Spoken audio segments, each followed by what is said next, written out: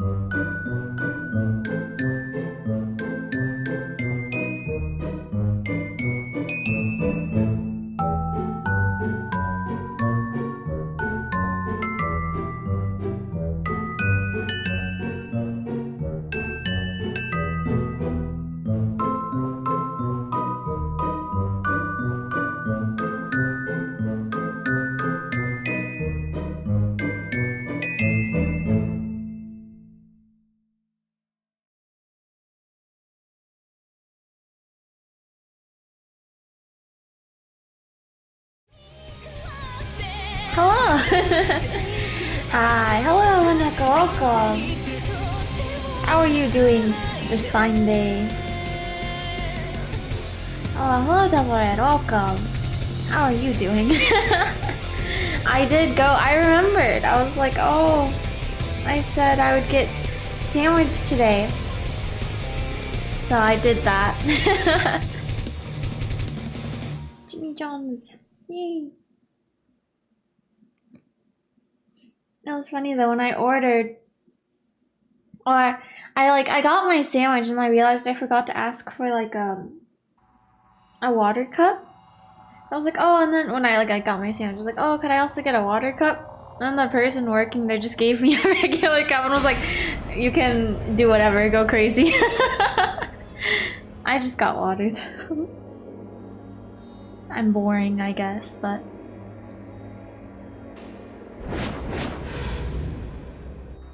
Strictly for Twin Tail. Kozupii. We'll see. I hope bad things will not happen in her route. But they might. They might. Yeah, you mean me a giant sandwich? No, I got the regular one. I cannot see myself ever ordering the giant one. I need some soups, I'm kind of sick. Oh no. I hope you'll get better soon. What kind of soup did you make though? Soup sounds good.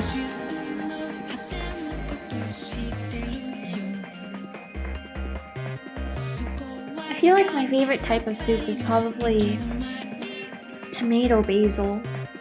I quite like it.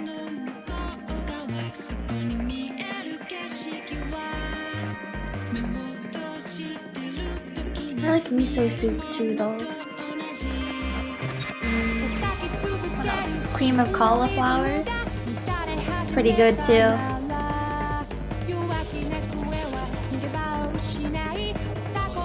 Tries not that spicy stuff. Are there spicy soups? But I realized, yeah, I think I might have mentioned this before too, but like outside of spicy stuff, I like my food to be like mellow tasting. It's like on the somewhat blander side. It's just for spiciness that I go to the extremes, but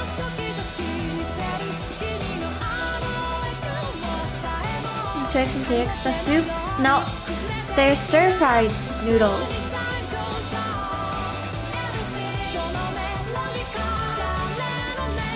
Though for the 1X version, I think there is a soup version of that, but yeah.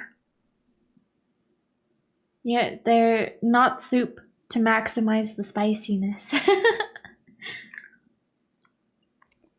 Nom nom nom nom nom nom. Drink some water.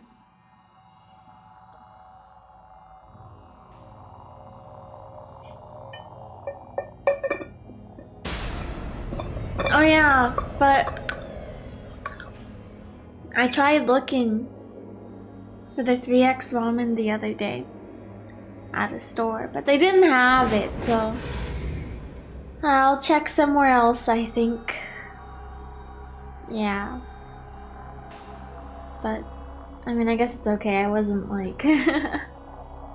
There was no set date planned for doing that. Making the 3X ramen on stream. Yeah, you're trying to confirm. I mean, it may vary by location too, though, so...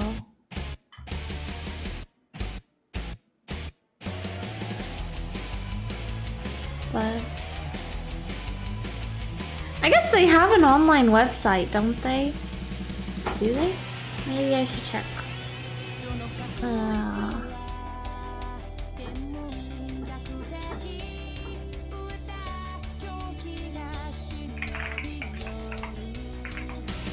Only a lot of time it goes nationwide.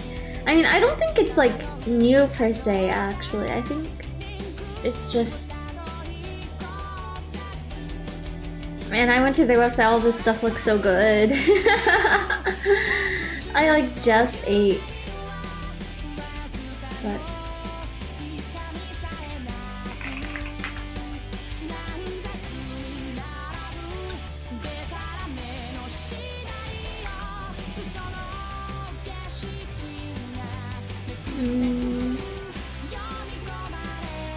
It doesn't seem like they have it.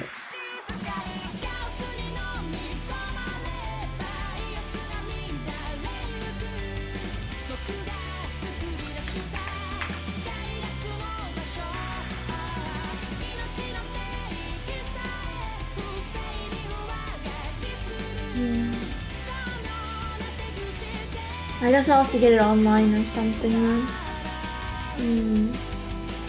I didn't realize that apparently they have sriracha sauce. Budak sriracha.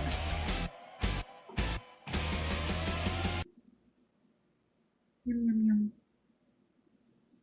I don't have either anyway. I still need to get a backup search vector micro center. I see, I see. Yeah, that'll be good to have. Okay, but let me get the game started, I guess. Oh, I just realized I forgot to do the heart rate monitor. I guess I'll put it on. Give me a sec.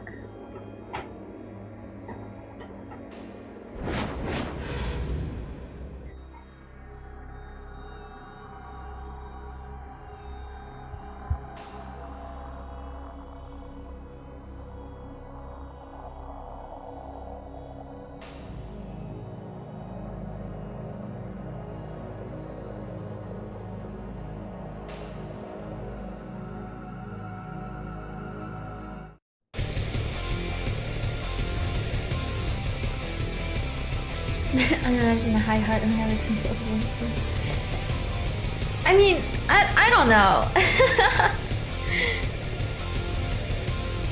She's cute, but I kind of wish I had it when I was playing Pokemon.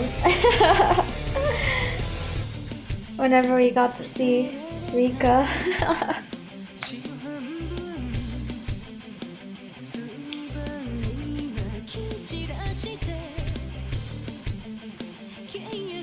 Kozupii, so cute.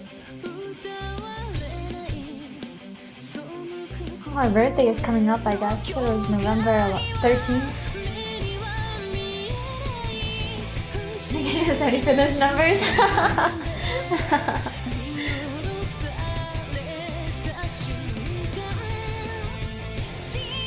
What am I doing?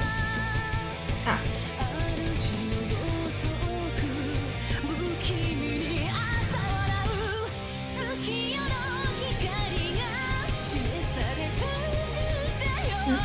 There we go.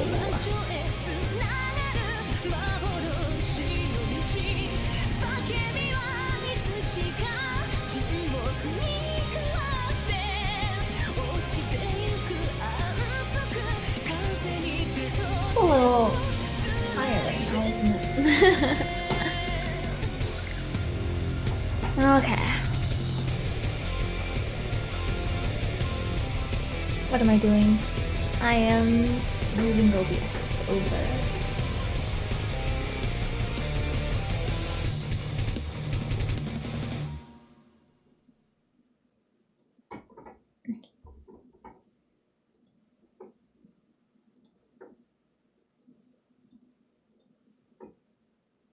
Alright. Let's go. Continue. Load. It's this one, I guess. Man, I need to. There's too much stuff on my desk. I'll move some stuff real quick. Sorry.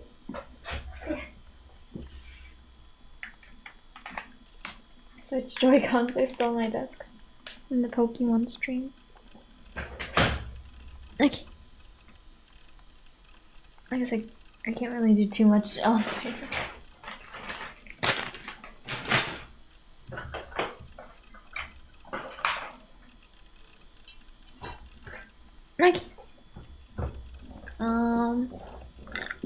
Right, I think we just saw one of the cutscenes, so let's get back to skipping through.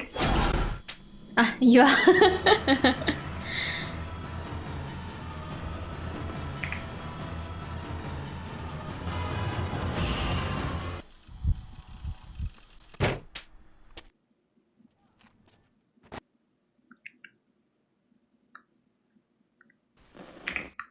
Neutral.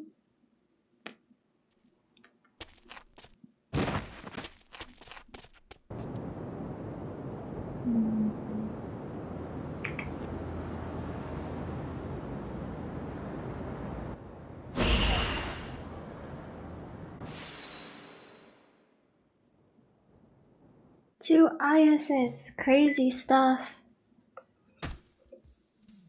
Onitsua.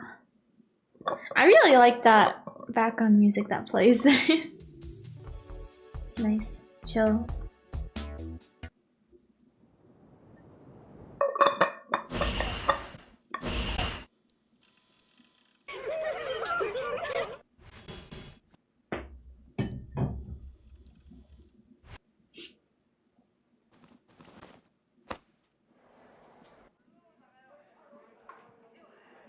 You know, earlier today, this is random.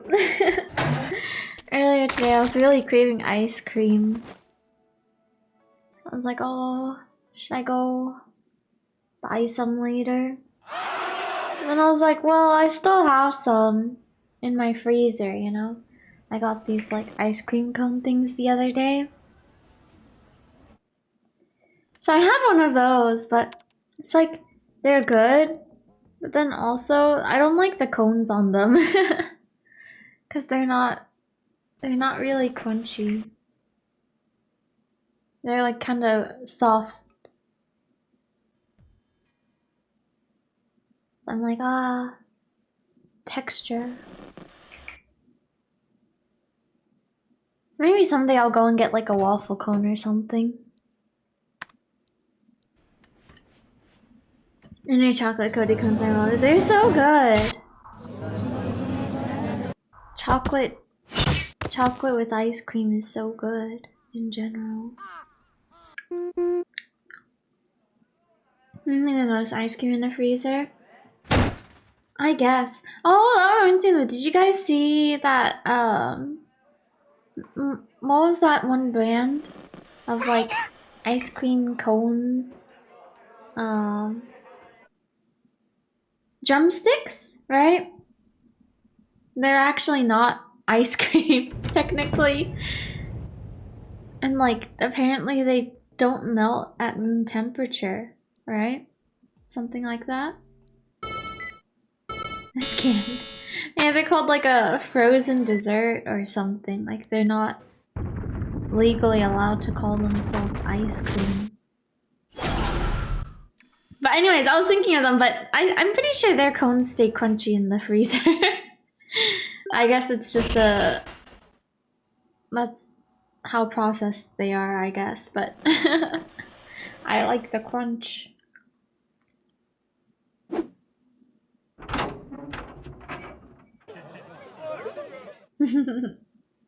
Cone 3.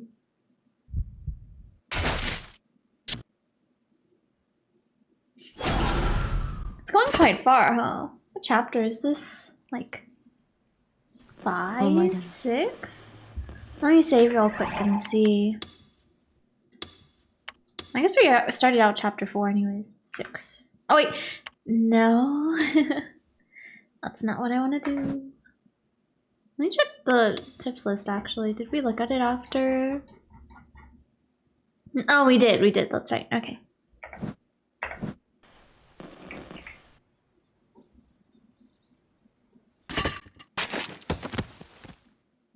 There are so many interesting terms in in the tips list. Every time I open it and I have to scroll through, I'm like, oh yeah, there's that, huh?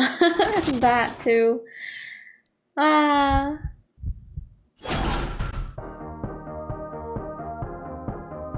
Anonymous hand.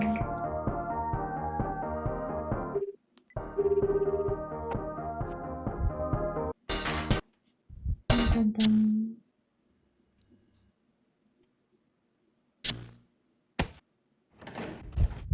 I'm thinking about drumsticks. There was a period of time where my family used to get them so often, you know?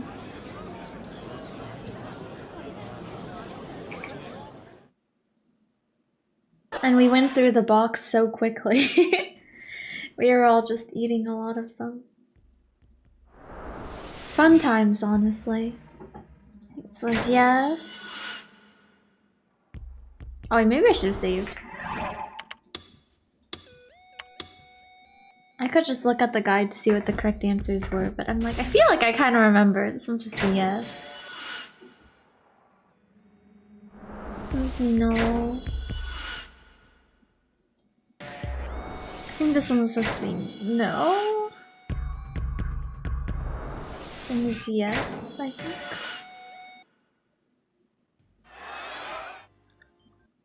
Okay.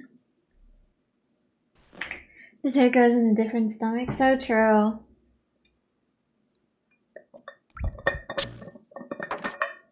Darth Spider.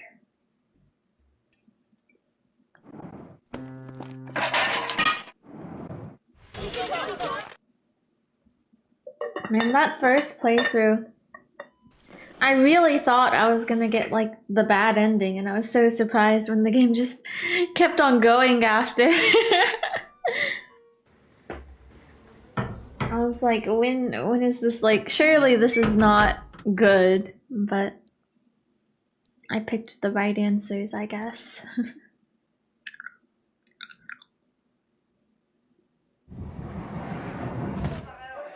But yeah, whenever I go out to eat, I eat my food. And I'm like, oh, I'm full. No more, no more. But then it'll be like, they'll ask like, oh, do you want any dessert? And it's like, well, maybe. Maybe I would like some. I was really craving sweets the other day. Oh, I guess this is kozupii. And I was like, oh, what if I get some like cookies or something? Then I was like, oh, but I feel like they'll be like too sweet.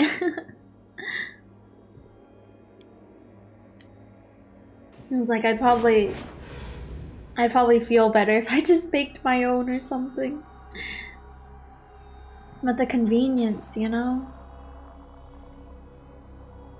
But, okay. Was this? Ah, yeah, this is when Takumi was getting beat up by the 3 people.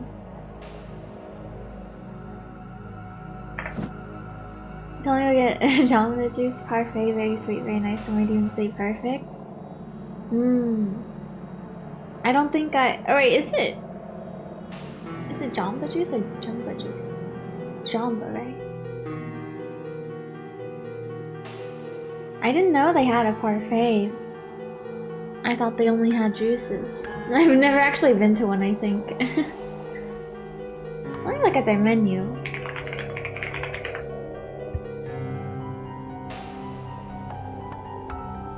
I didn't need anything sweet and too sweet, so I'm kind of out of it. Nice, nice. Yeah, it's good to not consume too much sugar. This stuff goes hard.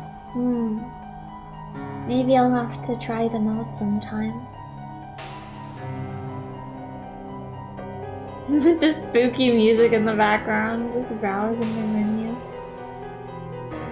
Oh, they have matcha. Yum yum yum.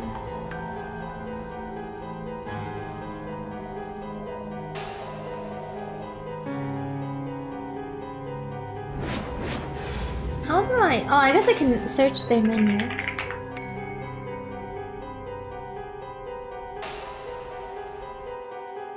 Oh, is it these bowls? They do look good. I am listening to my stopping sweets and switching to mostly drinking water.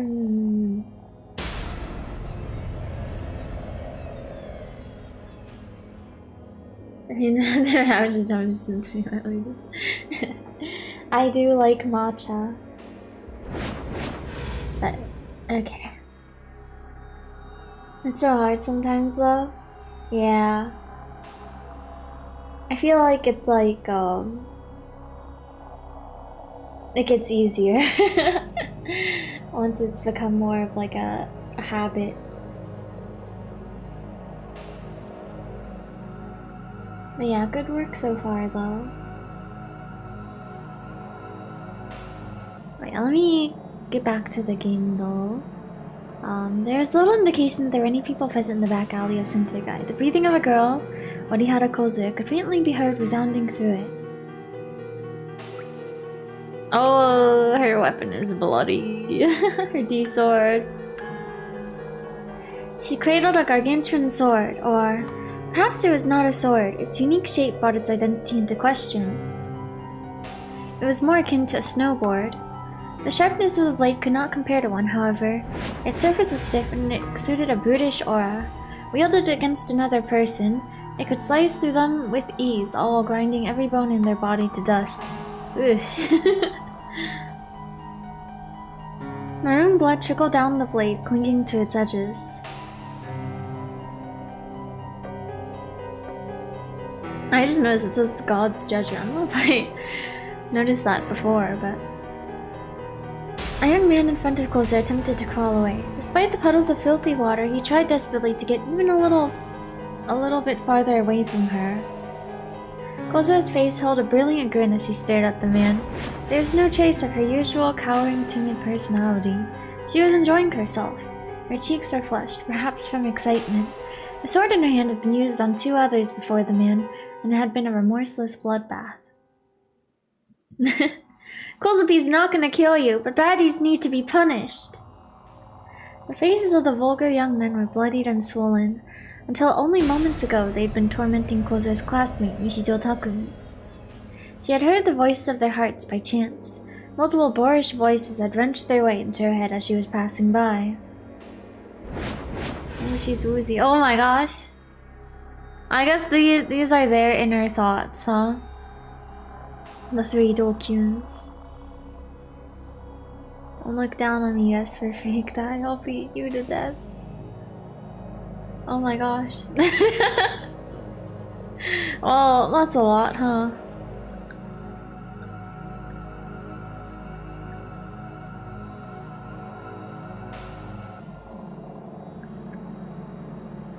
Get the money.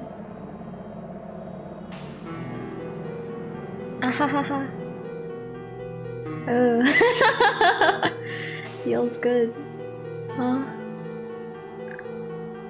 Nobody can stop me.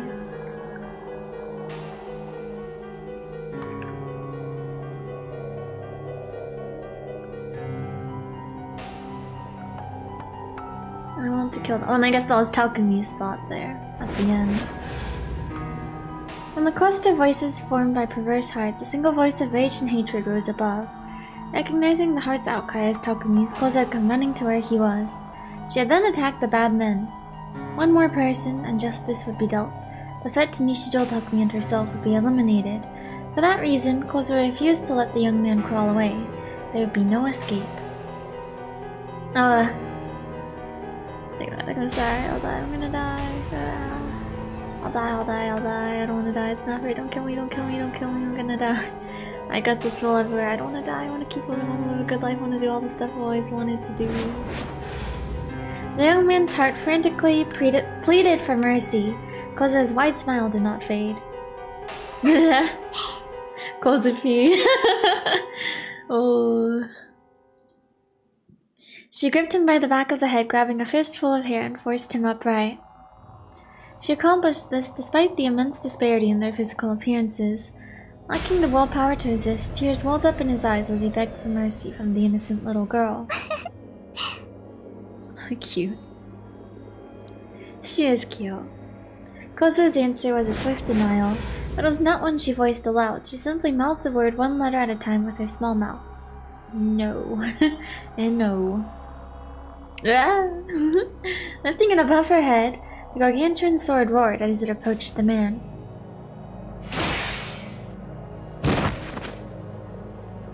With one blow, his jaw was pulverized. His shrieks reverberated throughout the alley. The man was blown away, then collapsed in a heap. Blood would have splattered all over Kozue's clothes, but she used her blade to shield herself, allowing her to avoid such an event entirely. With a nod of satisfaction, Kozue erased her sword. She then glimpsed at Nishijou Takumi, who was collapsed in the corner of the alleyway. So I guess, yeah, Takumi suspected that, like, she was the one who killed them. Then he was like, no, but, like, her clothes weren't dirty at all. But I guess she did injure them to some extent, huh? Jaw-dropping attack. That smile. Oh, kozupii. Breathing loudly, her heart murmured, kozupii wanted to kill them for you, but kozupii's gonna stop here. Okay. Restraint, wow. Oh! Ah! Okay, and then this is the same, I guess. So it all started. Oh. Just that smile was mildly terrifying, but... Going through the mall, that brings out her sword.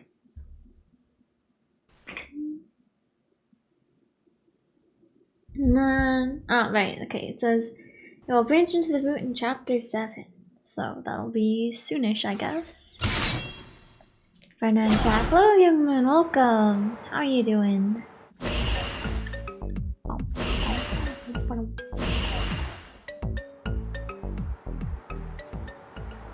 Silly music.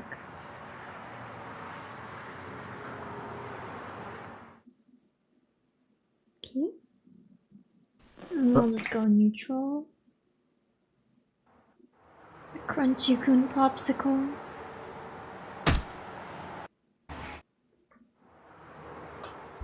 Oh, I just thought of an idea for a poem. Oh! New little section. Let me write down my idea though.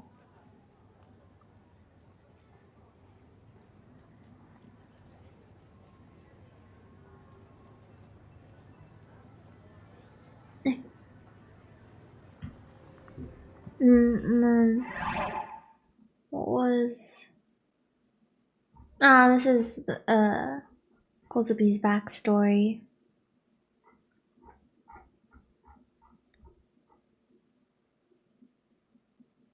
Okay.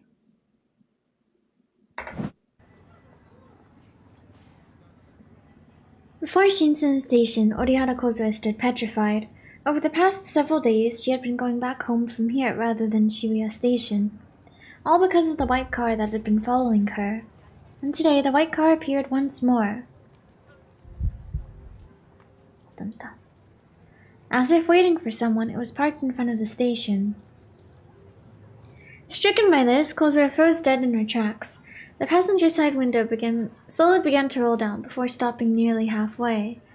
Suddenly, the hand of the passenger emerged from the opening. Within their palm, a handheld mirror was clutched tightly. Through her eyes, it felt almost as if they were taunting her, goading her. McDonald's hamburgers. The raw terror alone made her feel as if she may stop breathing at any moment. Refusing to wait even a moment longer, Kozura whipped around and took off running. Focused entirely on her attempt to get away, she had no capacity to maintain proper footing, falling and scraping her knees many times as she sprinted. Upon reaching Miyashita Park, she took refuge on a bench and continued trembling well into the night.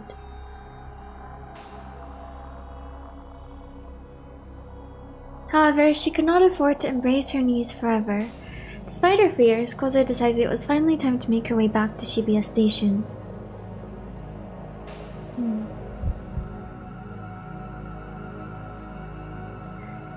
But when she reached it, it was parked there too, the exact same car from before.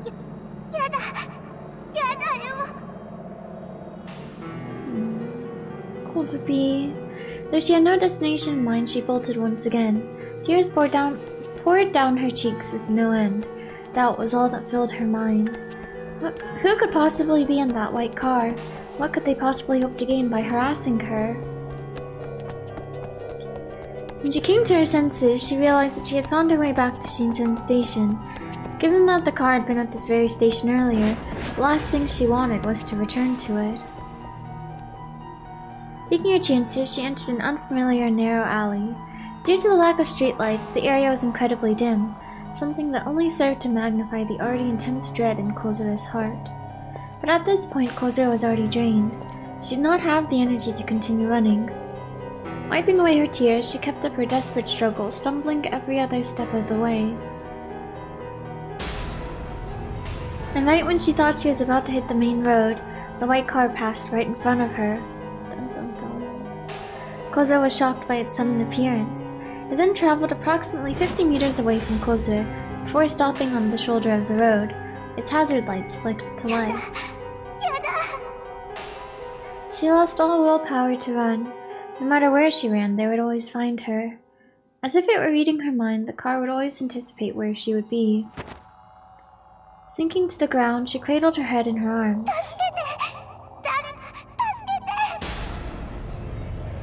Within her heart, she cried out for salvation, but in the end, not a soul came to her rescue.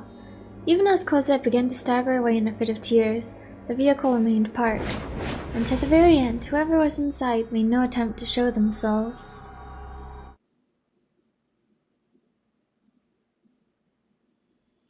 Okay, that's it for that, I guess. Oh, is this new? Or, I guess I didn't have the skip on. No. Oh no, maybe this is new. Okay. Yo, Grim. I think we saw this before last time. The 7th case, it happened again, another new gen. Seems like the same Dokyun puzzle.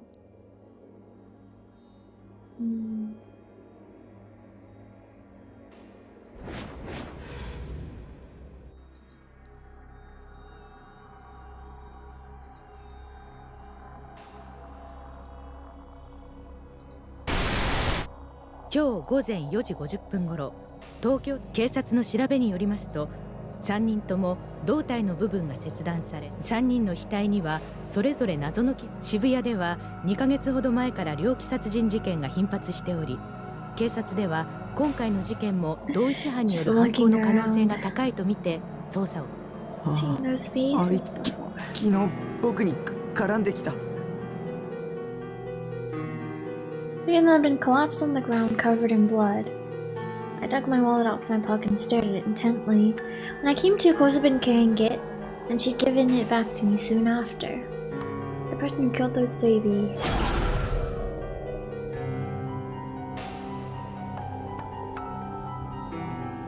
No, definitely not. Last time I'd seen them, They had been beaten to a pulp and covered in blood, but they hadn't been cut in half or anything. I mean, they'd been killed after kozupii and I had left. Had to have been Shogun.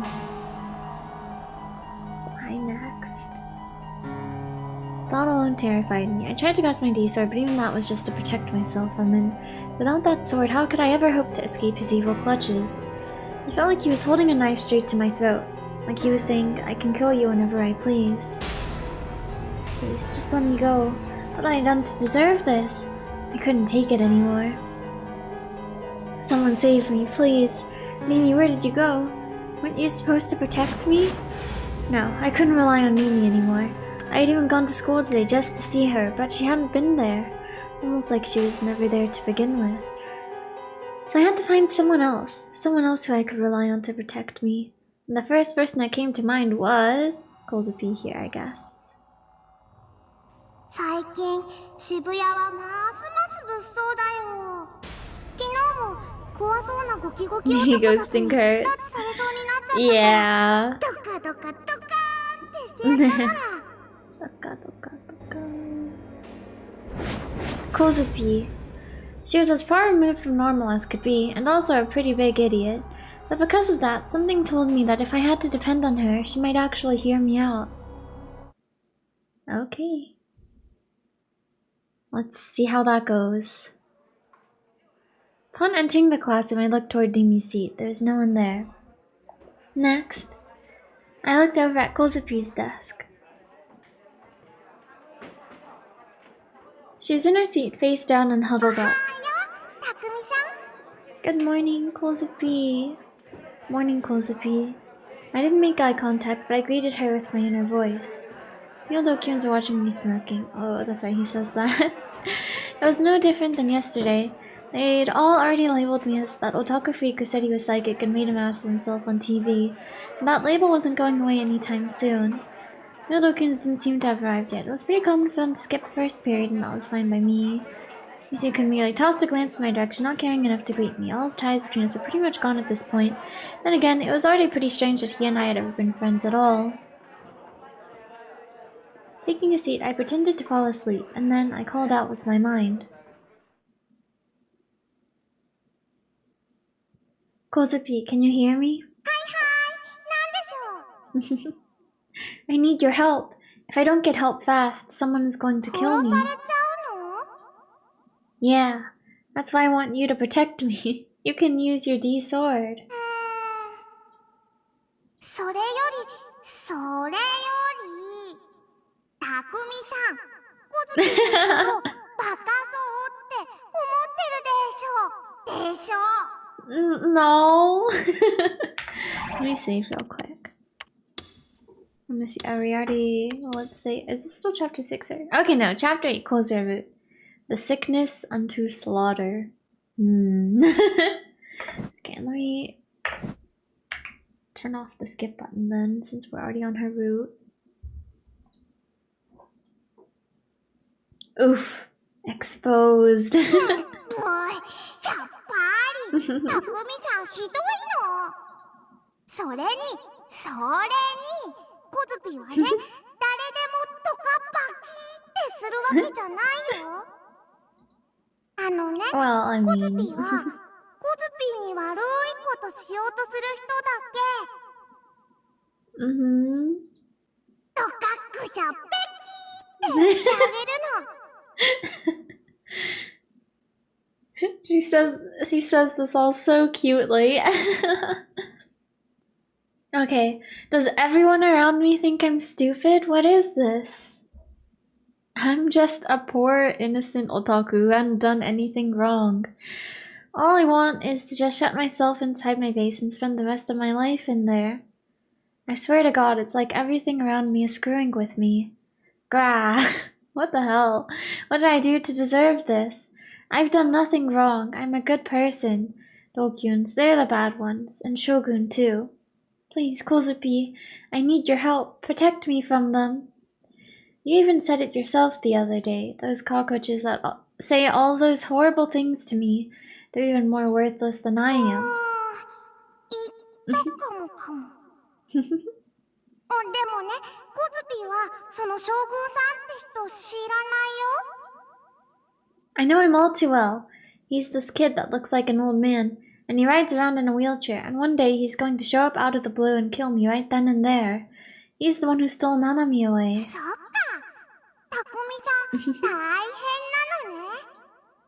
What?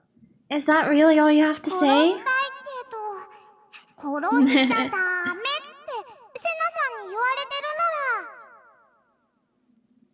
Shoot, even kozupii was on better terms with Sena than I was. With my head still down on my desk, I gritted my teeth and clenched my fists. What do? There's no one I can turn to except kozupii. Sena kinda scares me, and even if she didn't, I doubt she'd have any interest in helping the likes of me. The only one I could rely on was kozupii. Okay. The school bell rang, bringing the day to a close, and me straight out of the classroom. Just like always, the class's Dokyuns are making fun of me for the whole Esper debacle. Just today alone, they'd already come after me at least 5 separate times. Seriously, didn't they have anything better to do? Could bullies like them only get their kicks from picking on others? The hell is wrong with normies? And people thought they were actually human? Don't make me laugh. Shutting myself in my base to play ESO, immersing myself in dazzling delusions with Seiratan, that was what made me happy. Very happy. God, I was so pissed off. So pissed off, in fact, that I'd been doing nothing but cursing out those Dokyuns inside my head the entire way home. Kozupii? I felt kozupii poke my shoulder from behind a few times.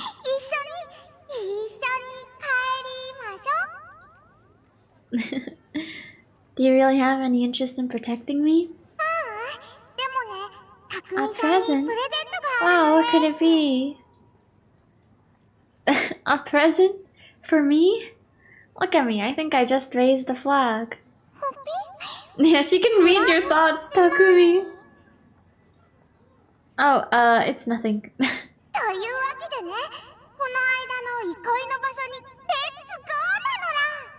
Let's go.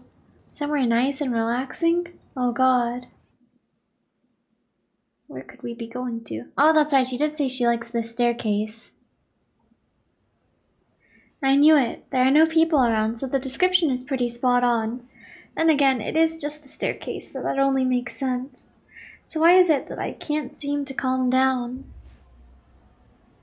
Maybe it's because of that employee downstairs. It feels like he's been keeping a close eye on me.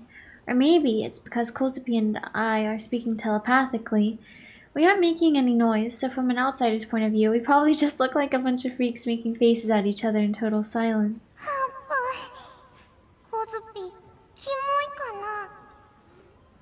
Oh, I mean, when you just stare at people while staying completely silent, what do you expect?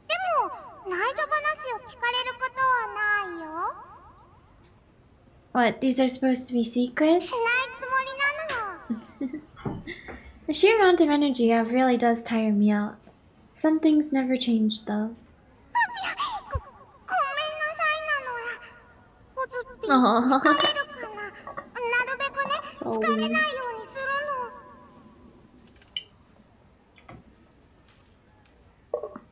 Whatever, can we just go back to what you were saying? Didn't you say something about a present?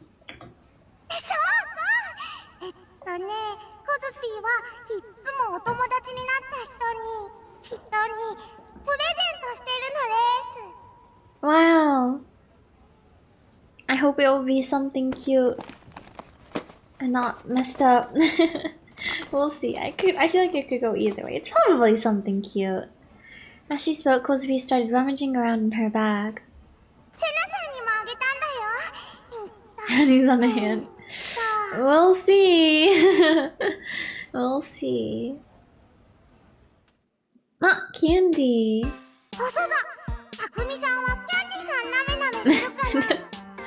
Mr. Candy. She offered me a piece of candy. Just what the hell did she actually keep in her bag?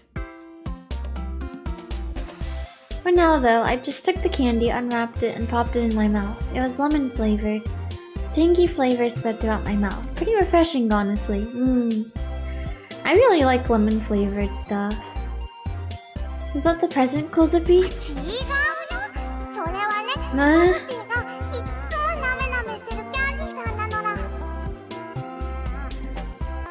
It's not just one piece of candy all the time, right? And you just expected me to know that?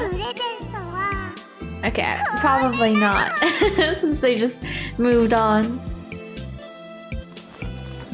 Oh, cute! She happily pulled out a number of fanciful accessories from her bag, each one made up of a bunch of colorful beads. Wow! Oh, imagine. The hell are those? So cute!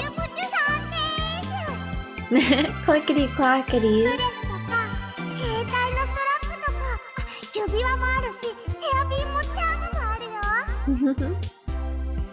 Did you make all of these by hand?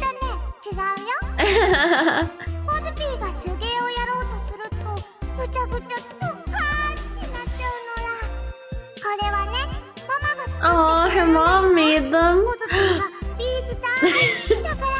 Do you think we'll be able to see more of her mom in her room? Kozupii suddenly grabbed my hand. The sheer warmth and softness of it made my heart skip a beat.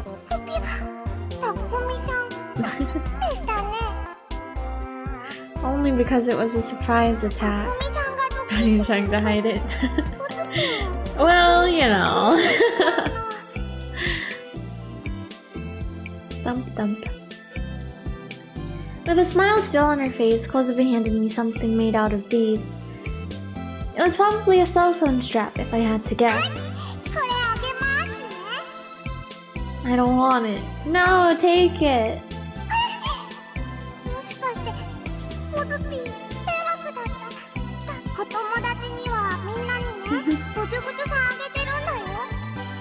So cute. With a turn that would give anyone whiplash, Kozupii burst into tears. Why does she have to be so quick to cry all the time? I mean, isn't this something a girl would wear? It'd feel weird putting it on. No. No. I would love to accept your present. Aww. Sena was the first. Depressed as could be, Kozupii made to take back the cell phone strap. But I quickly pulled my hand back and jammed it into my jacket pocket. I changed my mind. I'll take it. Yeah. She said that she gives a present to all her friends, yet I'm only the second person to get one. In other words, Kozupii must not have any friends. So the first one she gave was to Sena, no doubt about it. Huh, I kinda feel... Shoot, I forgot Kozupii can read all my thoughts. But honestly, as much as I feel sorry for you, I think we're actually the same in some ways.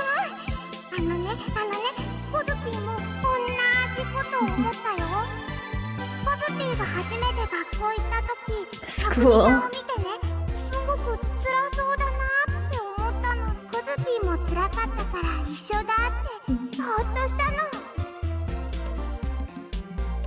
The same, huh?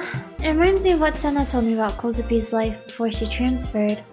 She and I really are alike. We're both closed off to the world. We're both at the mercy of the malicious entities surrounding us. We both avoid crowds, we both avoid human contact, we're both afraid of people, and we both like hiding away by some dimly lit staircase, making ourselves unnoticeable.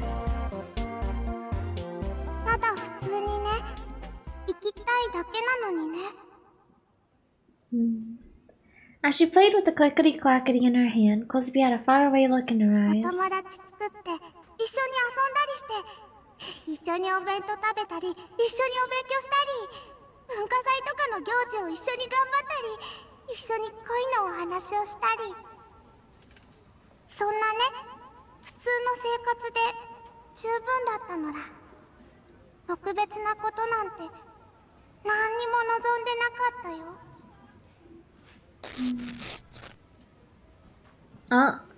Suddenly, the expression on Kozupi's face disappeared, and then she tore apart the clickety-clackety she had been playing with.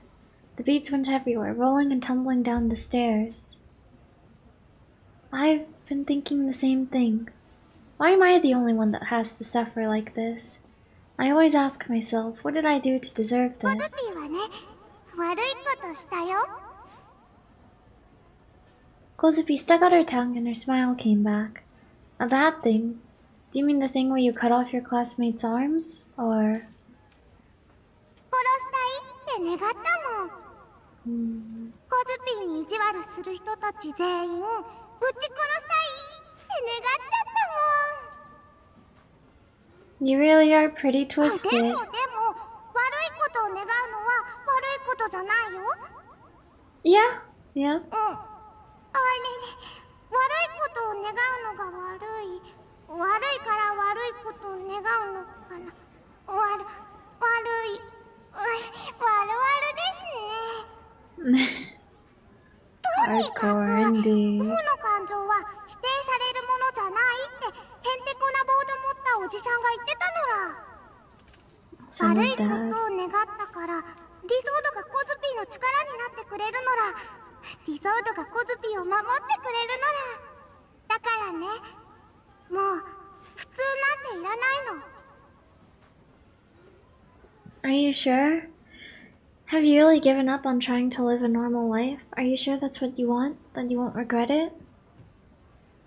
めんどくさいのは嫌なの。世界には悪い人ばっかりだし。 Baddies. What about Sena? Do you think she's a bad person too? セナさんはお友達です。悪い人じゃないよ。 The voice of Kozupi's heart sounded incredibly happy. あとね、たくみちゃんもだよ。 Wow, you don't think we're a bad person? Clickety clackety friends. If we all could think like Kozupii does, life would probably be a whole lot easier. Or is the reason Kozupii thinks this way because she was broken at some point in the past? That's not really something I can answer. While I might complain all the time about the world around me inside my head, that is, at the end of the day, all I want is for someone to help me. That's all I ask. Well, I may have thought we were similar. I guess Kozupii and I really are different. 一緒なのら。 For some reason I didn't understand, Kozupii seemed very convinced of that. She then vigorously stood up. ほいじゃ、帰りましょう。 As soon as that left her mouth, Kozupii raced down the stairs. Oh, and then in a display that was very in character for her, she slipped and fell on the very last step. Oh, Kozupii. Let's go home, yes. The inside of Raft was as packed as ever. With a slight limp, Kozupii made her way through the building. There were tears in her eyes. Are you okay? 転ぶ Rolling のは慣れ Rover. てるよ。 Kozupii flashed a brave smile. But that smile quickly faded. Kozupii stopped dead in her tracks and her gaze shot straight behind me. Ah, the mirrors. When I glanced over my shoulder to see what she was looking at, I saw a bunch of mirrors for sale. Everything from hand mirrors to full-on dressers were on display. With a stiff expression, Kozupii looked away from the mirrors, then started to quickly walk away. たくみさん、また明日ね。 The voice of her heart held not even a trace of the energy from before. Oh, Kozupii. Raft. So many Raft signs. I ran off to Kozupii, but I had taken too long to do so, and now I couldn't see her anywhere. I hadn't said anything to her about wanting us to leave together, but she was the only person I had left. Losing her started to make me freak out, and I could feel the anxiety slowly welling up. Being all by myself, especially in the center of Shibuya, I really didn't like it. The mere sight of the human stampedes moving along caused sweat to bead all over me. So, knowing I couldn't take it, I gave up on trying to find Kozupii and decided to hurry back to my base. Oh, someone take a picture of him? What was that? I'd heard something. The loud clicking sound of a camera shutter. Dun dun dun. I shifted my gaze toward the sound, but I couldn't see anyone with the camera. That was when I realized. The sound hadn't been an actual camera, but a cell phone. That explained why the sound had been so clear. And yet, despite that realization, I still couldn't locate anyone that was pointing a cell phone at me. Was I just too on edge? No, that couldn't be it. My social suicide would have been incredibly well known throughout Japan, especially considering how much people freaked out over espers. So it wouldn't have been all that strange if there were people who found it amusing to snap random photos of me. The streets were overflowing with people. Well, at least none of them were looking at me. Don't look at me. Biting my lip, I continued dragging myself forward. I hung my head as low as possible so as to not be recognized. Another one. There it was again. Someone had taken a photo of me again. And this time, I knew for a fact I had felt their gaze on me. And it wasn't the usual God's gaze, but a gaze harboring nothing but pure malice. Looking around. I looked around, and yet, after all that, there was still no one there. Who the hell are you? Sneaking photos. I'll sue the F out of you for violating the rights to my likeness. But it wasn't like they were ever going to hear me cursing them out inside my head, and I very much didn't have the courage to say it out loud. Even if I did, it'd only bring even more attention to me. I went back to walking. This time I doubled my speed, weaving as best as I could between the heads of pedestrians clogging the road. Oh, so many. The sounds only got worse. The shudders continued to chase me. Then, I thought I heard someone giggle. I looked around again. There were a number of people holding their cell phones at eye level. A middle-aged businessman, a woman in a suit, a high school boy, and some Dokyun girl. Pretty varied selection. As I moved, they would move their phones in an attempt to follow me. Don't look at me. Don't take pictures of me. I couldn't take it anymore, so I took off running in another direction, but... paparazzi. It didn't matter how long I ran. It didn't matter how far I ran. It didn't matter how many people I threaded the needle through. Which route is this? This is kozupii route. So hello, Hedgehog Ninja, welcome. The sound always found me. The gaze always caught up to me. Every time I thought I got away from the noise, it always started up once again. I wonder, is this really happening to him, or is this just his imagination? In my head, it was like my enemies were multiplying without end. And it is kind of reminiscent of whenever kozupii is like the mirrors, and she feels them showing up. Eventually, I ran into a red light, forcing me to stop. Planting my hands on my knees, I tried as best as I could to catch my breath, all while the noise of the shutters persisted. Totally for real. My gaze trained downward. I clenched my fists as I tried to stomach the humiliation. That was all I could really do at that point. Suddenly, a thought occurred to me. Was this noise really being produced by such a large unknown number of people? Wouldn't they all be taking way too many photos? Sure, I was basically a celebrity now, but I wasn't famous, I was infamous. Photos of me wouldn't be worth anything. I say most people considered me to be a walking piece of trash at this point, so I just couldn't get over how strange it was that the world had picked today of all days to start taking all these photos of me, and they weren't even hiding it either. Was it Shogun? Was he orchestrating this attack on me right now? Just leave me alone already. What the hell have I ever done to you? What's your problem? I want to kill him. Is Takumi just gonna become murderous this route? After breaking me completely while he watched from the shadows, he was finally going to kill me once and for all. This malicious harassment wouldn't be enough.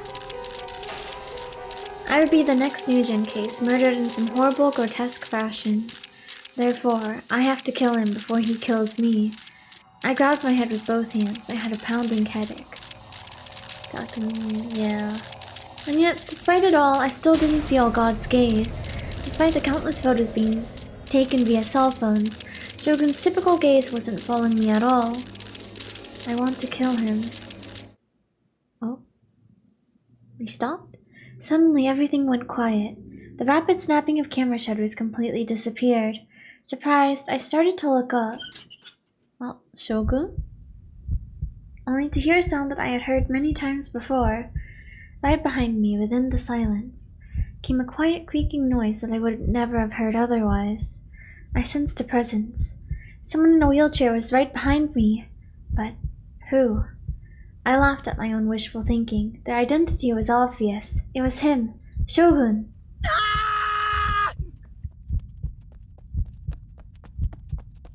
Oh. Ignoring the red light entirely, I leapt onto the crosswalk. I were running. My ears were assailed by a chorus of horns, and one vehicle was on the brink of running me over, before just barely managing to screech to a halt. But I couldn't look back now. I had to keep running as hard as I possibly could.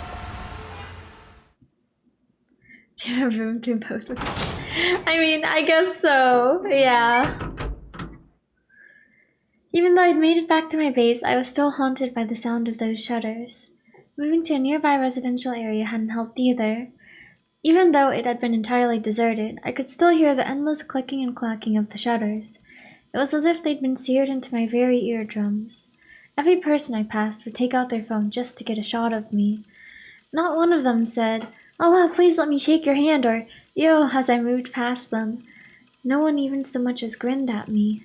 Nothing but expressionless faces taking pictures with their cell phones. So I just continued to walk past them, pretending like they weren't even there. Clearly, something strange was going on. I didn't sense even a hint of malice nor ill will from them. They felt entirely mechanical. Yeah, kind of like automata, except in this case, there was someone actively controlling them. I sat in the corner of my room, legs gripped tightly against my chest as I curled up into a ball. All I could do was continue to grind my teeth out of sheer frustration. It was all him. It was all Shogun's doing. While en route to my base, I'd heard it, the sound of a creaking wheelchair. I'd only heard it once, and I hadn't turned around to check, but there was still no doubt in my mind. My hands just wouldn't stop trembling. Glancing at the time, I realized it was already 11 p.m. I'd spent 5 hours scared. Letting out a deep sigh, I lashed out at him inside my head. I hope you die, I hope you die, I hope you die, I hope you die. The worst part about Shogun was that he didn't kill you quickly. He would gently wrap a silk cord around your neck, and over time he would slowly tighten that cord, before eventually you would suffocate. And because of that, because I knew exactly how he was, anxiety flared up within me and I began to dread even going outside. Help me, kozupii. I can't fight Shogun on my own. I don't even have my own D sword. There's nothing I can do. Kozupii, why won't you help me? I had to think. Somehow, I had to come up with a way for Kozupii to protect me. She could read my mind, so I definitely couldn't lie to her. Then, what about money? Would she help me if I offered her compensation? Ah, wheelchair sounds. That noise just now. With a horrible gulp, I squeezed myself into an even tighter ball and strained my ears for the slightest sound. I just hallucinated it. Yeah, that was the most obvious answer. I hadn't hallucinated it. It was the sound of a wheelchair. I could hear it coming from outside. I immediately held my breath and strained my ears even harder, trying desperately to hear any noise coming through the wall. There it was. He was outside. Wait, maybe I was just imagining it? I'm slowly moving closer and closer to me. I wasn't just imagining it. He was wheeling around the outside of the container. Shogun gonna kill us all. Ooh. I'd heard his voice. It was Shogun's laugh. I mean, that is his voice, but is this really real? Is that really him? He was laughing. In the dead of night, he was sitting outside my container's creaky little wheelchair, laughing. But it didn't end there. The very next second.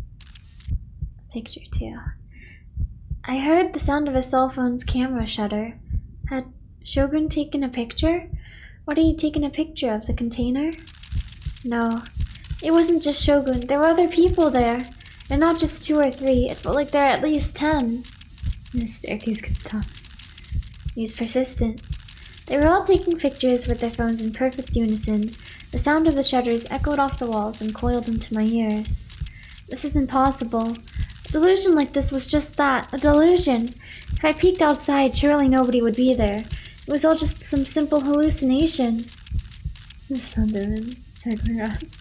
Tornado. Imagine. That would be a crazy sight to behold. Sure, the container walls were pretty thin, but there was still no way I should have been able to hear the shutters, or the laughter, or the wheelchair, and definitely not this clearly. I didn't have the courage. Oh, the shutters got louder. Go outside and check for myself. Fear overwhelmed me. I burst into tears and wrapped a blanket around my head in an attempt to cover my ears. Don't come in. Don't come in. Don't come in. Don't come in. Don't come in. Don't come in. Don't come in. Don't come in. Don't come in. Oof.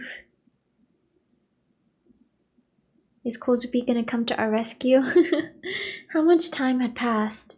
It'd only been about 10 minutes, but it felt more like 10 hours.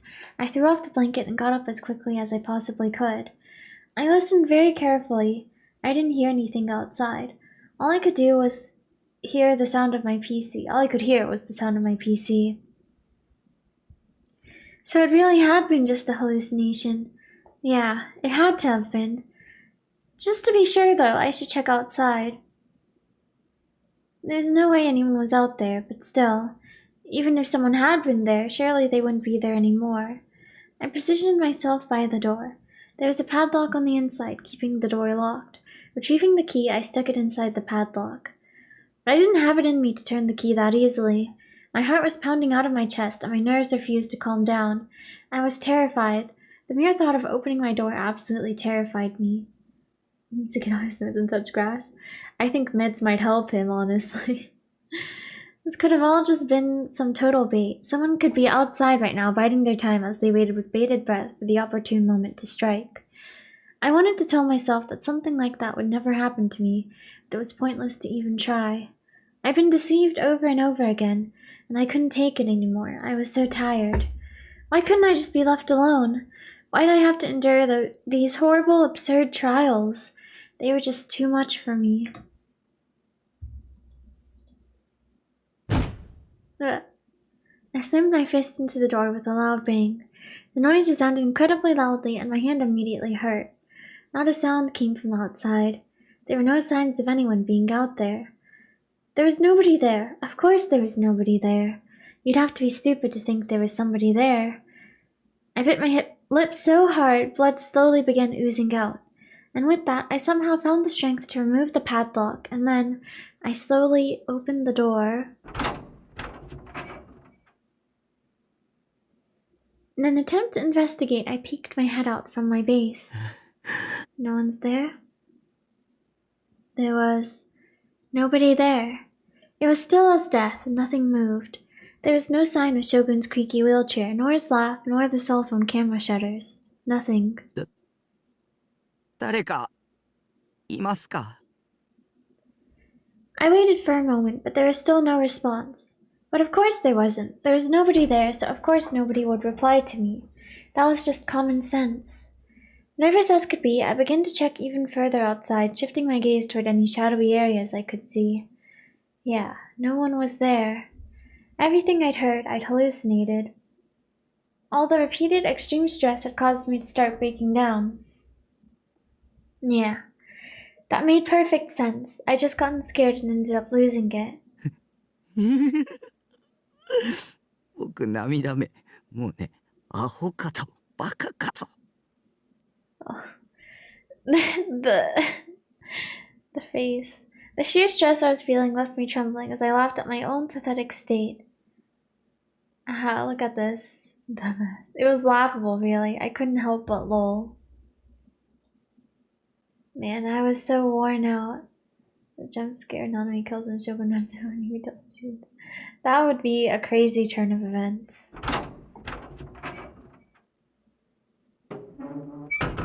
Okay, no one's out there though. I mean, that's good.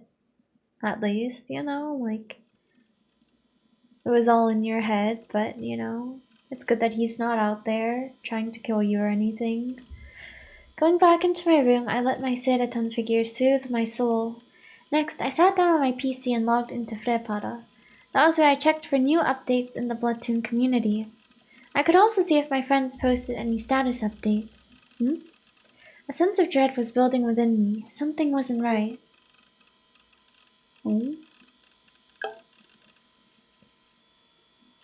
Miku.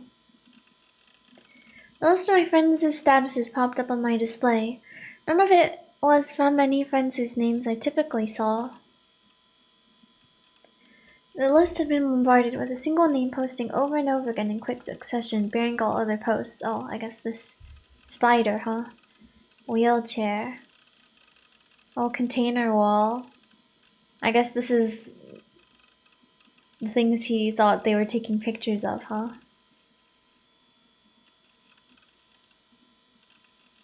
That friend's name being Spider. Did I even have a friend with that handle? Well, I'd be lying to myself if I said I knew all my friends. I had over 100 of them, so it'd be stupid to make that claim. It looked like Spider had written about 15 entries in the past 30 minutes or so.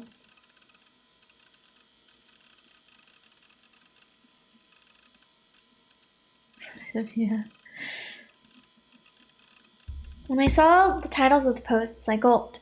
Before I knew it, my throat had gone completely dry. That sounds like a dope friend. Do they?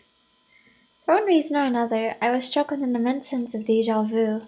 When I saw the titles, I had a feeling that I knew exactly what the contents would be. Yeah, pictures. With trembling fingers, I moved the mouse and clicked on one of the entries. これって He's being doxxed. The front of this very building. The post had contained a single image, and by the looks of it, it'd been taken by a cell phone. There is no text nor anything else in the post, just the image. Actually, I guess Spider. Is it like Darth Spider, question mark? Or is Takumi also just making this up? Who even knows at this point? It must be like Spider-Man. Imagine. There is no doubt that this photo was of the Kurenai conference hall. It seemed to have been taken at night, too. That can't be right. It was just my mind playing tricks on me. I forced a dry smile as I clicked on another post. Darth Spider? It's his container. Despite me crying out in disbelief, even I could have predicted what was to come just by reading the title. And yet, the horror gave rise to countless goosebumps across my skin, each bump like a stewing bubble of sheer dread. Those noises, they'd just been hallucinations, hadn't they? Okay, I'm gonna actually go to the restroom real quick, but let me leave a poll before I go. We have a stalker in the house, yeah. Stalker outside the house, I guess. Which do you prefer?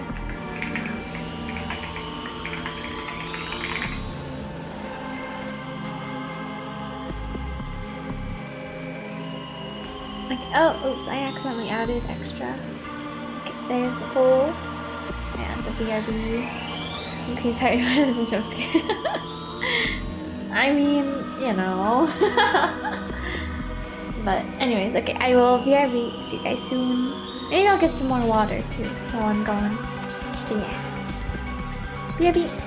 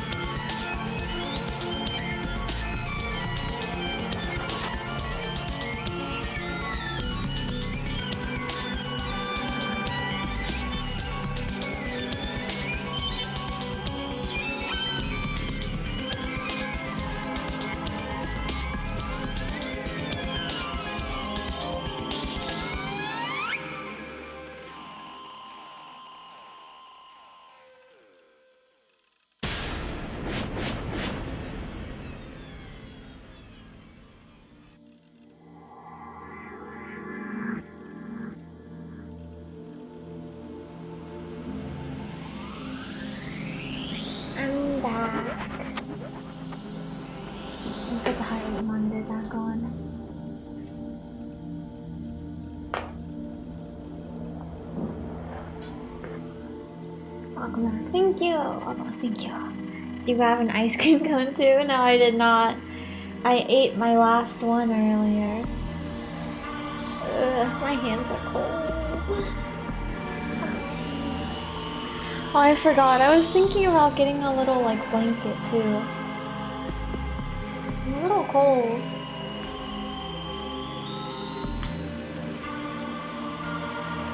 Maybe I'll go do that real quick, actually.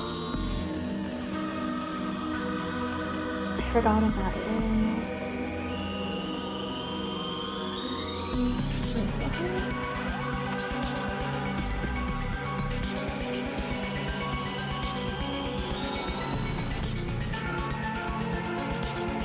Okay, there we go.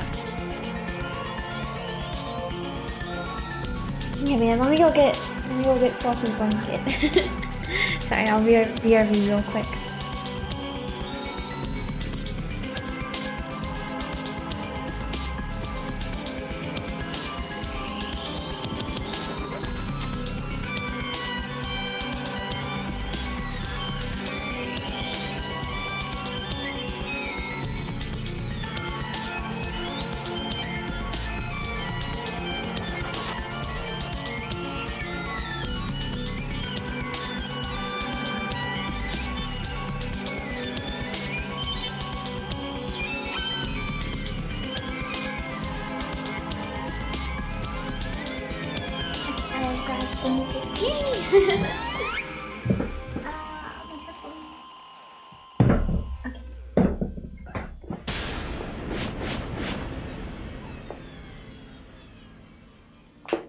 Alright.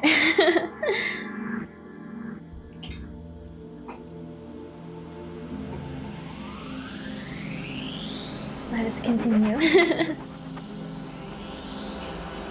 The sound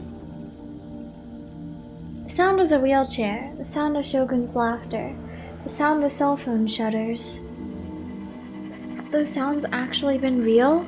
Had someone actually been outside my base until only a short while ago, taking pictures and uploading them with their phone? The latest post was titled, "The Man of the Hour." Oh, Takumi?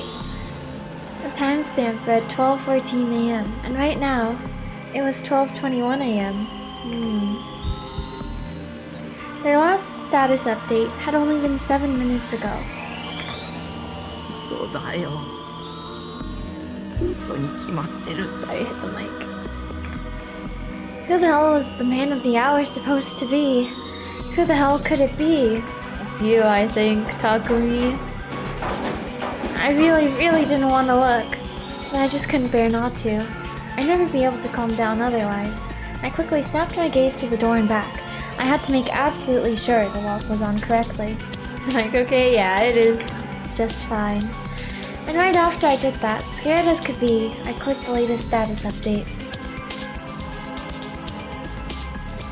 You probably please are getting this guy started and go to school, yeah. Takumi. It was a picture of me. Just a moment ago, I had opened the door to see who was there. I thought nobody was out there. I guess that's when the picture. But someone had been outside.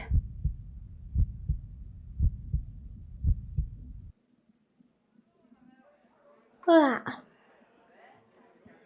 The one halting her was a classmate of hers, Ninomiya Minako. 折原、ちょっと話があるんだけど。kozupii? Kozui winced at the clear animosity laced in her words. Oh. Moreover, Minako was not the only one there. 5 girls stood behind Minako, lying in wait.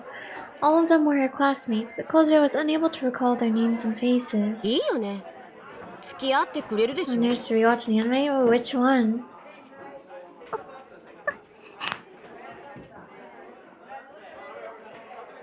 As she remained unresponsive and unsure of what to do, Kozui's quivering shoulders were then shoved not by Minako, but by one of the other girls behind her. Oh. ちょっと、なんとか言いなよ。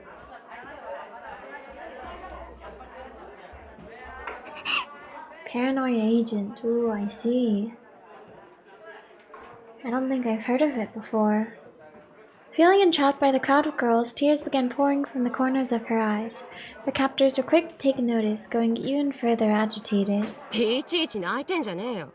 いいからちょっと来なよ。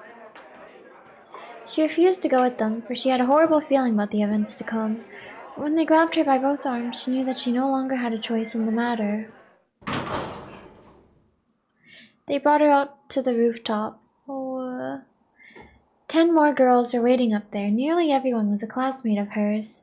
When she realized this truth, Kozue was left deeply confused. Kozue could predict very well what would happen from this moment. She could acutely feel the intense malice directed at her from those present. Let me save real quick, just because it's been a little while, but... Considered horror, so not surprised you want to watch it. Also kind of niche. Oh, I see. Kozue shook in fear from the sheer amount of negative delusions flowing into her. Despite her best efforts to endure, her tears simply would not stop flowing. こいつもう泣いてんじゃん。うわ、マジ？うざくな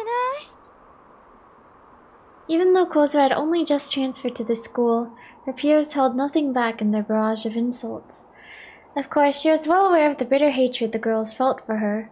Try as she might to block out their inner voices in the classroom, the utter animosity they held was not something she had been able to ignore. But despite such contempt, nobody had ever approached her in this manner before. She tried to run, but being surrounded by so many of her classmates left her no route to escape with. 逃げようとしてんじゃねえよ。 Poor kozupii. 美奈子が話あるんだからさ、ちゃんと聞きな。 Prompted by her classmates' threat, Minako glared toward Kozue with intense hatred.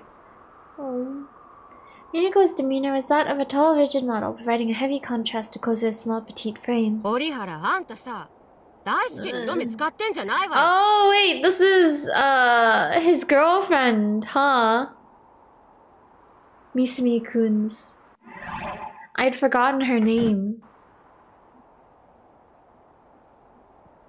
Despite them talking as if she should have known it, the name Daisuke was not one she was familiar with. Group diving time. Oh. But those words that would defend her would never leave her mouth. She simply made herself small, shrinking to the ground in order to withstand the fierce chaos and confusion. Takumi's boyfriend. One of his girlfriends. 聞いてんの？ Misumi. うざいんだよ、あんた。人の彼氏に手出そうとしてんなよ。 Kozue frantically shook her head in denial. She had no recollection of this person at all. Then she at last realized that the person they spoke of was her classmate, Misumi. If that truly was who they were referring to, then Kozue never had any intention of leering at him. In truth, it was quite the opposite. His entirely overt ulterior motives were nothing but a source of vexation to her. っていうか、前から折原のこと気に入らなかったんだよね。 So mean. ねえ、なんで喋んないの？可愛いこぶってんの？はっきり言ってうざすぎだし、ムカつくし。それとも男子とは話せても私たちと話すつもりないって？調子に乗ってんじゃねえよ。なんか言えよ、ブス。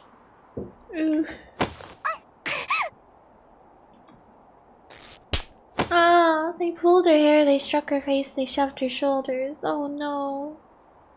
There was no escape. They would not let her. Bullying, beating up. Kozue shuddered in fears as those words floated through her mind. Save me, Sena-chan. Save me, Takumi-chan. Her inner voice cried out, but it was clear that help would not arrive anytime soon. Before she had even moved here to Tokyo, this was how it had always been. No matter how much Kozue wished for someone to help her, it would never come. She had no choice but to bear it. If it were only this much, she could bear it. But that thought was just as transient as the last. From somewhere she could not quite discern, a noise faintly began to echo. What is that? The sound effects are hilarious. Someone an anvil falling somewhere to connection. That would be very silly. The faces of her classmates immediately lost all expression. Each and every one of them reached into their jacket pockets in unison. You know, talking about sound effects, that reminds me though, I saw a clip of the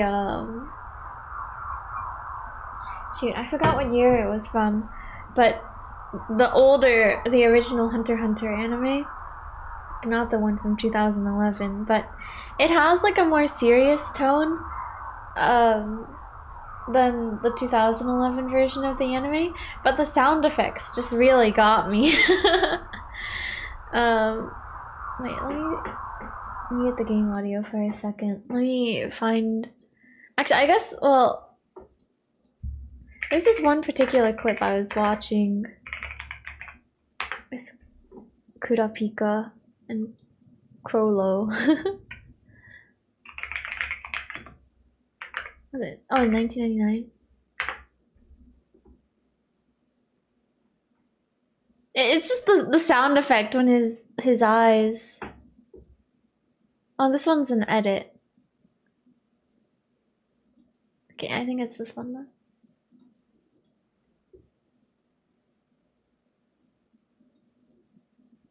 Here, let me. I'll get a link with a timestamp.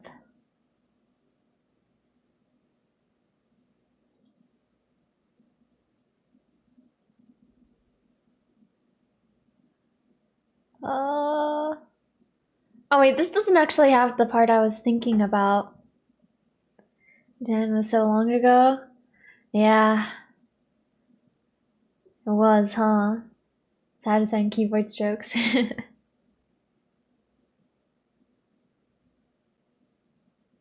Man, I love Kurapika. Imagine.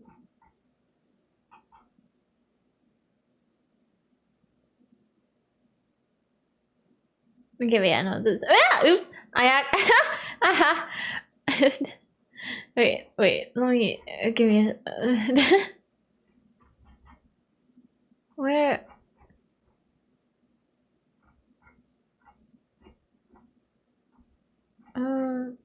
You got the. I just messed up. I messed up for a second there, but we're good.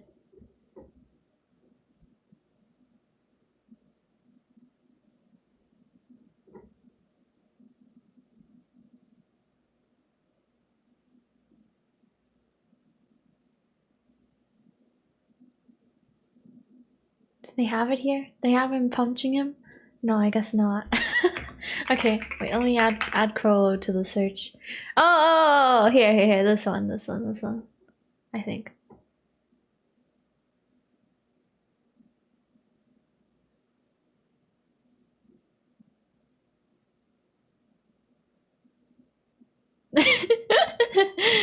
It's just a little funny. It's serious though. Like it's so serious for him, but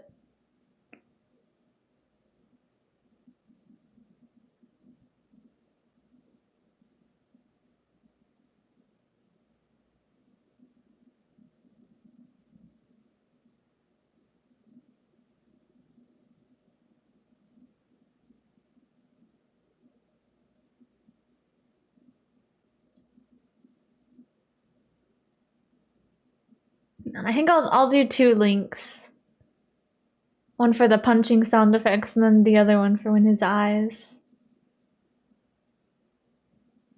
Oh no, wait, do they not have the sound effect here? I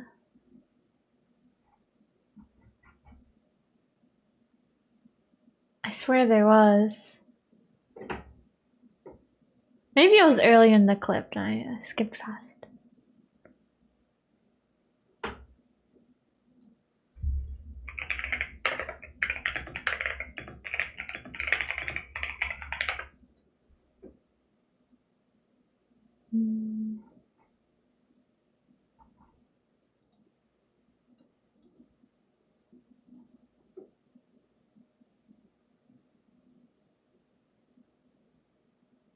Okay, well, I'll link to the punches at least.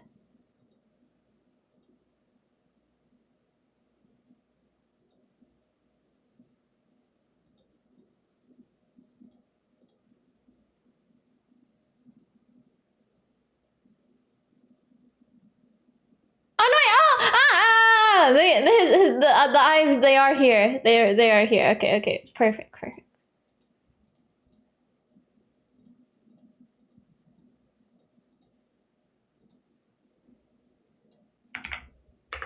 Okay, wait, let me check to confirm the timestamp is good. Okay, yeah.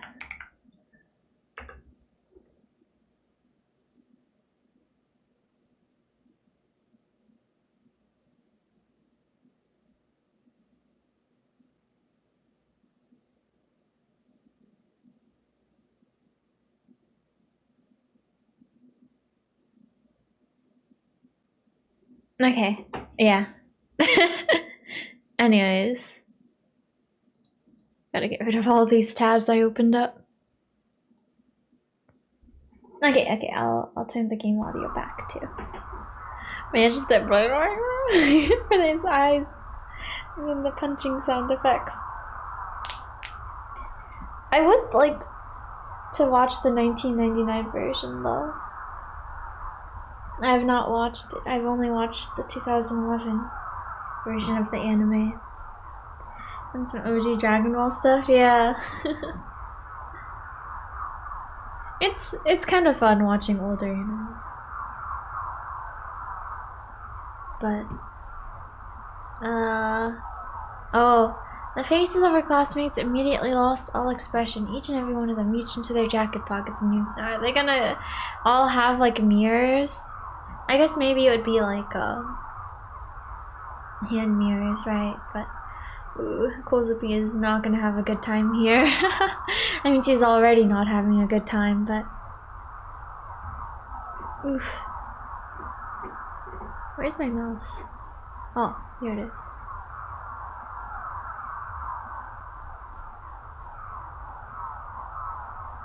And then, as if they had planned it beforehand, they all slowly retrieved something from within them.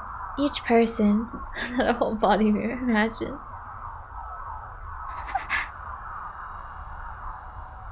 Held a handheld mirror, yup. Mirrors of all manner of shapes and sizes. Simultaneously, each and every girl turned the surfaces of the mirrors toward kozupii. It was like a cult performing a ritual. Within each mirror, kozupii could be seen stricken with the utmost terror, each silver screen reflecting a girl with eyes convulsing uncontrollably. Oh, poor kozupii, who are you? Who are you? Omae wa dare? The nightmares that had once plagued kozupii began to resurface. She was losing the self she knew. She could not stop trembling.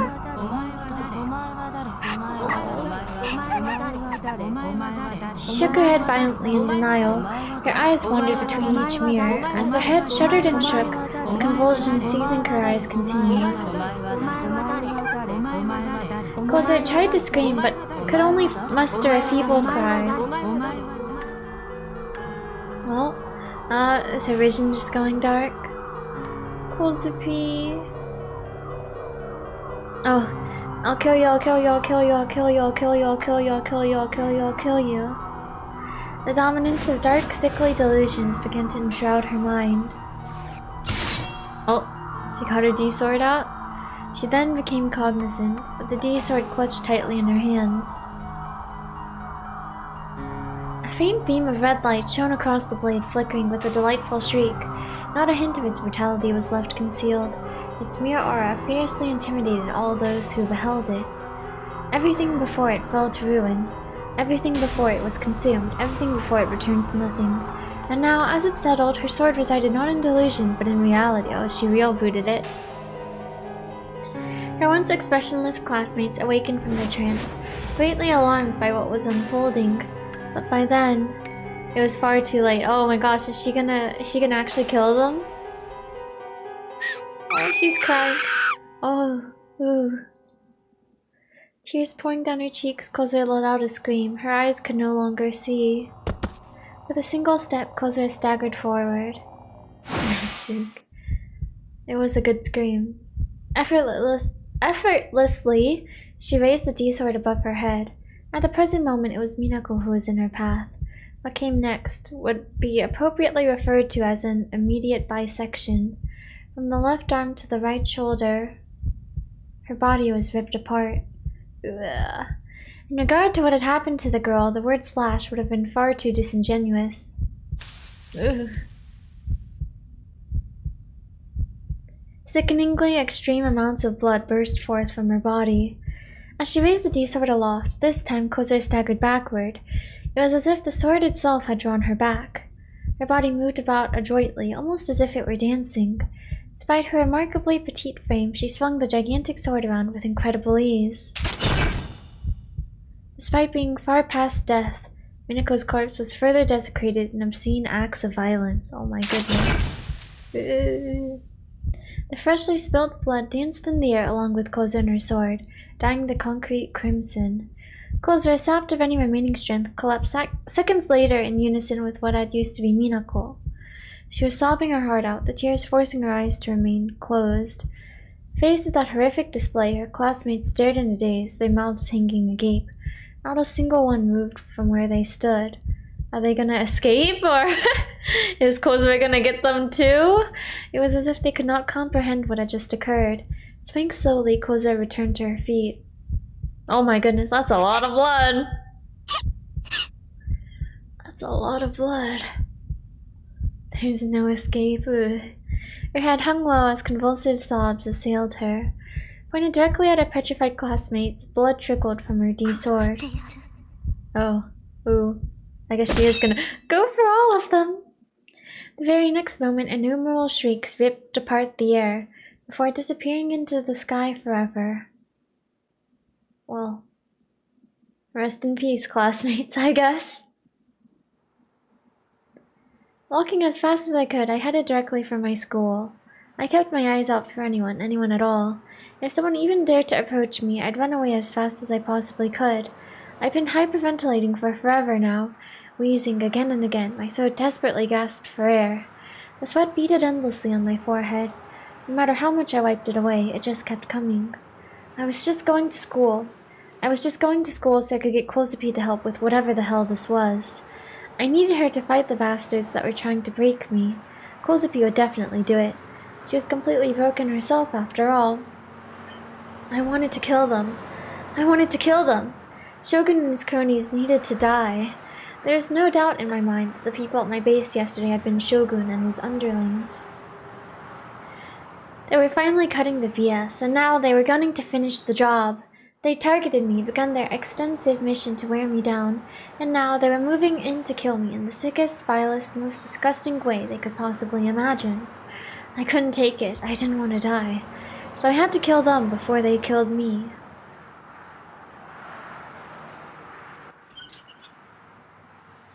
That sound again. He's hearing it again. Yesterday, I'd heard the same exact creaking sound behind me. I whipped around, wincing in anticipation of what might come, and yet not a soul was behind me. There was no wheelchair in sight. It couldn't have been a hallucination. I heard it right behind me. Quick, run uphill. Yeah, I guess so. It would be more difficult for someone in a wheelchair. Was Shogun still attacking me? I broke into a mad dash. No way in hell was I gonna stand around all alone. And yet, it followed me. The sound clung tightly to my back. I could hear it directly behind me as I ran. Stop it, get away. Stop chasing me, don't look at me. I was about to snap. I no longer had the stomach to take another look behind me. I stumbled my way to the school gate. The bell still hadn't rung yet. I was on the verge of being tardy, but I could still see other students here and there. Just looking at another person was enough to make me flinch. But if I didn't go into the building, I wouldn't be able to find kozupii. Steeling myself, I entered the school grounds. When I heard something once again, a shudder. But it wasn't a wheelchair this time, it was a cell phone shudder. My gaze shot all around myself. Who the hell? Who'd taken the photo? Nobody was looking at me. Nobody had a cell phone out. I covered my ears, and without looking where I was going, I bolted. Without stopping even once, I finally made it to the classroom. I was about to burst into the room, only to frantically stop dead in my tracks and turn right back around. The class dokuns were all assembled in there. The second my eyes had met one of them, I'd given up completely on going in. God damn it. This world was plagued with my enemies. Every single person was my enemy. All of you should die. Since I couldn't go in the room, I opted to just turn around and keep walking. Maybe a delusion or two about massacring them would cheer me up. Oh my gosh. I had only glanced in the room, but I hadn't seen kozupii. Actually, there hadn't been any girls in the classroom at all. Yeah, she got them all. That was pretty strange, actually, but I still couldn't care less. All I cared about was figuring out where the hell kozupii had wandered off to. Of all times for her to completely disappear on me, it just had to be now. Group me, probably. Yeah, definitely. Surely nothing bad happened to them, right? Surely. I was still wheezing from before, my breath violently forcing itself in and out of my lungs. When they saw me like that, the other students walking down the hall stopped and stared. Don't look at me. Yeah, the picture noises. That sound again. Looking back, I saw 4 Dokyun guys that I hadn't noticed before. They all had the biggest smirks on their faces. Each one had their cell phones trained on me. Don't look at me. Ignore them. kozupii can just kill them later on. A delusion like that sounded so exhilarating. Every last one of them dying a horrible death. I'd had enough of this world. I mean, you could kill them yourself too, I guess. Instead of just thinking about kozupii killing them, but... kozupii still is nowhere to be found. I had no clue where she was.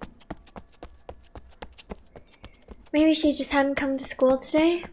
But if that was the case, then what was I supposed to do? I really doubted I could fend off Shogun's attempts to break me, especially for a whole day. We don't get our hamster. Yeah. Only kozupii. Kozupi's already killed, so it's fine for her, right? I'd been pretending to be tough inside my head this whole time, but my knees were still shaking uncontrollably. If I didn't stay focused for even 1 second, I'd likely sink to the floor and stay there. Kozupii, where did you go? Where the hell did you go? Please, just save me. Oh, we heard a voice. Startled, I stopped dead in my tracks. I'd heard a voice in my head that felt like it'd come from right next to me. Someone's inner voice.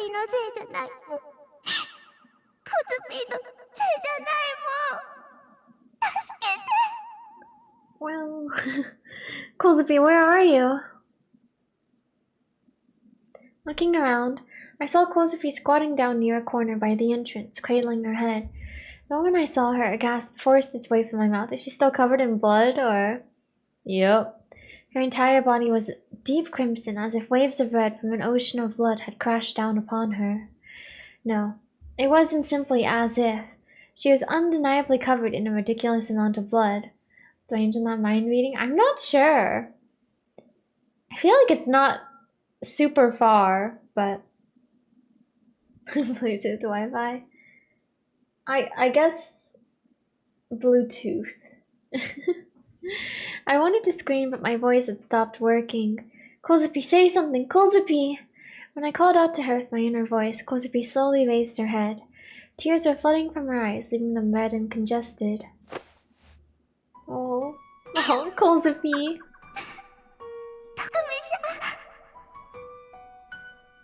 Without getting up from the ground, she grabbed onto my shirt. She clung to me as if her life depended on it.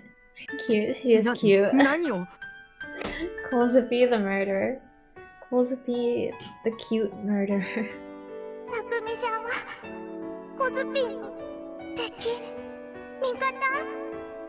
Jinx, I guess.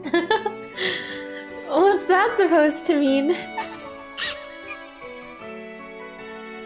I tried to ask again, but she just buried her face in my chest and shook her head from side to side. The reddish-black blood coating her entire body seeped into my uniform and slowly spread through it. Bah. I never realized how small kozupii truly was. Her body was so fragile, it felt like I might break it at any moment. Only when I'd embraced her had I finally come to realize this. Humans are the ones you need to watch out for the most, I guess so. 僕はコズピーの味方だ。 Yeah, try cleaning. だからコズピーに助けてもらいたい。 I only said what was on my mind. I was being fairly selfish, but kozupii was the only one I could turn to. コズピーのこといじめない。I'm not gonna be a bully to you. The guys bullying me are my main concern. That's what's more important here anyway. I need your protection. コズピは守れないよ。 What do you mean? You have a D sword. だってあの子のことうまく扱えないぽ。 Him? What? Your D sword? As I asked that inside my head, kozupii nodded. She then nestled further into me. Kozupii paper to throw the book at her. だからね、さっきのドカバキクシャーはコズピのせいじゃ。 Bing bang crashy stuff. Oh? We having a delusion right now? I guess we're seeing what happened. Pretending to... Oh my gosh, Misumi. Without warning, I was hit with a fierce impact. Images burst into my mind like an intense montage of flashbacks. The school, its rooftop, the fierce rusty smell of blood, a sea of blood. Endless chunks of meat strewn across the concrete. Disconnected, disjointed hunks of flesh I couldn't identify. And kozupii standing in the middle of it all, her breathing heavy and D-sword in hand. Yeah. I then snapped back to myself, shocked. What the hell was that? We can't attack reporting when she's leaving no survivors. Oh. I mean, yeah, she... she doesn't want to leave any witnesses.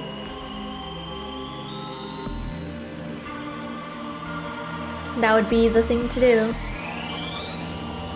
Hi, hello Oliver, welcome. How are you doing? Man, you know, I expected Ice Cream Cone to win, but I guess no one here really likes popsicles that much, huh? Oh. Yeah, kozupii. Cute murder. That had definitely been the school rooftop. But what were all those other images? Had they been just a delusion? But they had been different from how my delusions usually were. This is a good one. I need some dairy. What about... I guess maybe I could have had one of the options be like ice cream bar too. Just next to treat. It always... I don't know what it is, but it's fun eating foods on the stick. Like, corn dogs are pretty fun too.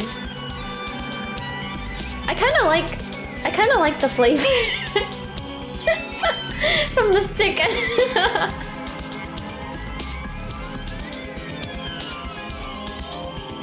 We have funny jokes on them too. True. You're enjoyable of it. It's kind of good though. Stick pretty good, yeah. But anyways, maybe it hadn't been my delusion but kozupii's. I felt like Sena said something about how gigglomaniacs can make other people see their negative delusions. So maybe that was what had happened. Crooked splinters?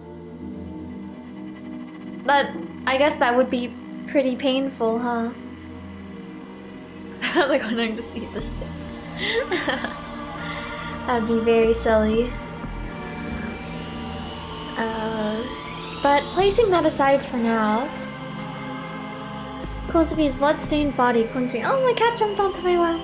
The blood on her was still wet. There were no signs that she'd been hurt, and she certainly wasn't acting like she had been. Therefore, the blood wasn't hers. I was trying my absolute hardest to conjure up an explanation for the amount of blood she was bathed in. There was nothing normal about this. It was utterly insane. Whose blood was this? kozupii, whose blood is this? Oh my gosh, she's covered in blood still, yeah. From the baddies. kozupii hung her head. She gently detached from me, then looked away as if she was in trouble. She raised her index finger to her lips. To me, it looked like she was sulking about something. Or like she was lapping up the blood on her finger. Isn't that someone else's blood?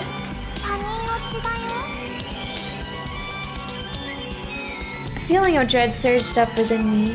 kozupii, if that really is the case, you went way too far, didn't you? school bell rang loudly, telling us homeroom had started. There wasn't a single sign of any students around us. They had all already gone to class. And so I made up my mind and began to head straight for the classroom. Are you just gonna leave her there? Trying my best not to get caught, I stealthily peeked in from the window. And what I saw left me shocked. Oh gosh. Is it just that none of the girls are there? Did kozupii like put their remains in there? Homeroom had already started with the teacher standing at the front of the room. And just like I'd seen before, not a single girl was present inside the classroom. Okay, I guess their bodies are still just on the rooftop. No way. Or, yeah, I mean, I guess, yeah. It's like, can they be called bodies if they're completely, like, cut up into chunks? But I had to be sure. I had to be absolutely sure that it all been just a delusion. Okay, we're going to the roof. I took off for the roof, then flung open the door leading to it. The first thing to hit me was the somber blue sky, and the next... I hope we don't get to actually see. Was nothing but pure crimson. Okay. Like, surely they wouldn't show us all the different parts, right? A literal sea of blood. Stairs, yeah, honestly. When hit with the remains of that horrifying scene, the physiological revulsion, the utter repulsiveness, and the overpowering stench, it all pulled together, and I could no longer keep the contents of my stomach from emptying across the concrete. Oh, he's vomiting again. Takumi-san wa kozupii no mikata da yo ne. Kozupii. Oh, she came too. I jumped. When I turned around, Kozupii was standing right in front of me. Tears were welling up in the corners of her eyes. Still soaked in blood, she turned to me and smiled an innocent smile. Oh, kozupii. Oh gosh. I couldn't help but run away. I was afraid of kozupii for smiling in that situation, for killing them so brutally. Yeah. Like, she did kill them, but the way she was smiling there too, as if nothing had happened. I couldn't comprehend it. The people that had been there weren't people anymore. They were in pieces, and she'd done that to them. The scene on the rooftop had burned into my mind and refused to leave. It repeated endlessly, looping over and over again in my head. And each time it did, I was hit with the most intense feeling of nausea. I lost count of how many times I dry heaved. I ran all around the school with no real destination in mind. Homeroom had already started, so there was no one in the halls. Kozupii wasn't following me. What do I do? What do I do? What do I do? Was running away really the smart thing to do? Or should I have stayed with her? If Kozupii saw me as an enemy because I'd run away, would it be over for me? If she started thinking of me as an enemy, would she tear me to pieces like she had with those girls on the rooftop? Oh god, no. Please, no! She's forgiven automatically. Oh. But if that was true, what should I have done? Even if I went back to Kozupii now, I had no idea what to do or say. I just kept on running and running, almost tripping every couple seconds.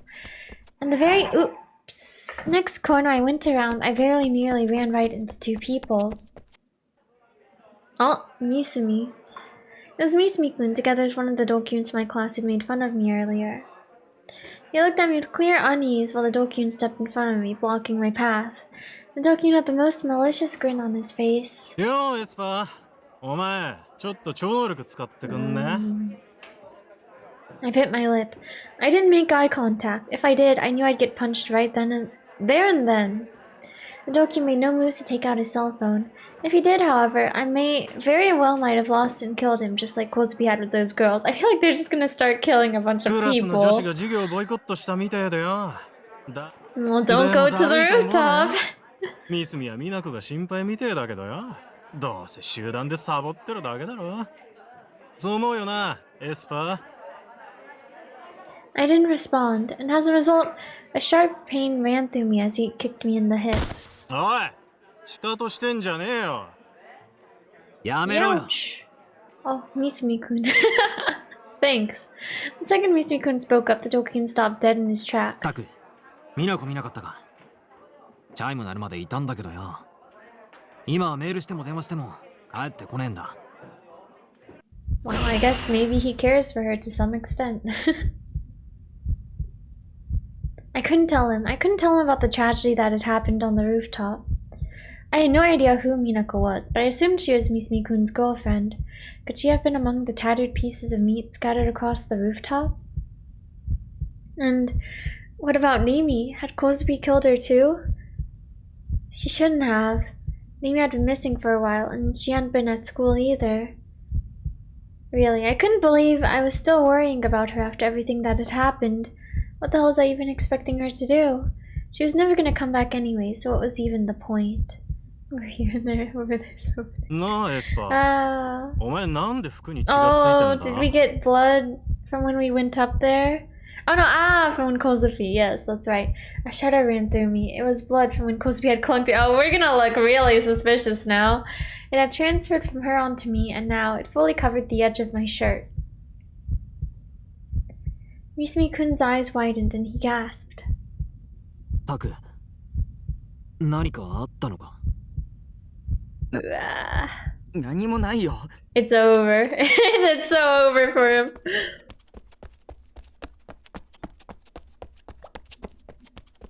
The second that left my mouth, I whipped around and ran away as fast as I could.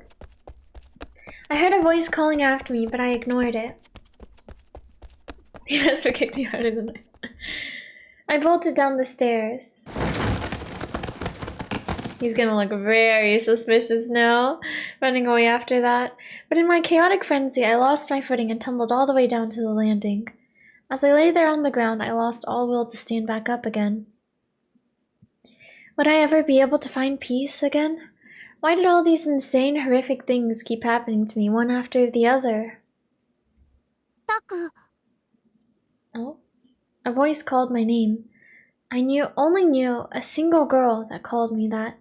I slowly, timidly looked up and saw a hand stretched out before me. Is she actually here? Nimi? どうしたの？そんなに慌てて。どこか怪我してない？ Wow. It was Nimi. Nimi was here. Is she actually here though? Is he just like delusion, you know? I feel like it's too good to be true.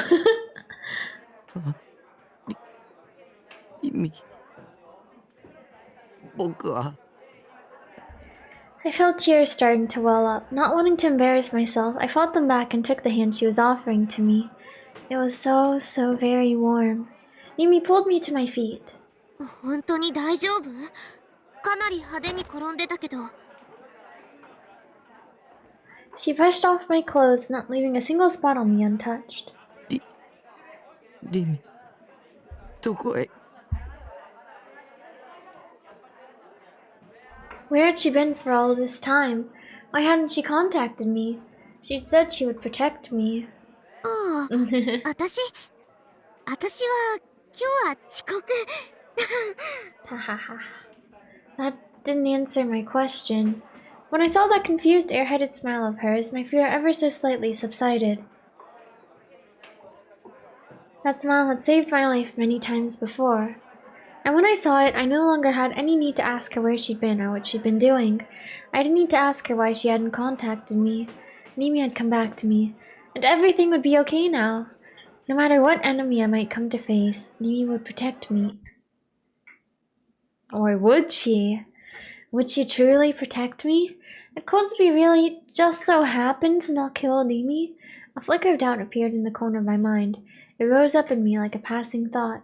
She had been absent for all this time, but she just so happened to come back today? And then she just so happened to be late for school on the day she just so happened to come back? And then kozupii had just so happened to commit murder on the same day Nimi had just so happened to come in late? No, don't think about it. Stay positive.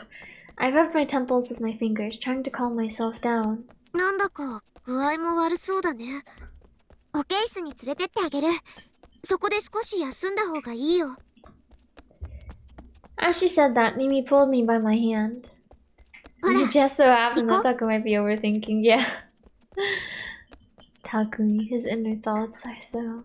Did Nimi not know about the tragedy that had happened on the rooftop? But wasn't that only natural?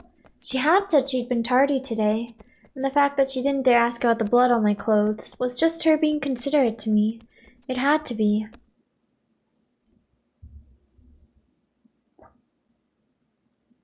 How's kozupii doing? Where is she at? Maybe attempted to pull my reluctant self down the stairs, but I planted my feet right before the entrance. Toku? She kept on trying to pull me along, pretty forcefully too, but I gently shook her hand off. Turning left in this hallway would bring us to the staff room, and after that the school nurse's office. From there, if we kept going straight and exited at the end of the hall, we'd end up at the sports courts outside, after which would be the school gate. I didn't want to see anyone today if I could help it. I didn't even want to walk through the school. Understandable, honestly. Someone was going to find that slaughter up on the rooftop at any moment, and when they did, a huge panic would break out. I'd probably end up being the prime suspect since my clothes were caked with blood and all. That was why I wanted to get away from school as soon as possible. I should just avoid the nurse's office and go straight to the entrance. I planned to tell Nimi about the rooftop and kozupii, but when I turned around... Oh! She has her D-sword out. Why? It feels like she's gonna kill us or something. Nimi was holding something sharp and pointed. No, was that a D-sword? It looked like a pair of steel wings. Maybe kozupii? The tips of the wings were pointed straight at me. Ugh. Nimi was about to stab me in the back any moment now. Our eyes met. Nimi's eyes were filled with grief. She was the first to break eye contact. ごめんね。 Oh. Softly murmuring those few words, she brandished her sword. She was about to kill me. Nimi was about to kill me! Kinda awkward. I lost control. The second she was about to swing, I gripped her wrist to protect myself. I was a lazy piece of shit, and I practically never exercised, yet I still had enough strength to overpower her.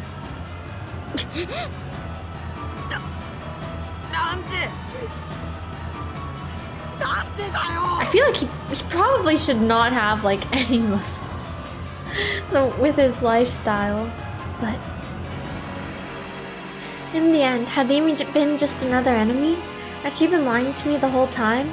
Just like yeahhhh had back then. Was she just trying to F me over too? Was Nimi also one of Shogun's underlings? And if she was his underling, would that mean that she had been behind Mugen the entire time and I'd been right from the very start? Dun dun dun. I don't know. Oh. ごめん。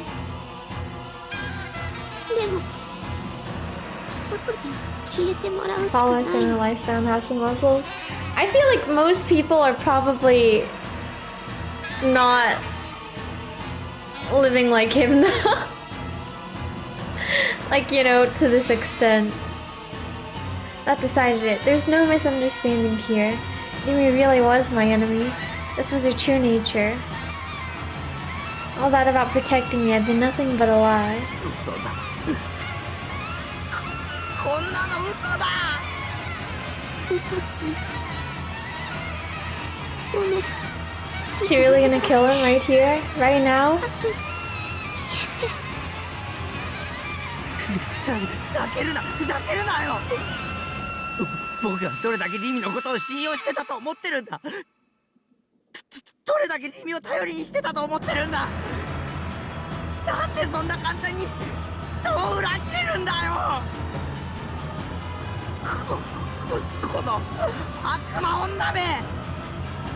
タク。ごめん。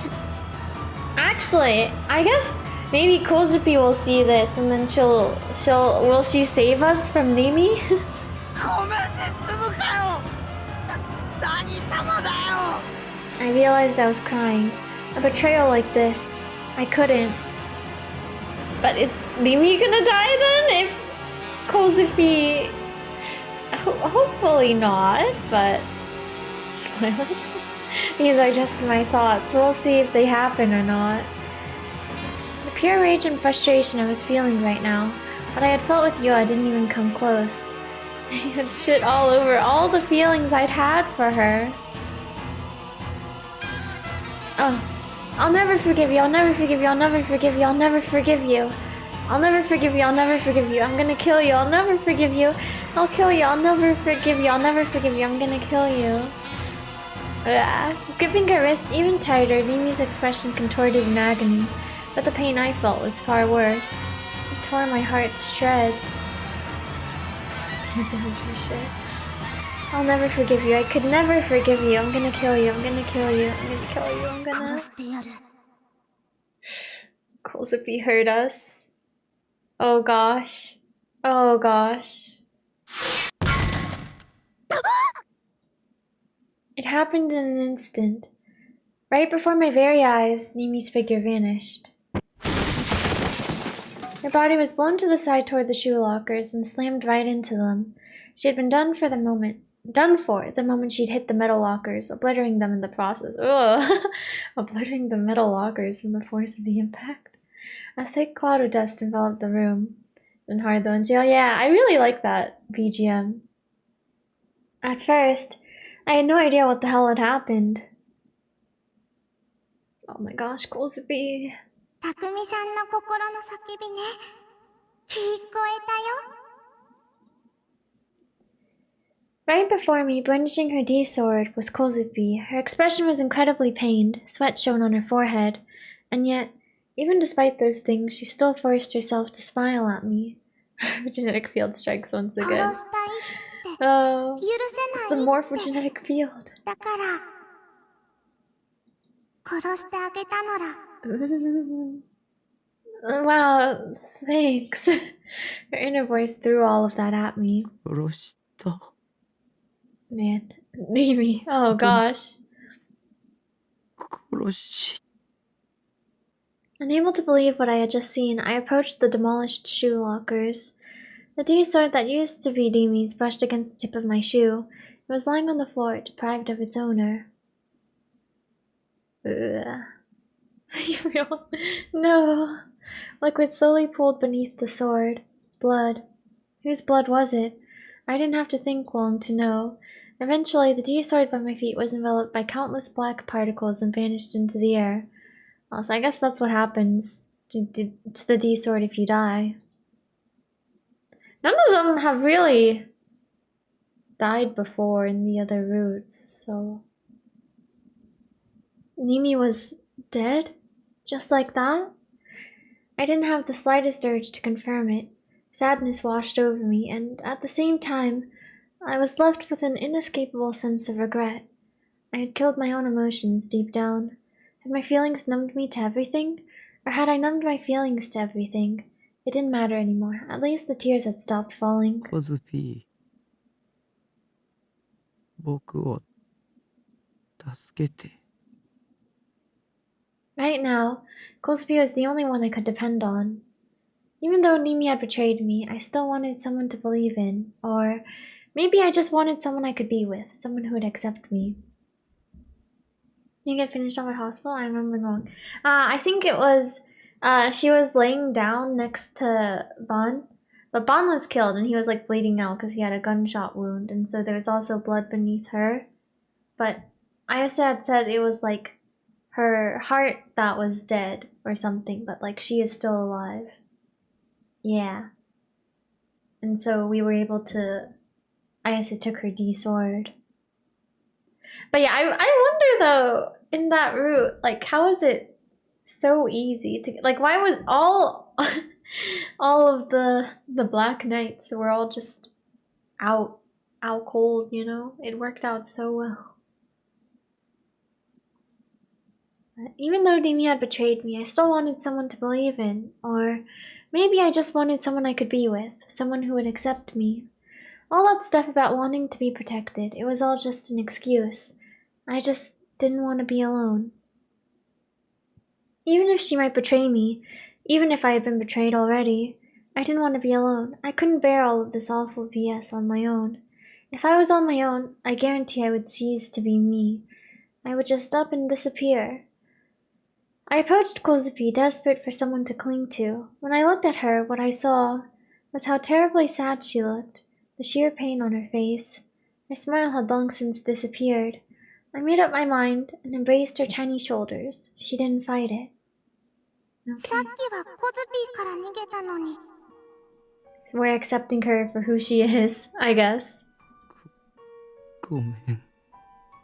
ごめんなさい。それでも助けてくれ。たくみちゃんはコズピーの味方？ Who could say how many people kozupii had already killed? Who could say what would happen if the police caught us? Knowing all that, would it really turn out okay if the two of us stayed together? I asked myself such a question, but it didn't take long for me to find my answer. Right now, I was together with kozupii, and as long as we stayed together, it would all turn out okay. We had bigger enemies than the police, enemies that were far too dangerous to face alone. I'm just going for evident loyalty. Yeah. Do you know that one? There's an old Vocaloid song. It was Len singing it, but it's like, you know, anyone is fine, so please go out with me. It really is just like that, huh? I mean, what was it?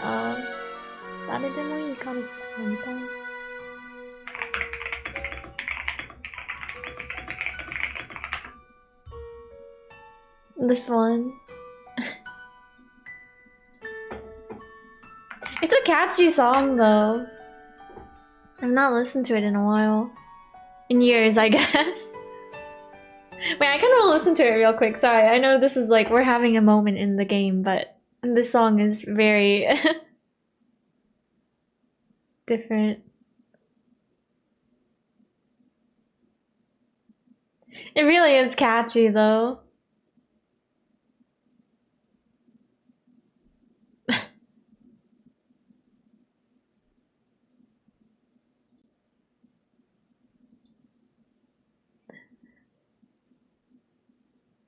These animations, this video is so...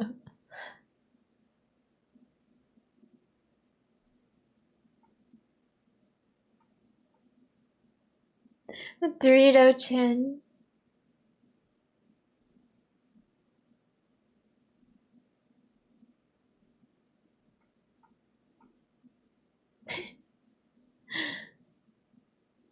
So silly. I'm just kidding, I'm talking about making rules. Hey, you know, I mean, I'm in charge around here. So it's fine, right? Man. I never realized the song was so short actually, but it is like just over a minute, huh? I am the law. Yeah. Okay, anyways. 11 years ago. Yeah. Feel old yet? Man.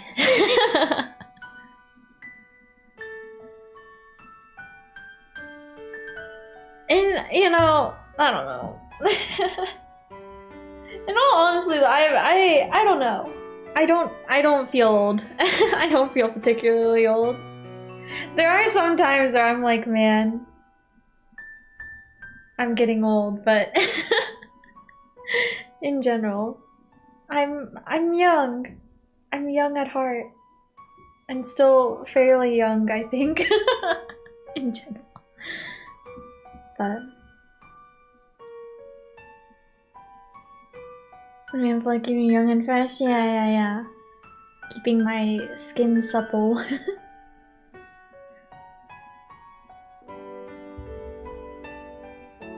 But anyways. Right now I was together with kozupii, and as long as we stayed together, it would all turn out okay. We had bigger enemies than the police. Enemies that were far too dangerous to face alone. 僕にはコズピーが必要だ。一緒にいたい。たくみちゃんは身勝手な人なの。Yeah! Oh, this again. Upon saying that, she wrapped her arms around my back. the little strength she had left, she held me in return. でもね、コズピーのこと必要って言ってくれたから、コズピーもタクミさん一生懸命守る。Wow, thank you, kozupii. あのね、Like, yeah, the CG is not accurate to what is happening, but... Or, wait. Oh, no. I guess, yeah. Their hands are not accurate, but... 我慢することないって、負の感情を否定しちゃダメって。だから、コズピーをいじめる人みんな殺すね。What a great conclusion to come それ to. と、タクミさんをいじめる人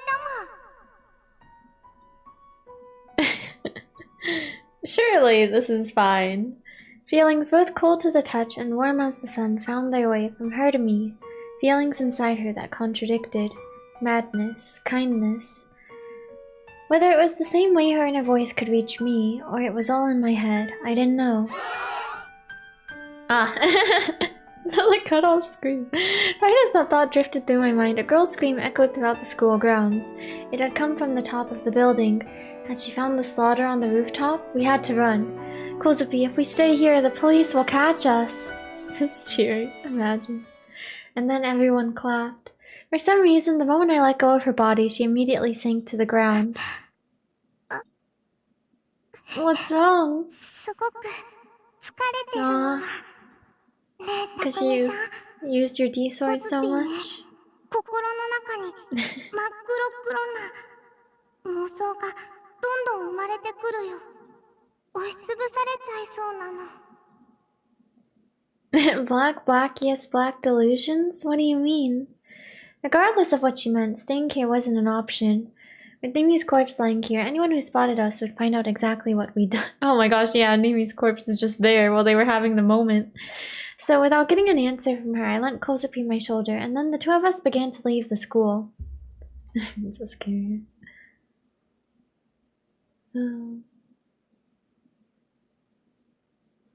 We walked through the halls. As nice as it would have been just to leave, we were both covered in blood. Kozupii couldn't walk in her current state, and I had a feeling that if we went outside, we could hit what the cops are all waiting for us out there cliché. That's true, I guess. Yeah? Of course, there's not a little Bible left. Yeah. It's probably best to just hide out somewhere. Even one of the empty classrooms would probably work. The atmosphere was tense. The scream earlier had kick-started a slowly growing commotion inside the school. Teachers quickly ran by us in a hurry. Students left their classrooms, ignoring that homeroom was still in session, and cautiously peered around the school to try and see what had happened. The teachers ran by them without seeing all of the blood on them. They just not notice? Like, I feel like... Shoot, there were a lot of people. Maybe it would have been better to just leave after all. We had to hide somewhere. Somewhere like... camera shutter sounds. There it was again. That noise again. Stop it, just stop it. I was gonna go insane. A few students spotted me from a distance, and not just students, but a few teachers too. Every single one of them had their cell phones out and were aiming them at us. And for some odd reason, they were all holding mirrors in their other hands. It's just both of their, like, worst nightmares. Are they just gonna kill them all now? Coupled with a black wrath, an infernal bloodlust sprouted inside my head.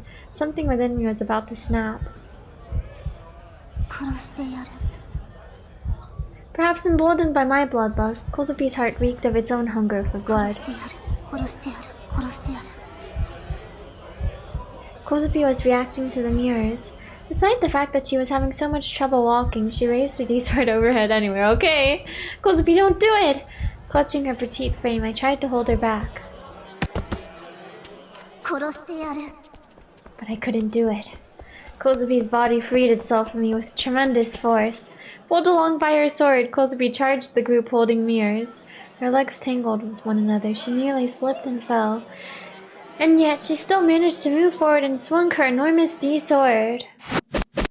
Oh my gosh, it is over for them.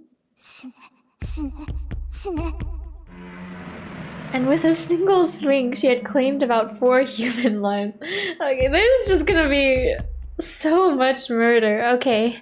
It was a staggering storm of destruction and brutality. Her movements and posture were like a novice's. If she leaned back any further, she'd fall over. And yet, her sword's trajectory was both abnormally accurate and fast. Her aim was precise as she claimed each and every one of their lives with a single blow each. Very romantic first date. I feel like it's gonna be like, after they kill, like, maybe everyone in their school, they're just gonna like have a moment in a classroom by themselves. Almost like she wasn't the one swinging the sword was the one swinging her. She bathed in the fountains of blood. Kozupii began to cower. 死ねばいいのだみんな殺したくない剣が勝手に剣に依存しちゃえばいいのだこれがコズピーの本性なのかな I could hear Kozupi's current mental state. Her mind was in total disarray, a total chaotic mess. I lent my shoulder to Kozupii once more and climbed the stairs along with her. Oh, Misumi-kun. But at that very moment, we ran into Misumi-kun and the other Dokyun coming down the stairs. Shoot, these guys again. I bit my lip. Oi, oi. こいつら血まみれじゃねえか。 For a split second, the Dokyun who spoke was taken aback. But the very next one, Misumi-kun grabbed me by my chest. He knows Minako. His face was teeming with fury. かよ。お前らが殺したのかよ。Minako! Seriously, who the hell is Minako? Noticing my confusion, the Dokyuns held Misumi-kun back. まあ待てよ、ミスミ。まだそうと決まったわけじゃねえだろ。It is funny, like, you know... Well, I guess they don't talk like that much. Misumi and Takumi, but like, you would think you would know the name of the person your friend's dating. But since Misumi is Misumi... だいたいあんなこと、よりによってこの二人ができるわけねえって。Well... All that? They were definitely talking about the slaughter on the roof. それよりよ、エスパー。うるせえよ。口答えすんな、カス。I tried to tell him I wasn't an expert, but he wasn't having any of it. His threat caused me to shrink back. Feeling unbelievably pathetic, I began to wonder if Kozupii would murder everyone here if I wanted her to. I feel like she will. I feel like that might happen. This is normal, is it? 殺してもいいよやだ殺したくない Kozupi's mind was a chaotic mess of conflicting, contradictory emotions. 殺せない殺すことも受け入れるべきなの She should just give in. That was one thing I could never do. I only know one of my friend's birthdays because we have the same one. We all know each other for over 10 years. I see. I mean, well... Maybe birthdays are kind of different as someone who is very bad at remembering birthdays, but I guess I know the like general month or time when my friends' birthdays are, but... でよ、エスパー。お前の妹って、お前に似合わず可愛いんだな。ナナミだっけ？ What are you saying? Threatening to hurt her? What? Why the hell did this Dokyu know about Nanami? だからよ、ちょっと可愛がってやったんだよ。何を言って。わかんねえの？ The Dokyun, acting far too friendly with me, placed his hand on my shoulder. Even though he was a guy, he was covered with the smell of perfume. The smell was so strong it made me want to vomit. 俺の連れ、だいたい10人くらいでいつもつるんでるんだけどな。ちょっと暇してたわけよ。で、女ナンパするかって話になった時によ、提供してくれたんだよね。お前の妹。提供って。 Nanami wasn't some object to be offered. What the hell had they done to her? Wait, no, more importantly, who the hell had offered them Nana? ダーススパイダーだよ。Darth Spider. What? All words left me. わざわざ向こうから声かけてきてよ。お前の妹を好きにしていいとか言って渡してきたんだよね。マジでウケるだろ Did Sua really do that? My vision turned bright red. Within my mind, it felt as if my blood was boiling.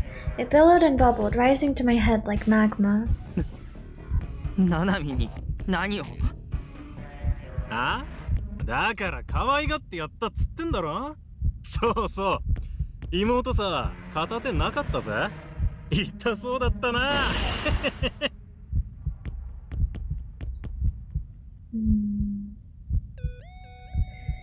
That had all been real? When I'd come home afterward to check, I hadn't been able to find that damn hand. So that was why. なあ、ミスミ。お前も教えてやれよ。お前だってあの場にいたんだからよ。それよりミナコ。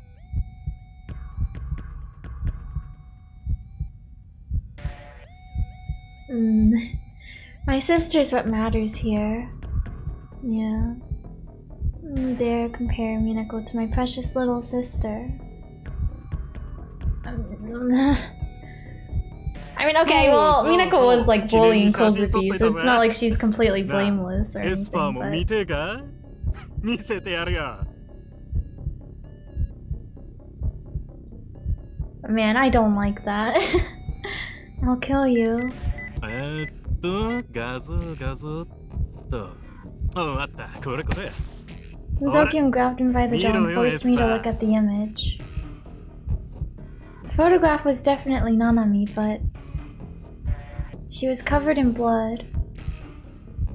Her eyes were hollow. And she was completely naked. Kill me.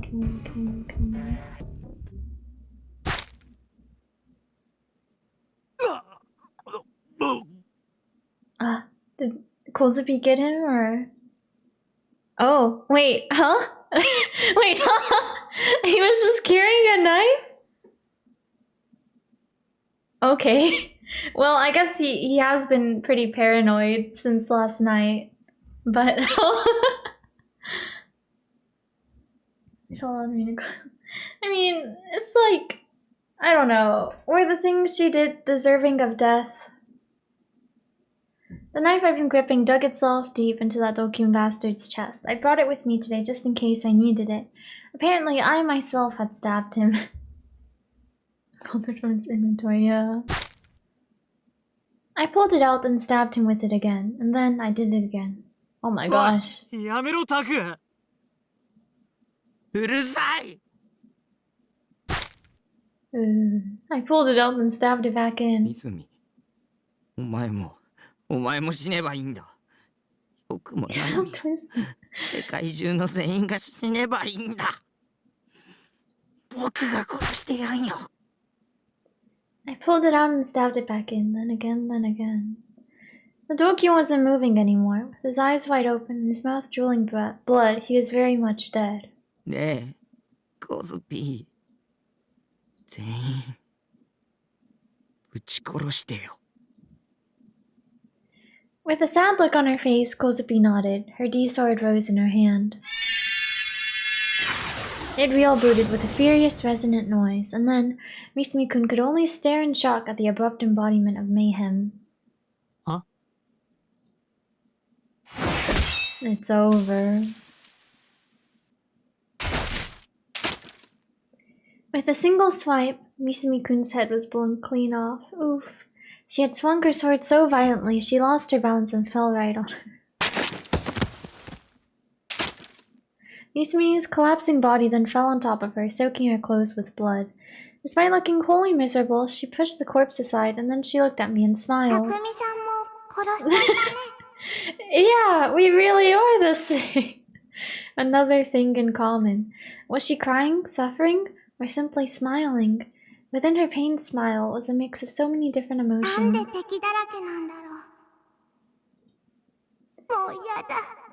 She was sobbing inside her heart. Yeah, I guess so. But it was just as she'd said, we had enemies everywhere, so we had no choice but to kill them. That was what they all deserved. I wasn't the one in the wrong here. The pieces of shit that I'd attacked were. It was payback for what they'd done to Nanami. Nanami, was she still alive? With all that blood, she was probably long dead. That and her severed hand. There's no way she was still alive. They would never get away with this. I'd make sure of it. I'd been on the run for so long, but that ended here. I would kill every last one of them. Every last one. When I'd seen that horrible, cruel image of Nanami, something inside me snapped, and now there would be no stopping me. Okay, oh, Sua. Sua. Sua Mamoru stood before the gate to Suime Private Academy, gazing intently at the building. The car he had driven there with sat alongside the gate with his back leaning up against it. Although he wore a suit, a rucksack adorned his back as well. Emanating from within it was a bizarre mechanical sound. The atmosphere within the school was one of an intense, bubbling tumult, one Sua could feel even from where he stood. The pure hilarity of it all left Sua unable to contain his laughter. 今日こそ西条匠のコードサンプルを手に入れなきゃっすからね。Well, he is going crazy today, that's for sure. His utterance was not directed at anyone in particular and was heard only by himself. Around him stood several other men. Unlike Sua, their attire was far more uncouth and casual, though they all carried rucksacks, just as he did. They were all very evidently suspicious, with their eyes remaining glued to the school and speaking not one word to each other. All that seeped from their mouths were the same mutterings as Sua, spoken to no one but themselves. そのためにこの学校を実験場にしたんすから。もともとここはそのためにのぞみが作ったんすけどね。Lore drop. So the school is built for Nozomi, huh? By Nozomi, I guess. Oh. Suime Private Academy had been founded by an institution backed by both Nozomi technology and the Cosmic Church of the Divine Light. Oh, actually, did we learn about this a little bit at one point? I can't remember. No, I don't... Well, we learned Ayase was enrolled here, but... For this reason, the number of Gigalomaniacs enrolled was far higher than normal. Their proximity was no mere coincidence. It was simply inevitable that they had all gathered here, and to this they were all none the wiser. Be that as it may, Sua could not help but let out a faint sigh. Up until this moment, he had employed countless methods of attempting to break Nishijo Takumi. It had all been an attempt to gather Nishijo's code sample, but the boy was a far weaker, far more pathetic person than he had anticipated, and because of this, the boy would never find the motivation to awaken as a Gigalomaniac. Never would he have thought that one single boy would be so much trouble. However, this would end today. もう回りくどいことはなしで、とっておきの祭りを提供してやるっすよ。There is no doubt that countless innocent people would die here, but the number of deaths hardly mattered. The Cosmic Church of the Divine Light's founder had said so, and Sua had thus been compelled to believe so. In the end, it really did not matter. The third melt would bring Shibuya to ruin this very day. Devious smile, yeah. He's so villainous. No matter how many high schoolers died, they would be treated as sacrifices lost in the earthquake, and the truth of this day would be buried beneath the rubble. None would ever know of the murders that occurred here. さてと。じゃあ行きますかね。So I opened the trunk of his car and retrieved his Darth Spider helmet. He put it on slowly and deliberately. When it stood alongside his suit and rucksack, the Darth Spider helmet made Sua appear all the more conspicuous. But this was not something that even remotely bothered him. With an air of utter composure, he advanced into the school, and upon Sua's signal, the men with the rucksacks followed closely behind him, remaining in complete utter silence. Okay.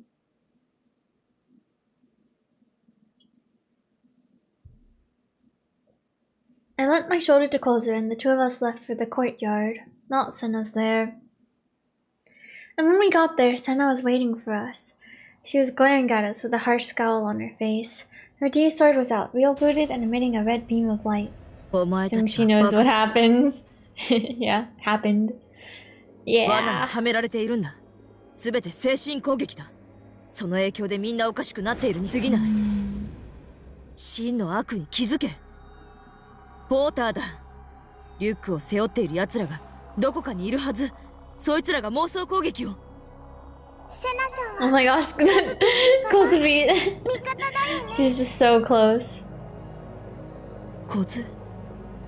真の悪って何？その影響があるから何なのかな。 I hope Sena will not die here. コズピーとタクミさんを攻撃してきた It's kind of feeling like she might be 自動 though. 的に敵だよ。 Mm, だから殺すの。 we'll see. 殺したくない。 The voice in Kosupi's head wasn't making any sense. Her mind was a chaotic mess. You must have faith. それが敵の思うツボなんだ。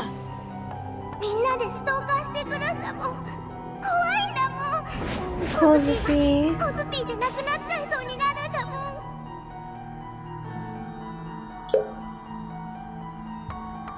I felt the same. The click of the camera shutters, the creaking of the wheelchair. Just hearing those things made me feel like my mind itself was disintegrating. I just wanted to let myself go, surrender to that oh so enticing bloodlust. Or maybe I already had? I would say you have. Yeah. 何と戦っているのか把握しているのか。 I didn't know who the enemy was. I didn't know anything at all, really. Was my enemy Shogun or was it someone else? I didn't even know who was attacking who anymore. What I could say for sure, though, was that everyone and everything in this world was against me. 妄想に惑わされる。お前たちは自分の妄想によって殺されようとしている。コズ、それ以上ディソードを使うんじゃない。負の物質がお前の心と体を侵食しているんだ。 Oh yeah, ま that's とも right, に that 歩 was け the なくなってい thing. るんだろう。このままだとお前という存在が崩壊する。セナちゃんはコズピーたちの味方？ With a voice sounding like it was begging for salvation, Kozupii pleaded for an answer once more. I too waited with bated breath to see what Sena might say. I wasn't expecting anything, I really wasn't, but... 私はお前たちの味方だ。 Wow, friends! Sena answered decisively. お前たちを攻撃している敵は私が倒す。 Kozupii just needs a hug. Yeah, maybe... もう妄想するな。 Sena... I was saved! I had someone on my side besides Kozupii, another friend. Kozupii slowly lowered her sword. よかった。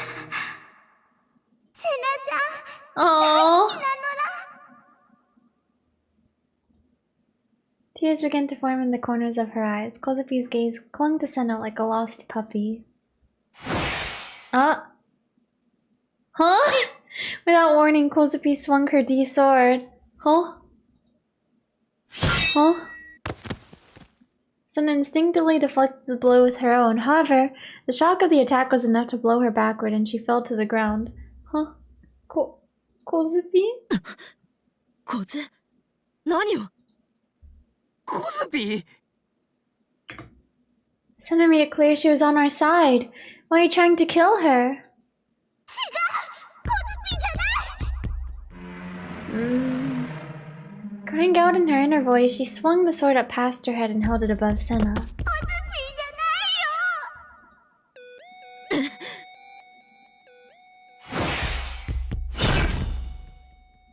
She swung down with the intent to kill. With only a nanosecond to spare, Sena rolled across the ground, just barely avoiding being cleaved in two. Oh my gosh. Quickly getting back to her feet, she brandished her D-sword once again. 私を殺すつもりか、コズ。 Crying profusely, Kozupii shook her head back and forth wildly in fierce denial. 違うよ。手が勝手に助けて。セナちゃん、タクミちゃん。 What the hell was happening to her? Seriously, what was 負の妄想に going 取りつかれ on? てしまっている。自分でディソードを制御できていないのか。 So, against Kozupi's own will, she was now an indiscriminate killing machine? コズ、ディソードを消せ。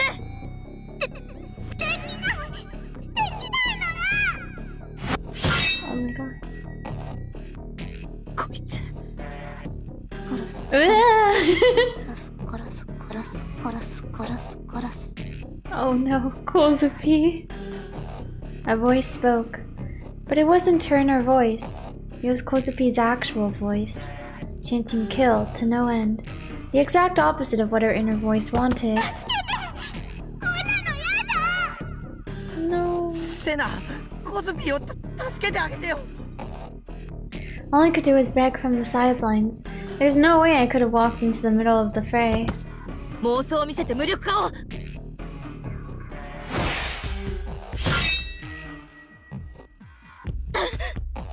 Kozupii launched an unrelenting attack. But all she was doing was barreling around with her D sword. It was a purely brutish attack with no aim, one only a total idiot would use.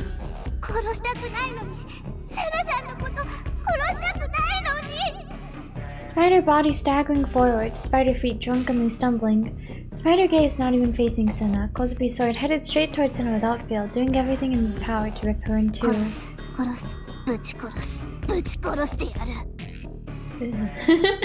Lashing out at her with nothing but nonsensical attacks, her assault continued. Each and every swing was extremely heavy, yet sharp as could be. Sena was pressed for time. Her expression grew restless.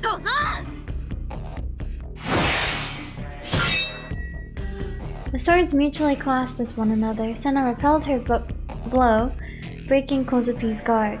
But in Kozupi's counterattack, her D-sword seemed to disregard the very laws of physics themselves. Oh no, oh, it's over. Thick blood sprayed from her slender body. Oh! Okay, good work, Sena. Sena cut on and made her way to Kozupi's back. The once bloody corpse of Sena vanished. Taking advantage of Kozupi's shock, Sena managed to pin her arms behind her back. Okay. 理想度を捨てろ、小杖。離せ。殺して。コズピーのこと殺して、セナちゃん。Oh no. コズピーは悪くない。みんなこんな自分、もう見たくない。セナちゃんも殺したくない。だから。Kozupi's mind and body were at odds with one another. They had split completely in two. Her small body thrashed around violently in an attempt to break free, but in her mind, she could only weep. 頼む。剣を捨ててくれ、小杖。元に戻ってくれ。私はお前を見捨てたりしない。お前は私のたった一人の友達で。Man. Tears formed in Sena's eyes. She was crying. Oh, Sena! Right then, Kozu's arm made the strangest of movements. Oh no, is it over for Sena? / Kozupii? Or Kozupii? Bending in a direction that shouldn't have been possible.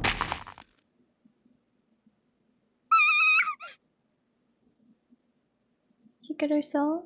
A dull crack could be heard as her joint dislocated. A muted scream came from her.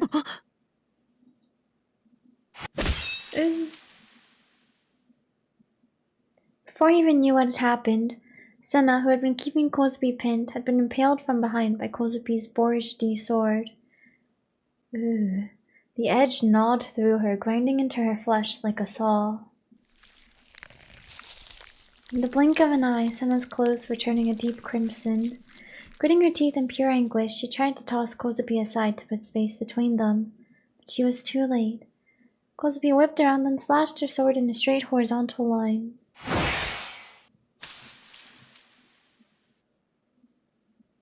And the side of Sena's body was torn to pieces. Oh no. Kozupii turned to Sena, who was writhing in intense agony, and then she thrust her D-sword directly into her. I don't think she can run away at this point.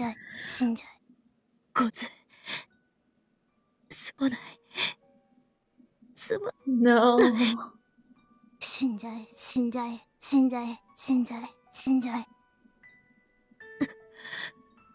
お前のこと助けてやれなくて、私のこと慕ってくれたのに、私はお前の力になれなくて。死んじゃえ、死んじゃえ、死んじゃえ、死んじゃえ、死んじゃえ。お前の SOS Man. 早く Oh. 気づいてあげられたら。梢と話している時間が私にとって唯一ほっとできる時間だった。死んじゃえ、死んじゃえ、死んじゃえ、死んじゃえ、死んじゃえ。慕ってくれてあり。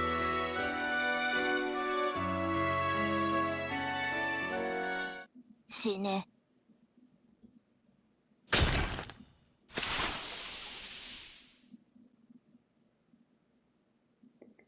So sad. I couldn't look straight at it. Man. 死んだの？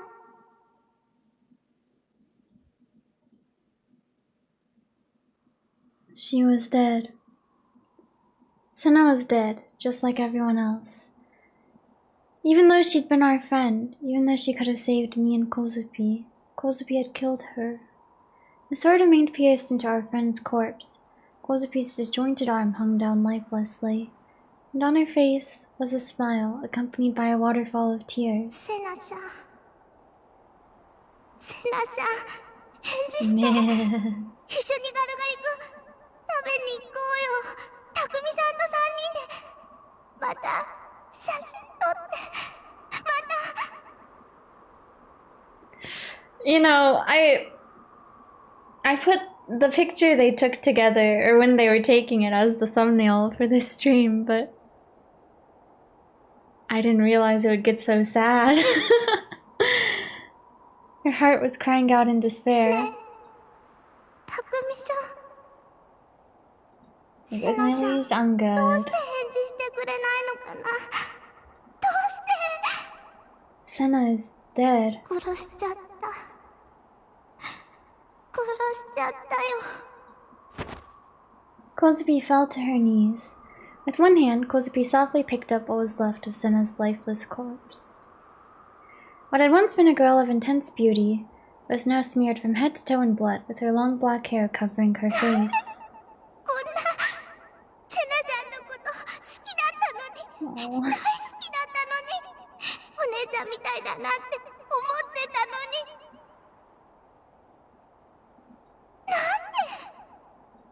なんでコズピーはセナちゃんのことを殺なんで。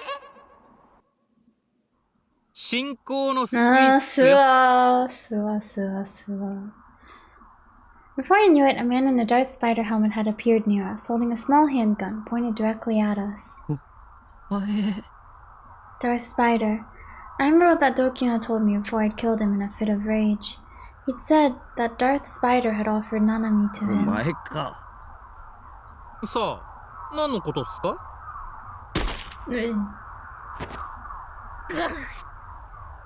Oh, he'd shot me. My leg exploded with pain. The bullet had struck me right in the knee. Kozupi's D-sword began to hum. And Darth Spider's helmet was shredded like it was made of paper. It wasn't Shogun's face beneath the mask. Instead, it was the face of a young man. The man retaliated, turning Kozupii into a mess of gushing blood and broken bones. And then Kozupi's legs gave out from beneath her. Oof. おっと、殺しはしないっすよ。コードサンプルを取らせてもらわないといけないんで。Who was this guy? Who in the hell was this bastard? I couldn't stop thinking that I'd met him somewhere before, but I couldn't remember where. How'd he even gotten his hands on a gun to begin with? But I did know this must have been him, the so-called source Sena had mentioned. Was he Shogun's underling? Was he some other enemy? I didn't know the answers to any of these things, and I didn't need to, because at the very least, I knew he was the source behind everything. I wanted to kill him so badly. But my aching leg was suffering from an incredibly unusual sensation. And before long, I couldn't even stay standing anymore. Ooh. The next bullet landed in my shoulder. The impact of the shot sent me sprawling on the ground. The bullets dug into my flesh, and the sheer pain and heat made me scream. That's the blood on the vision. Next to my arm, I dropped the knife I'd been clenching tightly in my fist. My entire body was emitting distress signals. I couldn't even tell where I was being shot anymore. I was dying. This pain was too much for me to take. The man approached me. He peered at my face and removed something odd from the rucksack he was carrying. It was some sort of headgear with more cables than I could count. Kozupii. Nani? Rising up from the ground, Kozupii swayed heavily. She was dragging her leg, almost having to force herself. She raised her blade. Koitsu. Bakemono kayo. You say that with that face.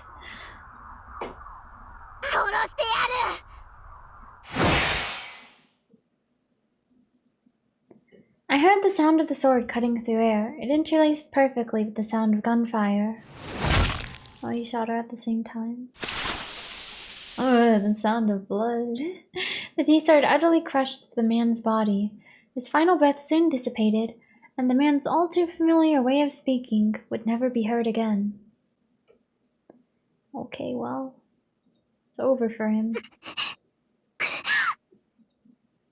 Moaning, Kozupii coughed up a spatter of blood. Her chest was dyed a rich vermilion from the bullets of the dead man. And then, as if her strength had been sapped entirely, she collapsed face up onto the flower bed resting directly behind her. A myriad of black particles began to envelop her D-sword. Oh, is she dying? A hulking mass of sheer mayhem, inspiring awe to all those who beheld it. The truly beautiful yet fearful blade gradually began to waver.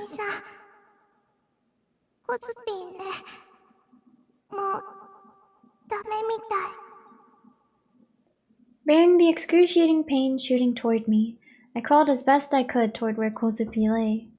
Only a few moments ago my entire body had been blazing with heat, but now I felt so terribly cold. It was like I had plunged straight into a lake on a cold winter's day. My whole being was shivering with a force I couldn't stop. I couldn't feel my fingers anymore. My vision had gone blurry too. But even so, pulling forth all the strength I could muster, I stretched my hand toward the girl lying in a radiant array of brightly colored flowers. My cold fingertips met Kozupi's warm, tender fingers. Desperately seeking something to cling to, wishing with all my heart to find it, I draped my fingertips on top of hers and closed them. Oh, Kozupii. I found myself lying in the flower bed, just like Kozupii.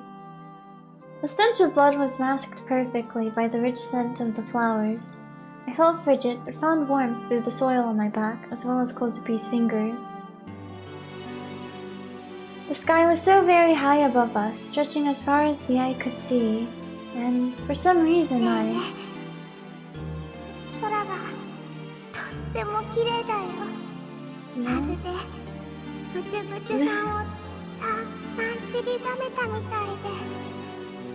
She was right. The sky we saw shifted hues entirely, and just like she'd said, it was like there was an array of colorful beads overtaking the sky. From my pocket, I retrieved the cell phone strap that Kozupii had given me some time ago. I had only just remembered that I'd even had it. I took the cell phone strap in my palm and clasped her hand once more, embracing the strap in the middle. I wasn't strong enough to maintain a solid grip anymore, but it didn't matter.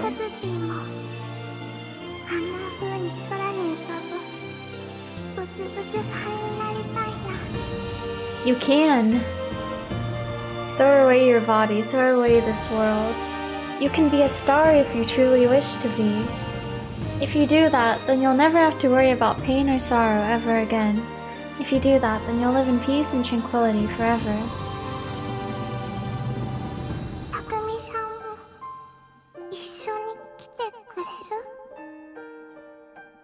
Of course I will.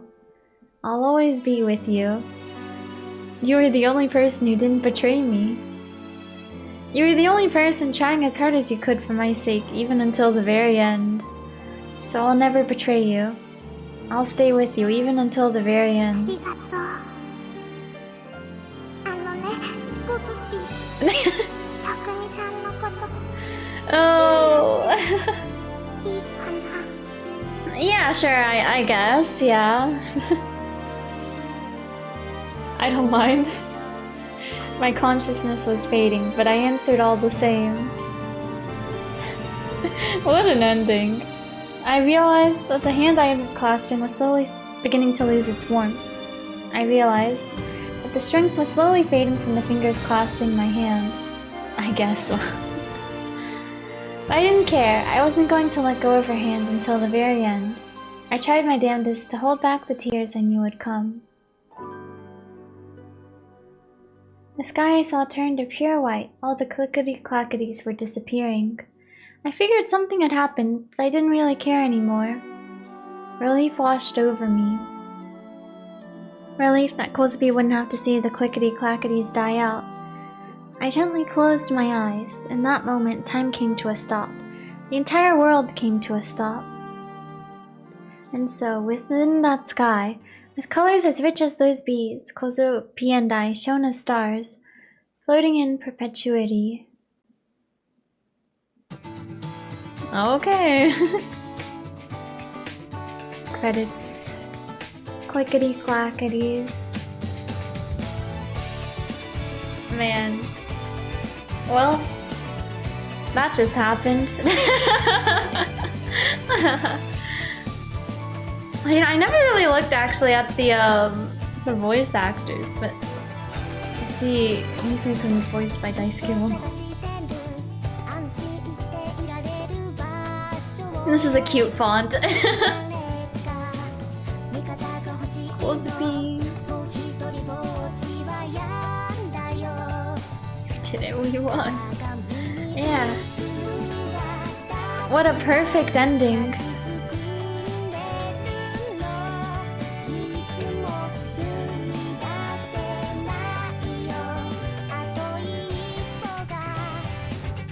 The best. The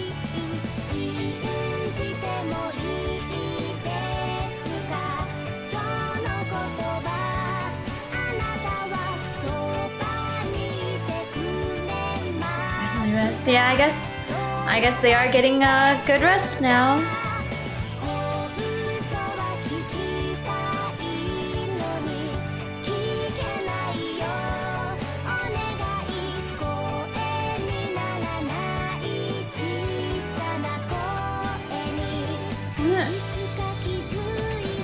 Something for Lee's voice actress sounds really familiar too.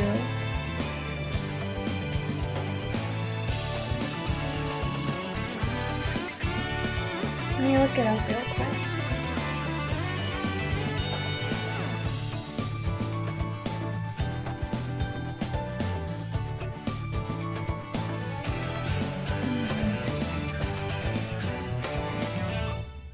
Oh wait! Oh, I didn't notice too, but he was voiced by Chia King.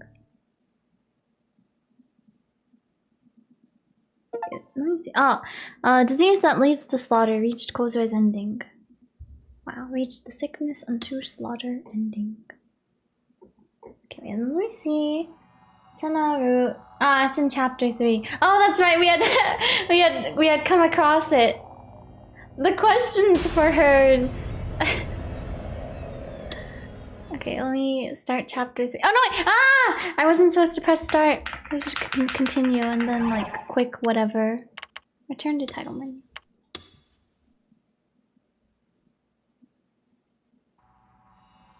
Continue.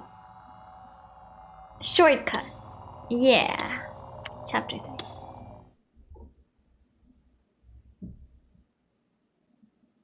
Wait, let me see though.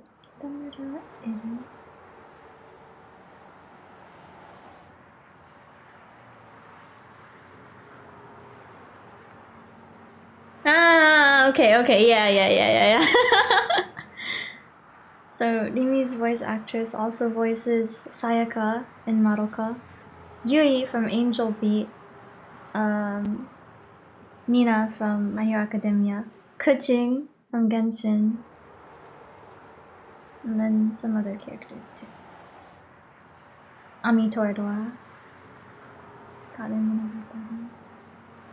But there's other characters that I would know her from. I kind of look up the rest actually now too. Wait, let me just do on my computer. Also, I'm getting kind of hot now. I think I'll remove this blanket. Watch me like start to get cold. Angel V, yeah. I like Yui quite a bit. But,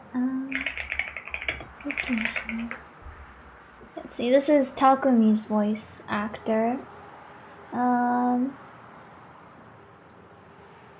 Your hands warm up? I wasn't really covering my hands, just like my legs. Oh, he voices Frankie Franklin from Spy Family. Yuizumi from Haikyuu too. And Present Mike from My Hero Academia. Okay. And Chia King. She voices one of the one of the characters in Hip Mike. There's in Hip Mike, there's this group of 3 women and they're called the Party of Words and they're like the antagonists. But I like them a lot. And then there's this one character that she plays, and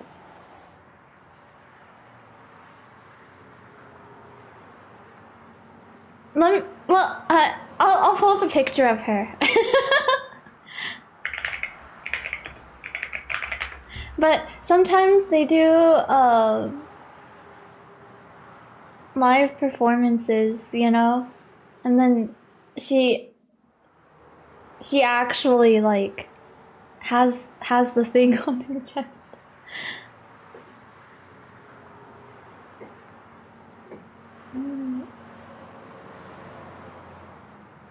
This is the character. Oh wait, I forgot I had the filter from Pokemon. Let me change that. This is what the character looks like. Wow. Ichijiku. Yeah. Let me let's see.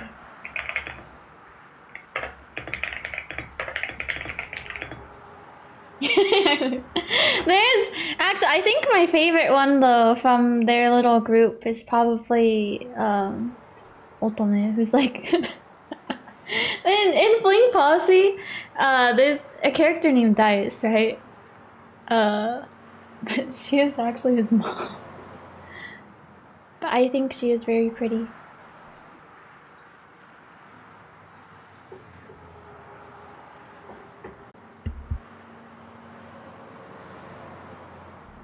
Hello? Are we back? Why did they have to interrupt me talking like that? I think we're back, right? Okay, thank you. Man, why would they do that to me? Anyways, this is Otome, Dice's mom. But oh, that's right. I wanted to look for. What is going on? Oh my gosh. They're trying to tell me just go back to the game. Stop talking about unrelated things. Thank you. Oh my goodness. What is happening today? Again, yeah. Welcome back, thank you. Oh my gosh. Okay, let me actually go to her Twitter. Maybe that would be better.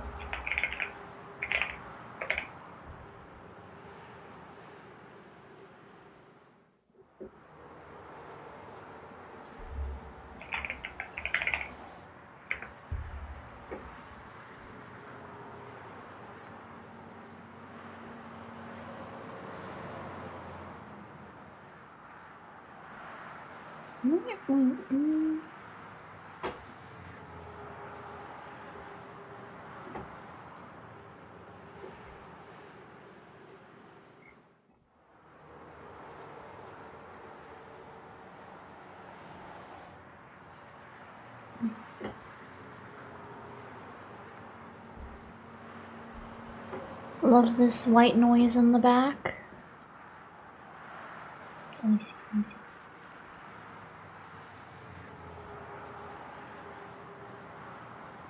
Oh, okay. Here's a picture of 3 of them.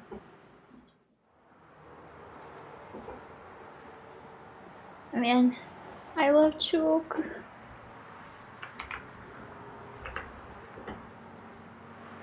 I support women's wrongs.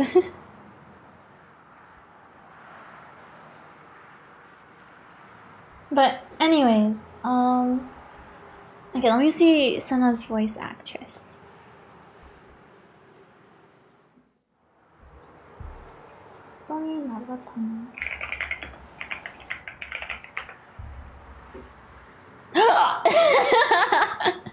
She voices Black Swan in Star Rail.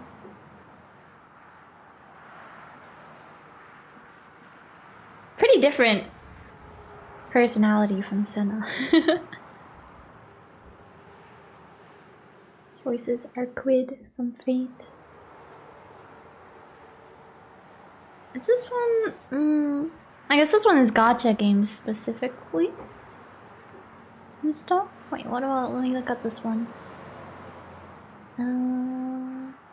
Okay, no, yeah. Okay. Let's look at kozupii. Ayumi Suji.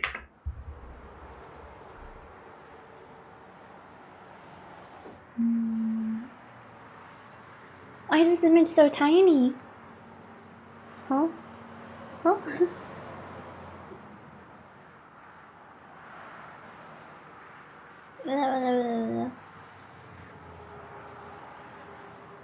I don't. Oh, she voices Bernie also from Fire Emblem 3 Houses. They're kind of similar, aren't they? Well, except I guess Bernie doesn't really go this crazy. Well, I never actually played to where you actually get to the time skip and stuff, so I guess I don't really know for certain, but hi, hello Suichi, welcome. We have finished Kozupi's route. We were gonna start Sena's, but I got sidetracked and now we're looking at the different characters, voice actors and actresses. Let's get Ayase's now. Ayase is voiced by Yui Sakakibara.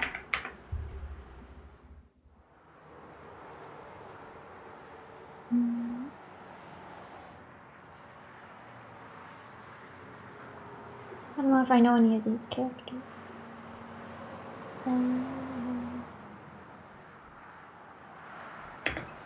Also, I might wait. I'm like,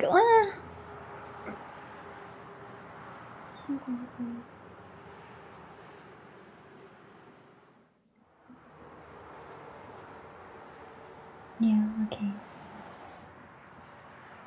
Nanami is voiced by Ui Miyazaki.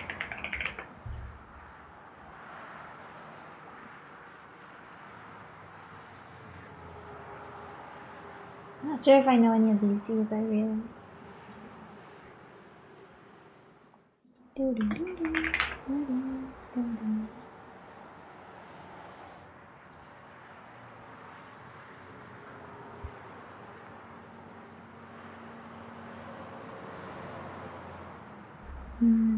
Yeah. Okay. Then they have Seira's voice actor too. Actress. Akane Tomonaga. Engineers are still on sale. Oh yeah, that's right. They did put them on sale recently.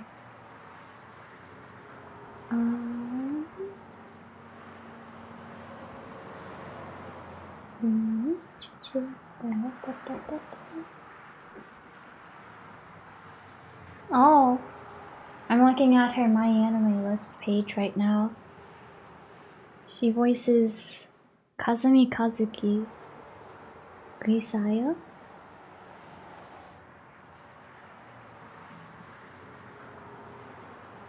I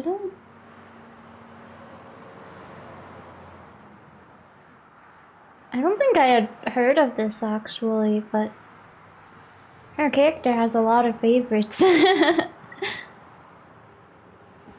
Sena-dan. You're right, you're so right.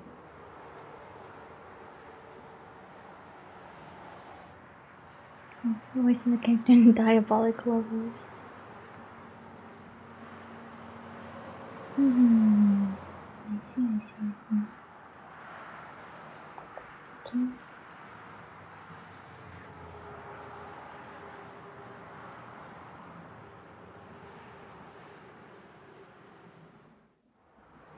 Okay, let me go to the restroom real quick. Actually, I'll end the poll since it was like unanimous. Okay, maybe this time I'll add ice cream bar into it as well. I'll add other variations of ice cream.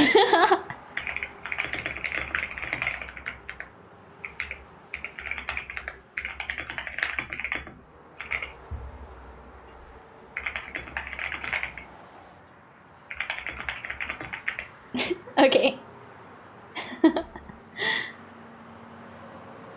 Okay, anyways, I will be right back. Ah! It's covered! Wait, how do I move it up? Okay. Actually, let me just get her out of here. Okay, I will BRB.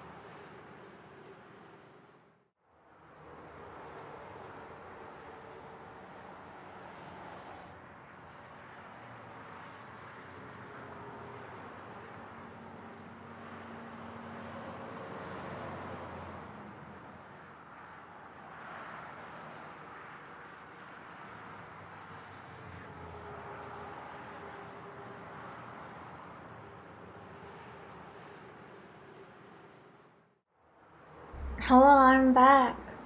Oh, I see. It's split between the different ice cream variations right now. Oh, come on, come on. Thank you, thank you. Okay, let me put the...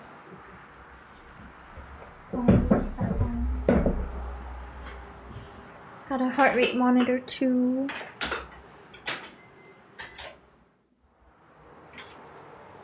Oh! Ah! Maybe I should have made the poll About fries, actually. I was thinking about them. But, man. I really do like waffle fries. They're so fun. And when they're good, I feel like they're really good. You know? But yeah, in the chat for popsicle. No one prefers popsicle over ice cream. So sad.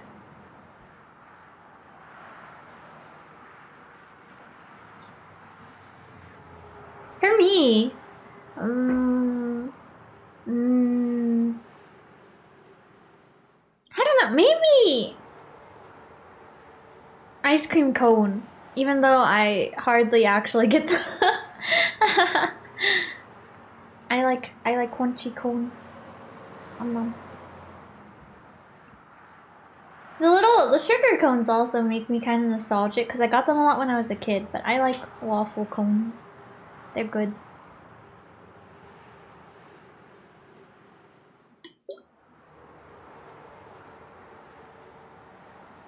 Hand it down popsicle with joke, it would have been a no-brainer.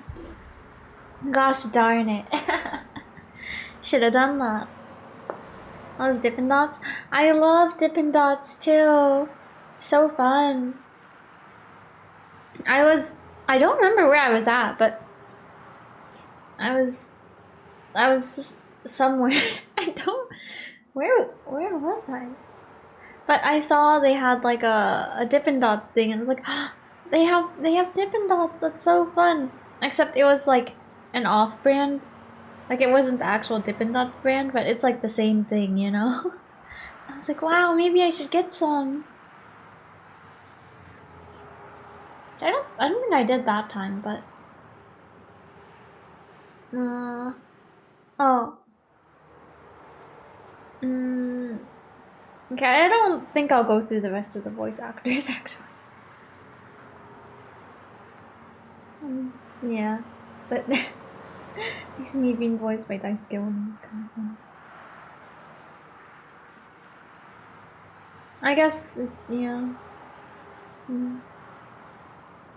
Okay, but let me go back to the game. Actually, let me check my phone real quick. Let me check these notifications real quick.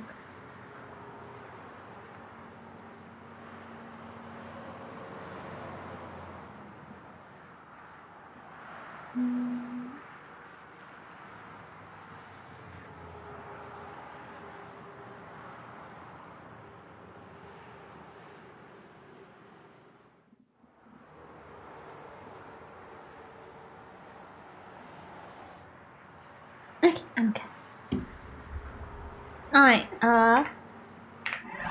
let me make a new save file. There's so much murder in kozupi's route.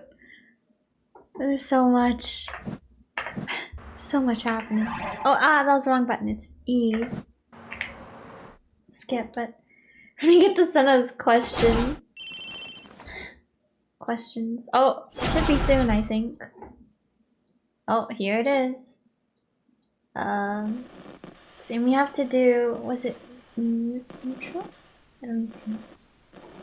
I can't believe the stream kept on disconnecting though. It was funny. But why was it doing that? OBS. I accidentally full screened my tab.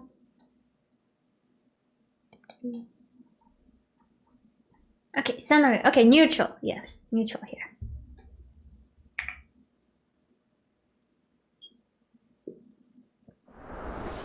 Okay, and then please let me all go you more. We're supposed to choose yes for this one.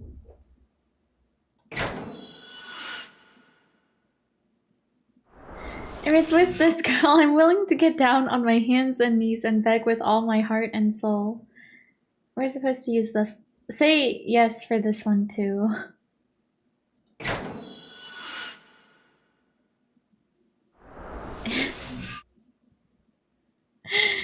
If given the choice, I prefer being stepped on. We're supposed to choose yes for this one. I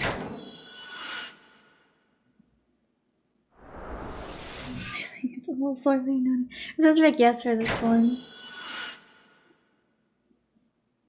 And then she's gonna kill me with that sword either way. We're supposed to choose no for this one. Okay, soda flavored garugari-kun. Discovered Sena's store. The questions first. I'm like, what is gonna happen in her route if those were the questions, you know? Same. Oh. Animate. Oh yeah, and also, instead of like, you know, for some of them it's like a handful of blah blah related intermissions will be in the story. It just says there's one Sena one, so. And then the game will branch into the route in chapter 7. So yeah. We might not actually finish her route today though, maybe. I realized, I was like, yeah, we'll do 2 routes every time, but I can't stream for too long today, I think. So most likely I don't think we'll be able to get the ending, but well, I've started her route at least. Yeah, I might just stream for like an hour-ish longer? Question mark? Yeah.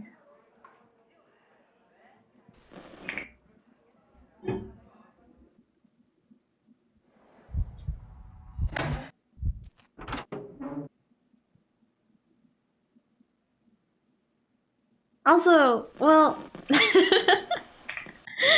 no.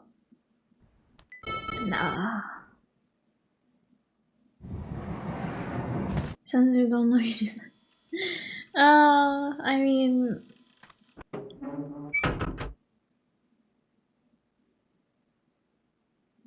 I'm trying to think. I'm like, is she my favorite out of the characters?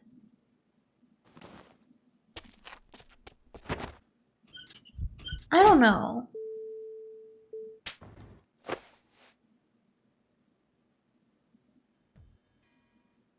I guess, well,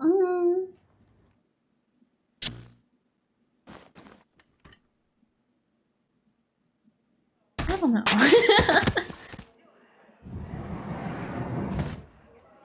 I guess I do like Nanami too.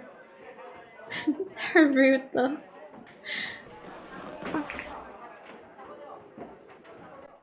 My cousin always thinking Takas. Yeah, I guess we didn't end up getting to see her, huh? We just hear her voice in that flashback and that's it.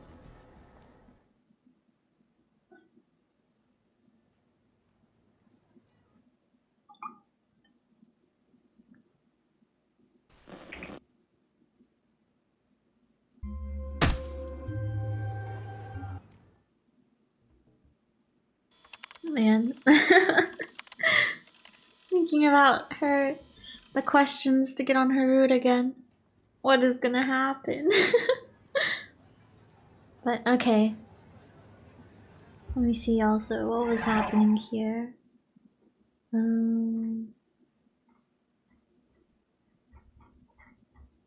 Okay, just Takumi talking to himself or thinking to himself here.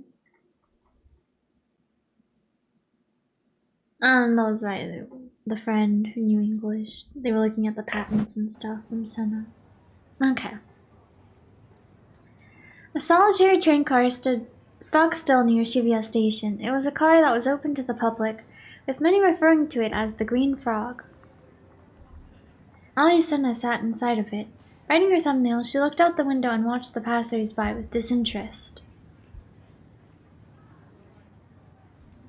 She and Nishijo Takumi had spoken at length yesterday on this very train, and today she had come here once again. She hadn't gone to school. Attendance was the least of her worries. She was constantly driven by feelings of impatience. As a result, she would often get very irritated with others, leading to her fairly harsh behavior toward them. どこにいる？旗野。 Her voice swelled with hatred, all of it directed toward a single individual. She dug a hand into her uniform pocket and took out a piece of paper. IR2. It was a small crumpled scrap of paper torn from a memo pad. Written on it was something resembling an algebraic formula. The letters were faded and dull, perhaps due to aging, or perhaps because they had been written in pencil. Only one part remained legible, and that was IR2. Most of it looks pretty legible to me, but... It was the scribblings of Sena's father from long ago. Needless to say, she did not exactly treat it like a holy artifact. Instead, she simply kept it close, as she could always remember the hatred she held for her father. Sena's family was once a happy one. However, the moment her father had scrawled a certain formula onto this piece of paper, slowly, silently, yet certainly, madness began to envelop everything. Oh, this is it back in the day, I guess. Uncrumpled. Sena's father had once been a corporate scientist. Sena had been just an elementary school student at the time, and while she did not understand the type of work her father did, she knew he was always busy. He was rarely home. Occasionally, he would come home and show his affectionate side, but that almost never lasted even a day. He would be back to work before anyone knew it. It was not that she disliked her father, but she was a little disappointed to find out that she could not think of a single time her family had ever sat down for a meal together. Then came a day about 6.5 years ago where her father returned home from work. Unlike his usual calm and collected self, he had been brimming with excitement. Sena, 父さんはすごい発見をしたぞ。これはノーベル賞どころの騒ぎじゃない。何がそんなにすごいの？この公式はこれまでの世界の仕組みをも変えるだろう。それほどの大発見なんだ。As he spoke, he held a memo pad before Sena's eyes. Written on it was the IR2 equation. ずっと探していたんだよ。父さんでは。だが、この公式があれば、計画。まさかあんなところで見つけるなんて思いも。東京駅だ。たまたま通りかかったんだ。その校内の一角に、たくさんの作文が展示されていたんだ。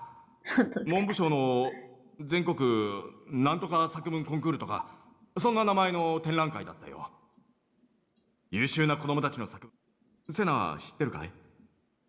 わかんない。多分知らない。Oh, baby Sena. セナが出れば、きっとセナも優秀作。そんなことないよ。そうか？ねえ、作文がすごい大発見だったんだ。いやー、違う。そうじゃないんだ。作文なんてどうでもいいんだよ。重要だったのは、その裏に書かれていた落書きな。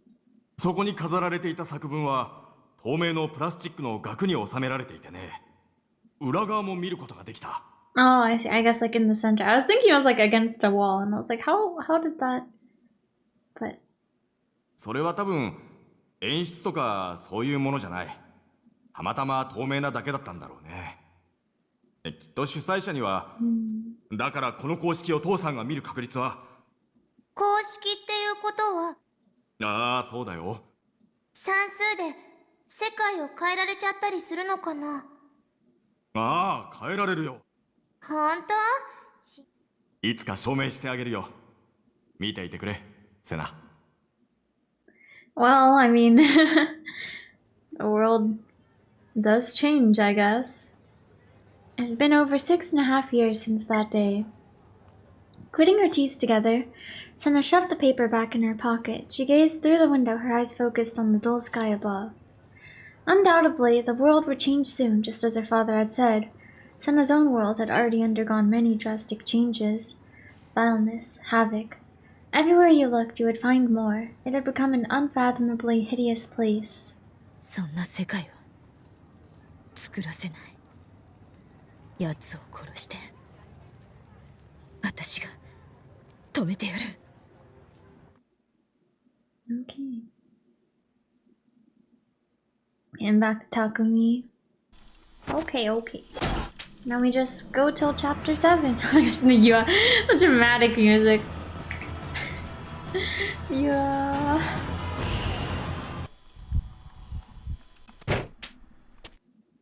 Slap. Yeah. The shivers. I'm gonna I'm gonna look at this one place that has waffle fries. I wanna look at their menu. I'm like, should I? Should I? Waffle fries?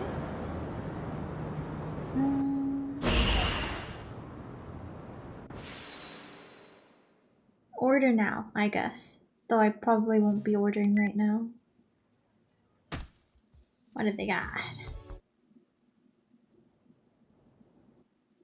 Oh, fried mac and cheese. That does sound yummy. Always get hungry after stream? Not always. I guess I usually do end up eating something though, even if it's like small.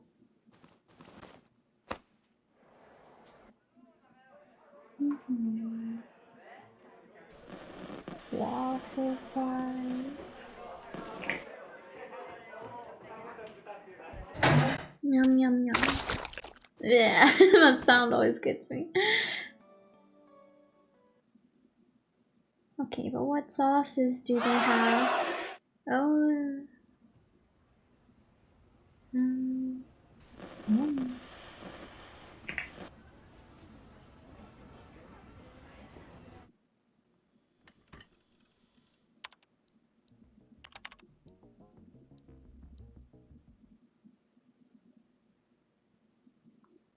Ooh. Spicy barbecue sauce. The name of this sauce. I don't think I should say it. Just in case, but it's funny. I don't know. Is this a big chain?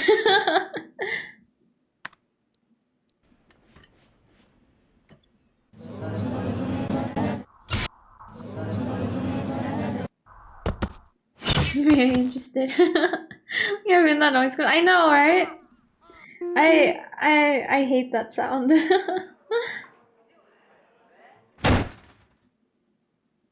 Oh wait, okay.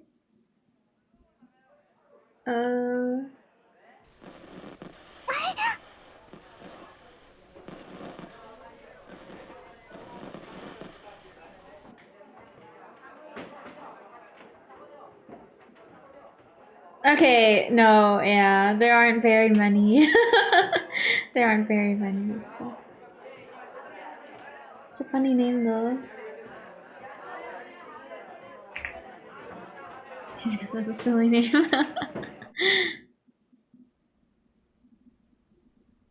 Yeah.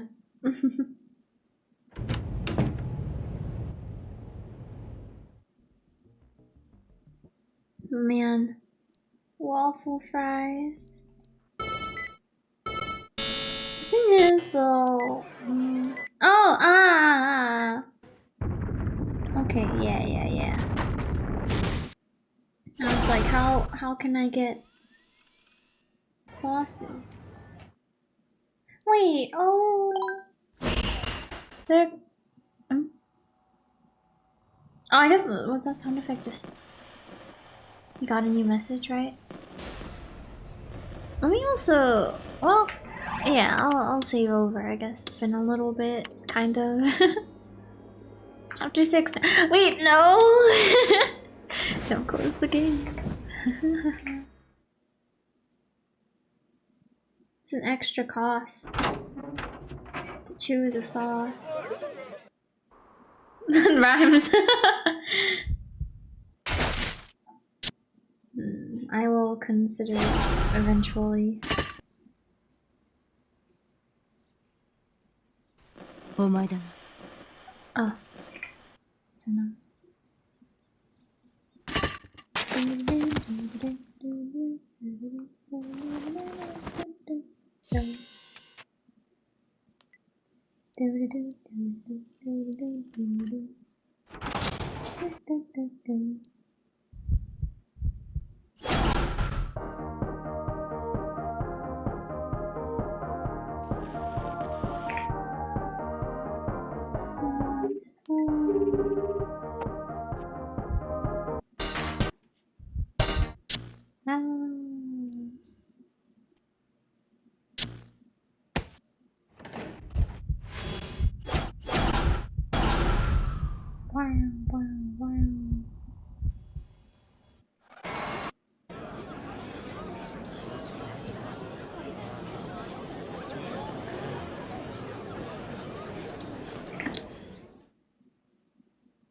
You know, maybe I will. Maybe I will get some food from them. And then this is yes. This is yes. This is no. This is no. This is yes. Voting.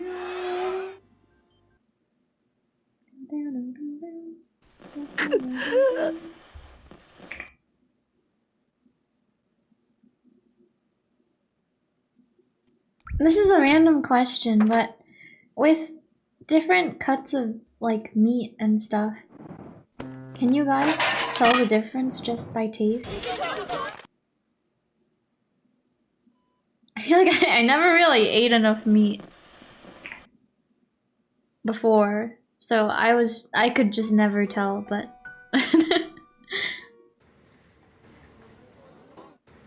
do you guys have this ability? There's certain textures? I cannot. I see. More muscles, more fat? I guess so.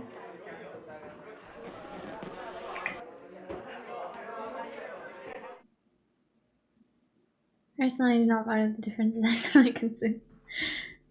Yeah. That's so real and so true.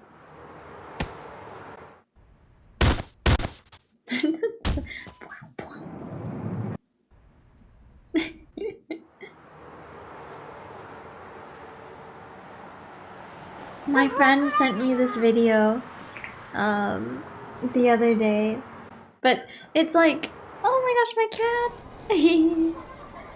She has her like front paws up on the chair, but you know, there's like that TikTok filter or something, or maybe it's on. The one she showed me was like an Instagram Reels thing.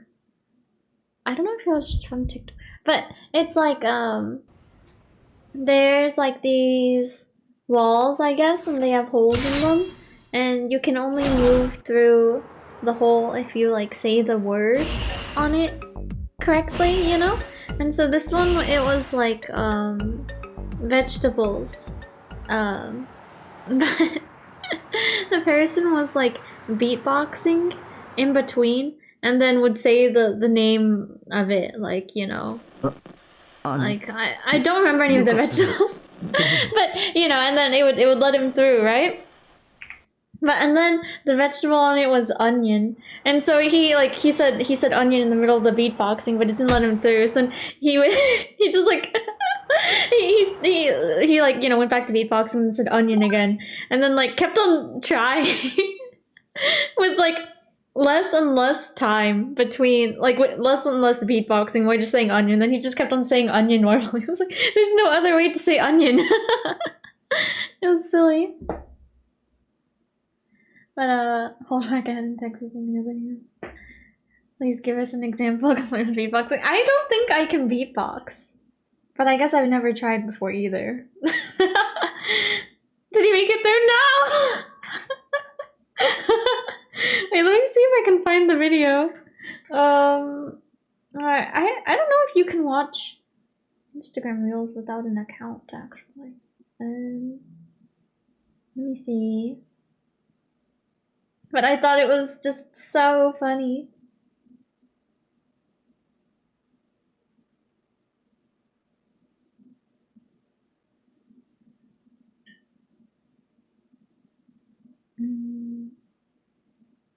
How can I share this?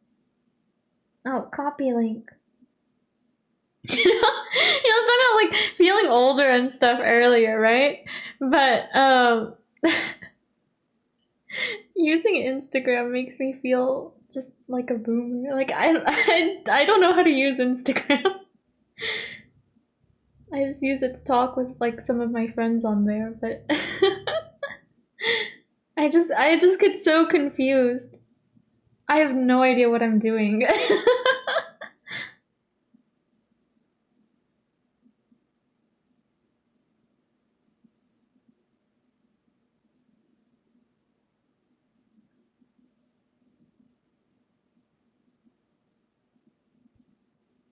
No, with that attitude. You got this too. Well, thank you, I guess, but that's what gets you. Well, it's one of the things, I guess. Wait, let me send it to myself.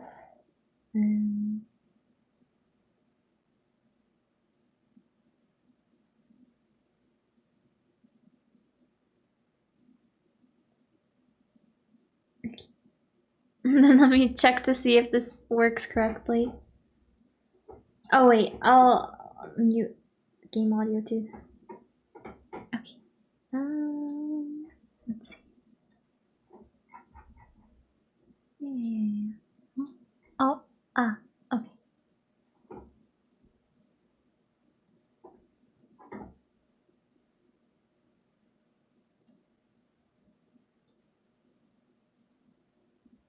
Okay, yeah, and you can watch it. He's good. It's so funny though. Let me do this. Wait, let me check to make sure again though.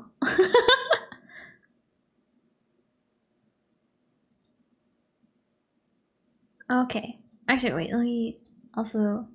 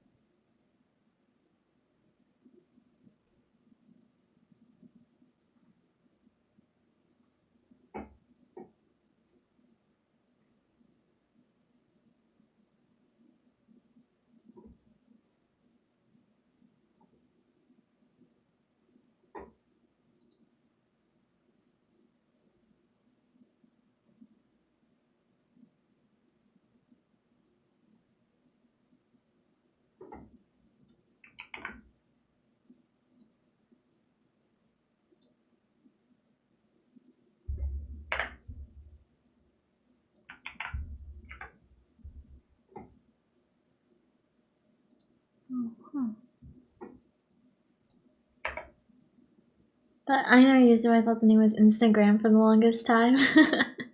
That's funny. Watching give you the bravery to attempt beatboxing. No, I would say it does the opposite.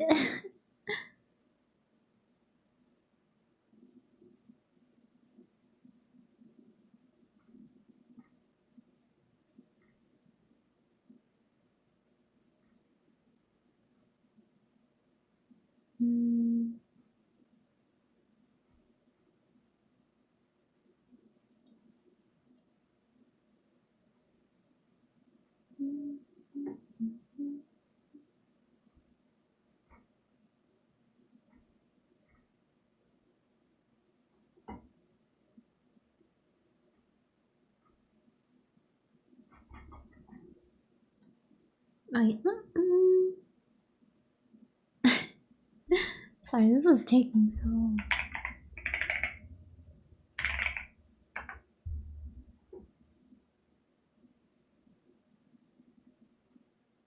Okay, no wait. Okay. Let me just do this instead.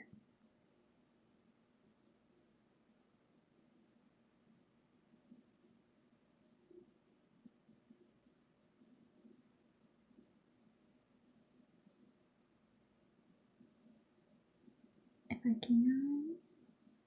Ah!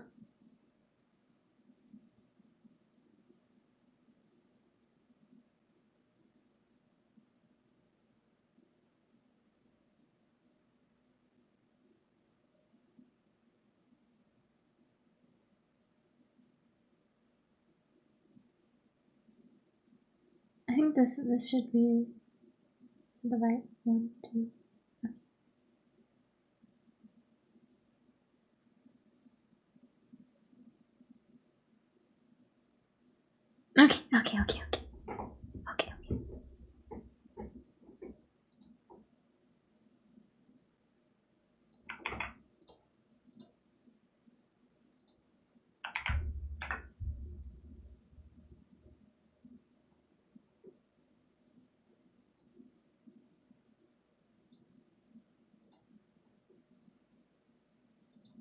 Okay. Okay. Anyways, this is here. Okay. We can watch it together though. Oh wait. Oh, I guess I don't have the little timer thing up. I'll start watching it when it becomes the 10th minute. 10 seconds from now. 4, 3, 2, 1.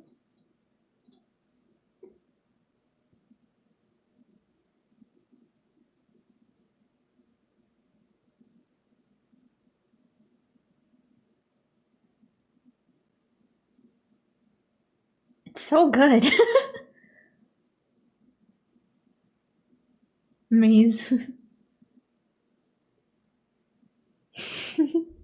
Onion.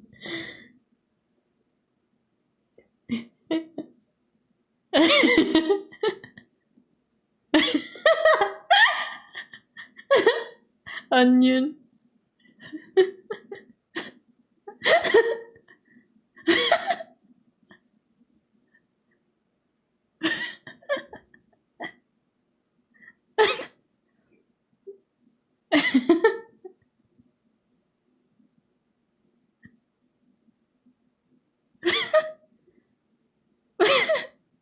He just starts talking normally.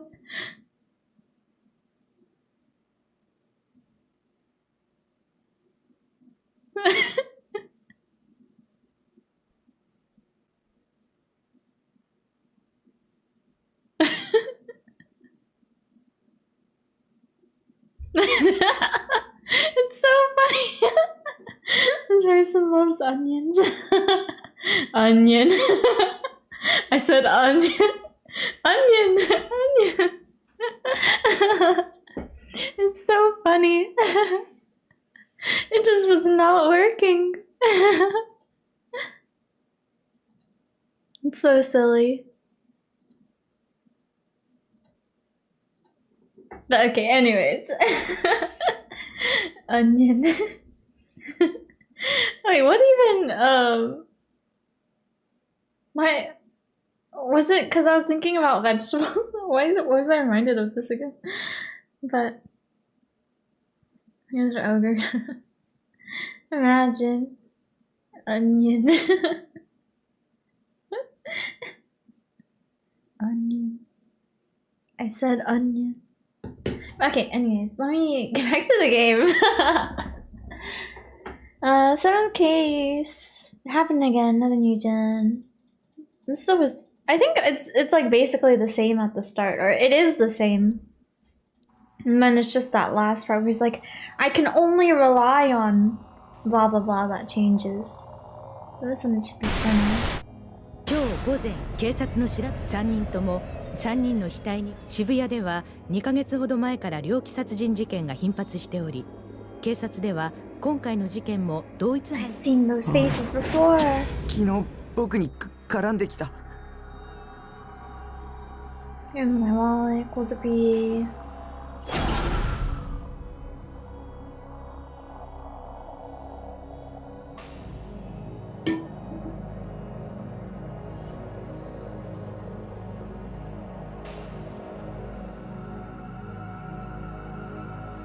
Alright, and the first person that came to mind was... お前が望むと望まないとに関わらず、もしこれ以上踏み込んでくるような負を正にするぐらいの強い意識を持つに、中途半端な気持ちじゃ妄想に食われるだけだぞ。Aoi Sena. Yesterday, when the two of us had gone our separate ways, she'd given me that piece of advice. She definitely knew something. She also had a D sword. She seemed strong too. Would she be my savior? If not, I was doomed. Okay. Sena, save us! Sena! The following day, I made my way to the front of the station. In all honesty, I really didn't want to go back there. After all that traumatic Esper BS, the front of Shibuya Station brought back nothing but bad memories. Oh, that's right, this is like after. After going to O Front and everything.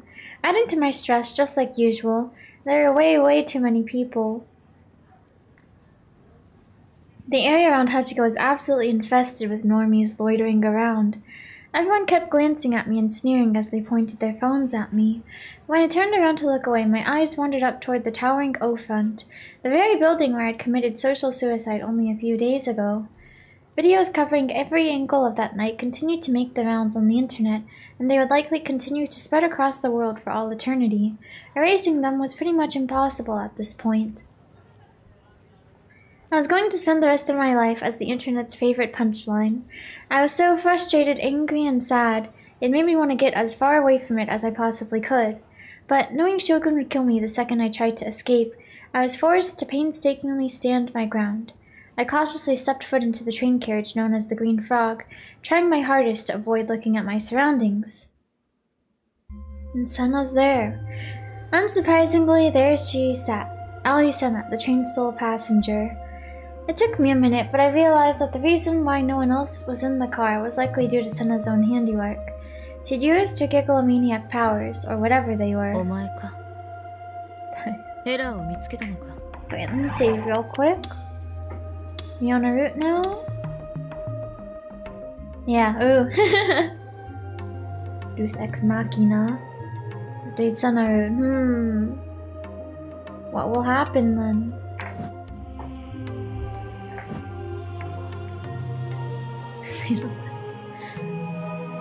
Shaking my head lightly, I handed her the kunchi-kun I'd bought in advance from the local convenience store.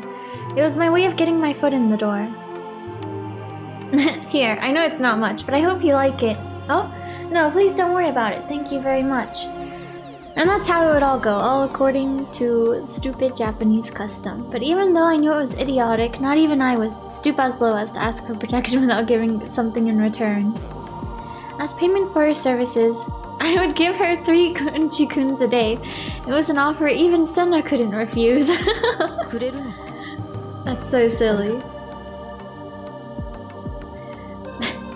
Such a silly plan, Takumi. She accepted it with surprisingly little resistance. Fuhihi, everything was going according to plan. All according to Keikaku.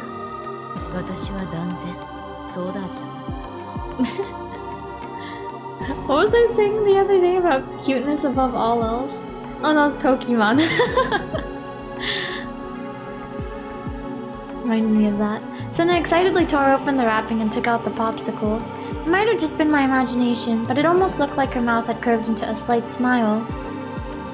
Man, just how obsessed with those things are you? You're practically asking for a stomachache.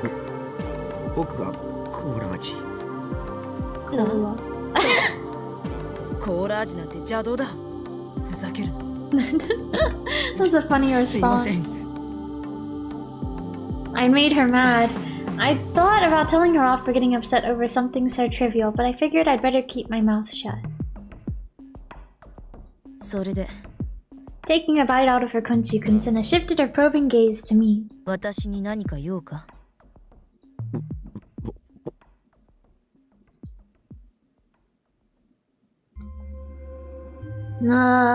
Why'd she have to be so intimidating? A look in her eyes could turn me to stone. All I wanted was to ask for help, but it felt like the sheer anxiety alone was gonna kill me. I was already bad enough at talking to 3D girls as it is. I took a few deep breaths and just barely managed to calm myself down.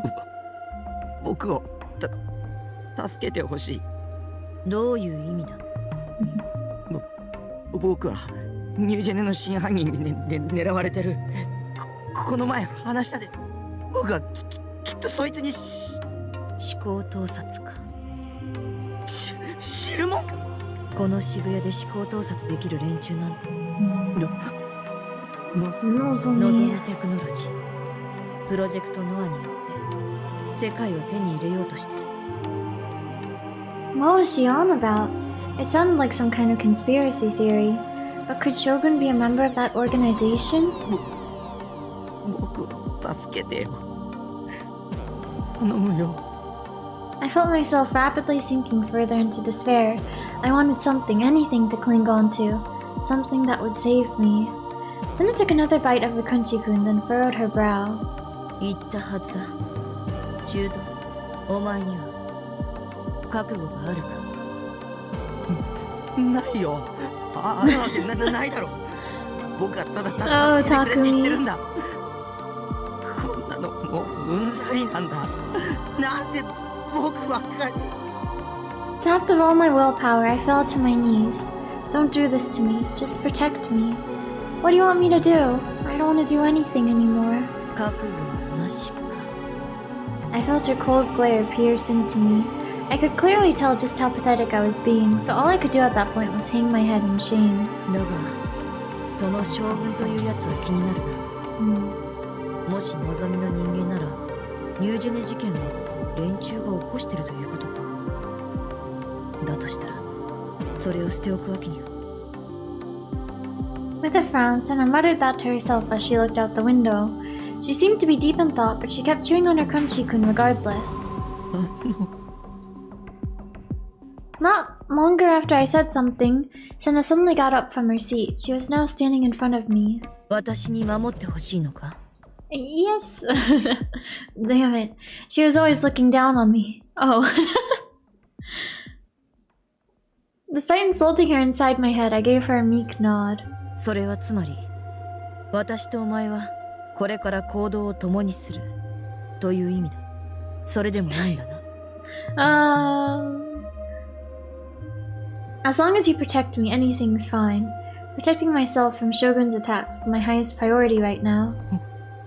本当に守ってくれるなら文句は言わない。決まりだ。Sena extended her hand toward me. I stared blankly at those delicate fingers of hers, unsure what they were trying to convey. Growing impatient, Sena grabbed my hand and pulled me up. Our eyes met, if only for an instant. Having our gaze intertwined at such a short distance made me frantically avert my eyes. She then let go of my hand. じゃあ行くぞ。 And then, as if to spur me onward, turned her back to me. 行くってどこへ？のぞみテクノロジーの本社だ。Oh, okay. And down to business.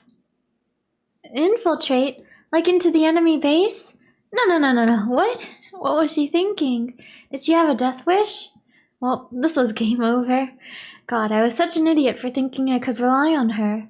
Like hell I was going anywhere near there. I wanted nothing to do with this. I wasn't the kind of person to just waltz right on into my death. I was the type of person who tells someone, wow, that plan sucks, and then ditched them. He is that kind of person. Ignoring my look of disbelief, Sena strolled briskly out the door. However, I, meanwhile, stayed right where I was, refusing to budge an inch. Suddenly, I realized I could no longer move my arms. I glanced down at my body.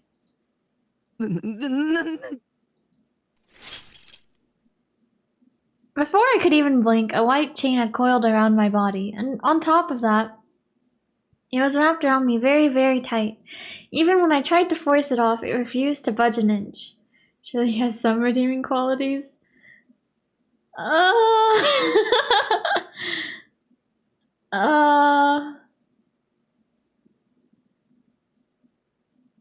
Well, he does care for his sister.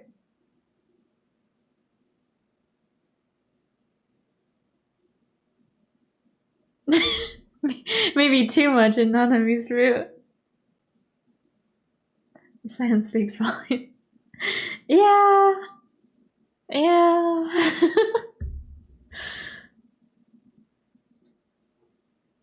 Who the? When the? What the? How did this even happen? ぐずぐずするな。 Oh, you and her ending? Oh, that's right. Oh, yeah. His words that he spoke, they were good.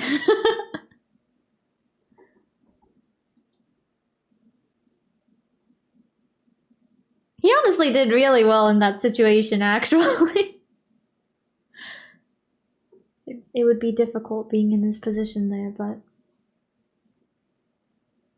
Sena poked her head out of the window, then urged me to come quickly. I felt the chain wrapped around my body being tugged. I tried to resist, but I no longer had full control of my body. I feel like this is already starting to go a certain way. The chain led outside the train carriage and ended when it reached Sena's hand. She was holding it. She was the one pulling me. I see. Wait, no, it was nothing like that.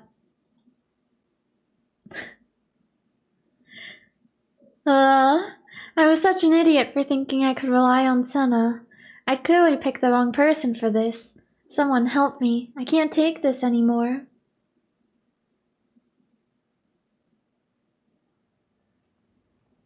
Nozomi's main branch was apparently within walking distance of Shibuya Station. My mental strength had already been completely drained before we even reached it. After all, Sena had been parading me around right smack in the middle of Shibuya. It went without saying that practically every cell phone in existence had been pointed at me, and with that, my dark past had grown even darker. There was definitely a thread about it on that channel by now. Esper Nishijo. The Dokyuns are never gonna let me hear the end of this. No matter how much I pleaded with Sena, she refused to remove the chains. 今のお前にとって必要なのは目立つことだ。今のところ。Is that what we're going for? Standing out as much as possible? Lucky dog. She was constantly spouting all sorts of nonsensical reasoning like that. Seriously, what kind of BS logic was that? Anzai sensei. I want to be a man who stands out from the crowd. Had I asked her anything like that? No, I hadn't. Let's save. And then let's read it. Oh, and I guess this one was Kozupi's D-Sword. The coach from a famous basketball manga. On the internet, users parody a certain quote from the manga in order to express a desperate desire, e.g., Anzai-sensei, I want to blink. Another oft-quoted line, this one spoken by Anzai-sensei, is, if you give up, it's game over. Okay. It's okay. Yeah. Snowdrop. The excessively violent design of Kozure's sword represents the very soul of Kozure, who has no mercy for those who seek to harm her. Kozure is small and weak, so as a result of her intense desire for the power to protect herself, she materialized a gigantic weapon that was the exact opposite of her physique. In addition to its size, it is specialized for combat. It automatically provides a target based on Kozure's will, then draws the most efficient trajectory to demolish it. This is why whenever Kozure wields this sword, it appears as if the sword is swinging her around. I see. Man, kozupii. Okay. Strolling right into the enemy base. What the hell was she thinking? We could be killed at any moment. Completely ignoring my complaints, Sena casually entered the fancy building, dragging me right along with her. After all, the chain had given me no choice in the matter. Okay, oh wow. We're in. First, we've seen this part of the building. The grandeur of the expansive lobby standing before me took my breath away. The Nozomi Group. It had apparently become one of Japan's leading conglomerates. A place like this was so far removed from the life of a student like me, it felt like a completely different world. Okay, let's read it. Conglomerate. A large corporate entity formed by the repeated merging of companies from various industries that are not directly related. They manage a wide range of industries. I never set foot in a building quite like it before. The size of the lobby, the practical enshrinement of the hot grills at the reception desk. I had to take a moment to breathe. Wait, we were in a company workplace. Shouldn't it have been off limits to unauthorized personnel? Both Sena and I were wearing suime uniforms. So we were very obviously high school students. Not only that, but I was wrapped up in a chain too. We were practically screaming that we were intruders. For Sena to disregard this and enter the building like she owned the place, I began to doubt her sanity. The moment we entered through the automatic doors, I made eye contact with one of the receptionists. 帰ろうよ。 I was hesitant to go any farther than we already had, but Sena didn't stop moving. 心配するな。 We moved past the reception desk and headed toward the elevator in the back, and nobody had said a word to us. What the hell?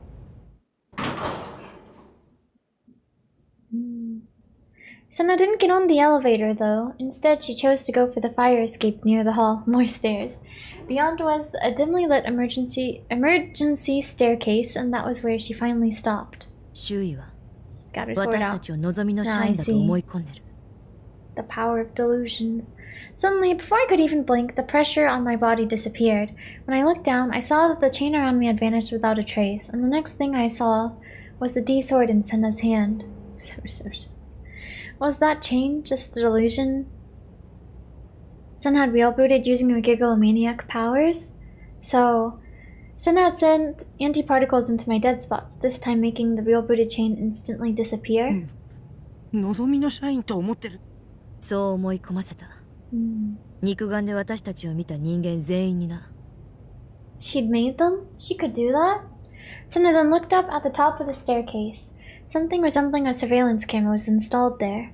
It had a red light affixed to it, and it let out an eerie sound as it surveyed the room. 監視カメラにも。やろうと思えばできるかもな。なんであり Stealth えない。 mission. スニーキングミッションでは監視カメラを最初に壊すでしょ。常識的に考えて。 Let's read it real quick. Lots of new tips here. Stealth mission, a type of level often seen in various action games. The goal is to infiltrate enemy territory, achieve an objective, then escape, all without being detected. This type of mission has become so prevalent in modern games, it is considered its own genre. Also known as sneaking missions in a certain tactical espionage action series. Okay. Well, everyone who played a video game before, at least. 言っただろ。お前が目立つことが必要なんだ。 And that's exactly what I don't get. In those kind of buildings, elevators are usually locked with a pass card. Yeah. Aren't you contradicting yourself? You made them assume we're Nozomi employees in order to camouflage us, but then you turn around and say, you need to stand out? Which is it? What exactly are you trying to do? All everyone ever does is speak in riddles. Do you all think I'm an idiot or something? What, do you all think to yourselves, even if I try to explain it, he won't get it? You are, aren't you? Damn it, I'm smart, people. My IQ is absolutely higher than Sena's, no doubt about it. Is it? As I bit my lip in frustration, Sena took off on her own up the stairs, leaving me behind to continue seething. This girl have any actual interest in protecting me? No, she didn't. After all, she'd already put me in harm's way by dragging me into this building. But regardless of her intentions, I just wish she'd stop rushing ahead on her own. She could at least tell me where she was going and what she was trying to do. Just give me some sort of explanation, please.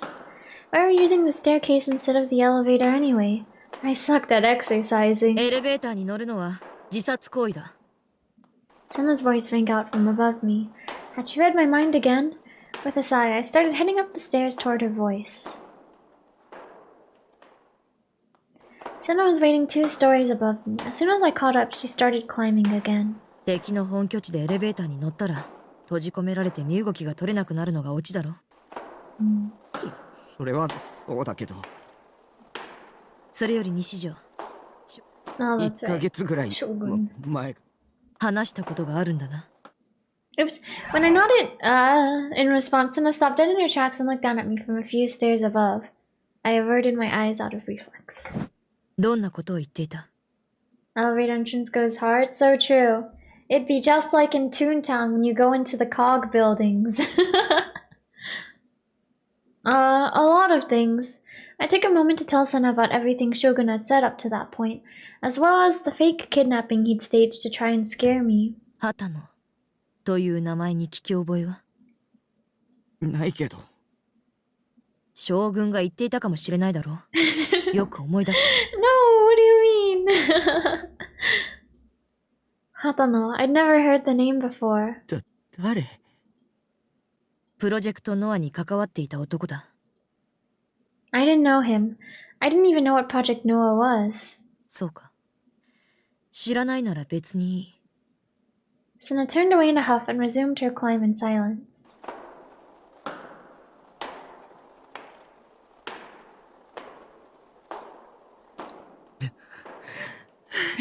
Ooh, 20 stories. That is quite a bit. We'd gone up at least 20 stories with next to no breaks. I had probably never climbed so many stairs in my entire life. I was exhausted. I didn't want to climb anymore. Sweat trickled down my forehead, stinging at my eyes. I wiped it off over and over again with my hands, but it continued to bleed no matter what I did. My legs felt heavy. I couldn't breathe. I felt like I was going to suffocate. I planted my hands on my knees in an attempt to catch my breath. Drops of sweat fell from my face and dotted the floor. あとどれぐらい登るの？社長室は最上階にあるらしい。Floor 31. Oh 31 my 階だ。 goodness. That is a tall building. 10 more floors to go. Oh, my stomach is rumbling. Hold on, why was I even going along with this in the first place? All I'd done was ask Sena to protect me, so why was this happening to me? This face appeared in the back of my mind. My heavy breathing reverberated throughout the quiet staircase. Surprisingly, Sena didn't try to go on ahead after I caught up this time. Instead, she leaned against the wall and stared at me with a blank expression on her face. Seemed like she was finally letting us take a short break. Mounted above Sena was another one of the security cameras. They were installed on every floor. There was no way they hadn't found out that we'd been climbing the staircase by now. Security guards could arrive at any moment. 監視カメラに細工をしなかったのは？ Suddenly, Sena began to murmur something. 将軍がもし望みの人間でこのビル内にいるならおびき寄せることができるかもしれないと思ったからだ。 Could you hear my stomach? Out of curiosity. つまり When I was speaking. 僕はおとりってわけ？そういうことになる。もともと望みになんか興味はなかったんだけどな。このビルに乗り、もちろん、いつかはプロジェクトノアを潰そうとは思っていたが、それは今じゃない。それよりも優先しなくちゃいけないことがあった。She'd become awfully talkative all of a sudden. Was she finally going to explain why we were here? But Sena didn't reveal what that something else was. お前の話を聞く限り、その将軍は何かを知ってる。あるいは、畑野のことも。For a split second, her face stiffened upon saying that name. Were they really that terrible of a person? 安心しろ、西条。それにお前だって将軍の正体を知りたいだろ。脅威を排除するにはこちらから攻撃。Sena abruptly stopped. She then frowned, stepped away from the wall, and readied her gigantic D sword. Right in the middle of this narrow, cramped stairway. どうしたの？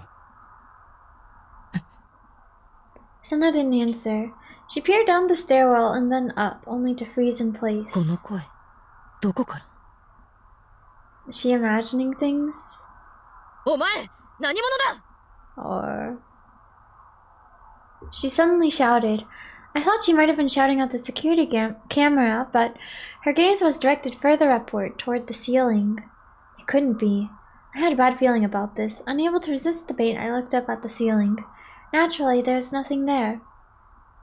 After all, I couldn't hear the voice, but I had a good idea of what it was. Shogun. He was reading our minds using some satellite way up in the sky, and he was making Sena hear some kind of voice. セナ、その声を聞いちゃダメだ。Oh. セナ! I promptly grabbed hold of her shoulders and shook her. 将軍は望みの人間じゃないらしい。I was right. She had heard Shogun's voice. 騙されてる。音だ。My hands were still gripping her shoulders. She responded by grabbing my wrists tightly. Her nails dug in deep, shooting pain throughout my entire body. My face twisted in. 西条、音がしている。気をつけろ。Okay. Nanami. A flash of light burst into my head, and from that light an image came forth. A dark room, a puddle of blood staining the floor, a modern art piece resembling that of a crucifix. Someone was bound there with their head lifelessly hanging down, their clothes stained in blood, their right hand cruelly severed.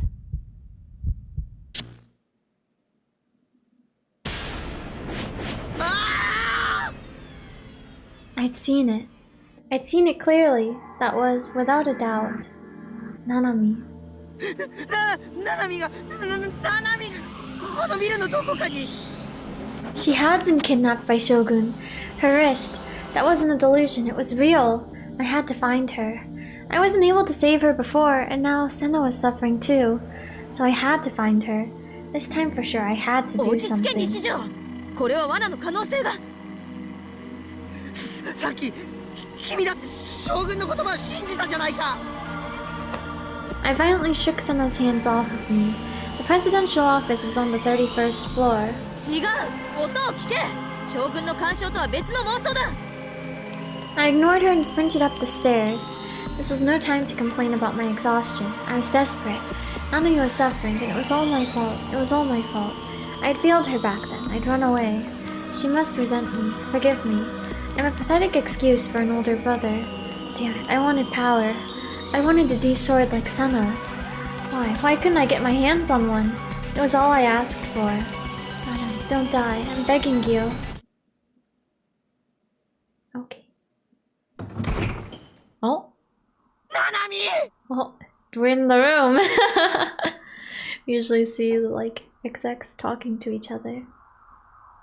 I guess with Norose, but I made it to the giant 31st floor and there was only one entrance to it.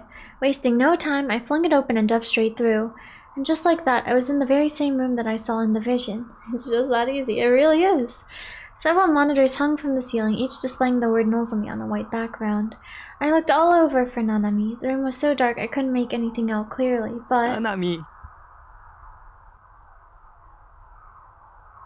There were no signs of life. No movement. No breathing, nothing at all. 西条。 Chasing after me, Sena flew through the open door. She forcefully grabbed my hand. 今すぐ出るぞ。だってナナミが。聞こえないのかこの音が。 Oh? Suddenly, the door that we'd left open slammed shut all on its own. Spooky. The room grew even darker. しまった。 Sena ran to the door and wrestled with the knob, but it refused to budge. Then the outline of the D-sword in her hand suddenly faded to nothing. It was almost as if it had completely dissolved. Oh. 閉じ込められた。 Dun dun dun. だったら。うまく妄想できない。 Sena's face twisted. She rubbed her temples and weakly shook her head. I was getting a headache. I only noticed it when I'd regained my focus.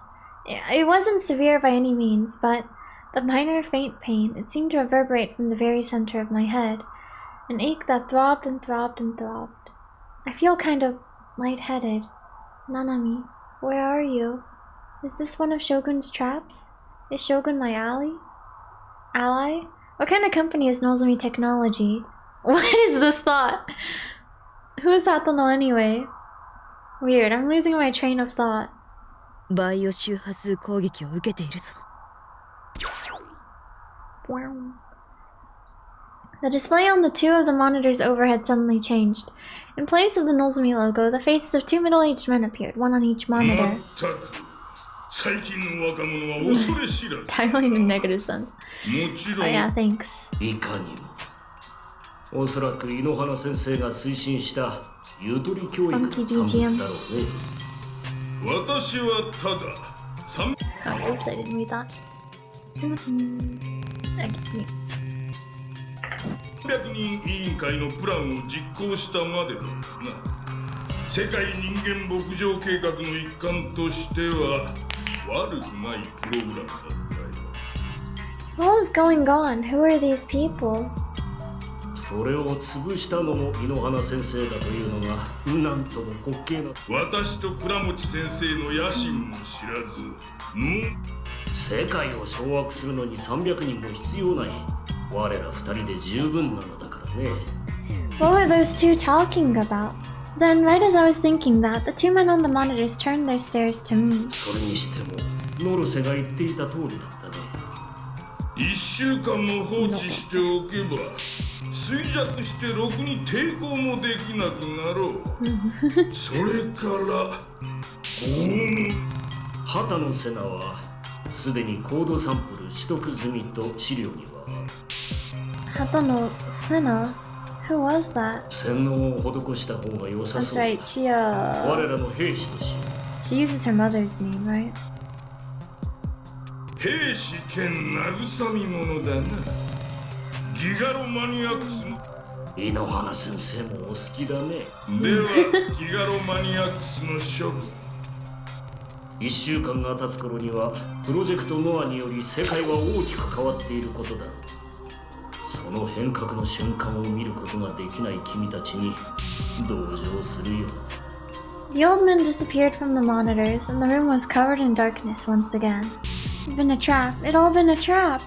To think two grown men, one of which I was sure was a member of the House of Representatives, would join forces just to trap some random otaku freak like me. This couldn't be real. It had to be a joke. Nanami wasn't here. She had to be imprisoned somewhere else. I felt absolutely pathetic for playing right into their hands. If I'd known this would happen, I would have just listened to Sena. 衆議院議員と天聖振興会の教祖が300人委員会の一員だったとはな。I was wondering what that sound was. Sena slammed her shoulder against the entrance again and again. It refused to give in. It'd probably been locked from the outside. And seeing as it was extremely sturdy, trying to bust it open was likely impossible. 300人委員会 If I remember correctly, wasn't that the name of that organization which occasionally popped up in conspiracy theories? Did it actually よ exist? く考えてみればそれも納得だ。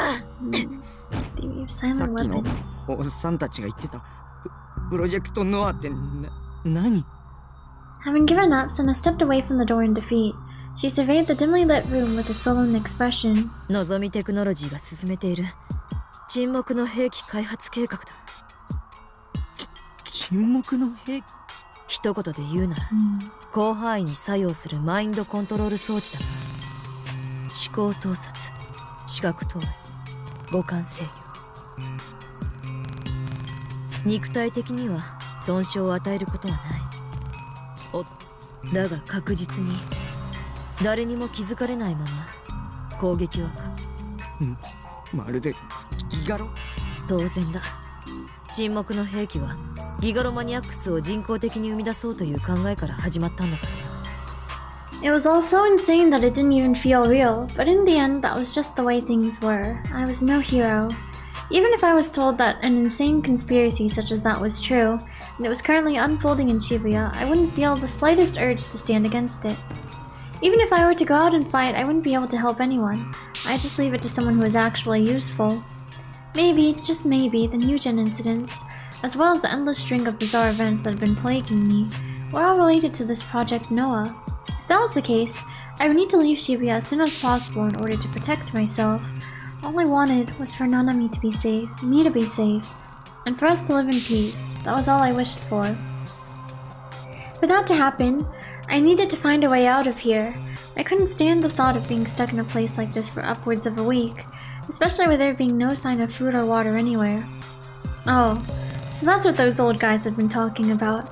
If we didn't eat or drink for an entire week, we'd inevitably start to break down. Worst case scenario, we could even die. セナ、なんとかここから脱出する方法を考えてよ。扉は開かない。Sena looked utterly exhausted. ディソードはなぜか出せなくなった。力を封じられたか。沈黙の兵器で攻撃されているぞ、日常。A silent weapon attack? The hell? Are you saying there's no way out? Sena, with a look of pure exhaustion, slumped down to the floor. 大丈夫それになんだか妙な気持ち、胸の奥が締め付けられるよ。Her breathing shallow. Sena undid a few buttons of her uniform. Even in the dark, I could see that her skin was drenched in sweat. Despite her situation, I found myself getting flustered. Come to think of it, it did feel pretty hot in here. なあ、水を持ってないか。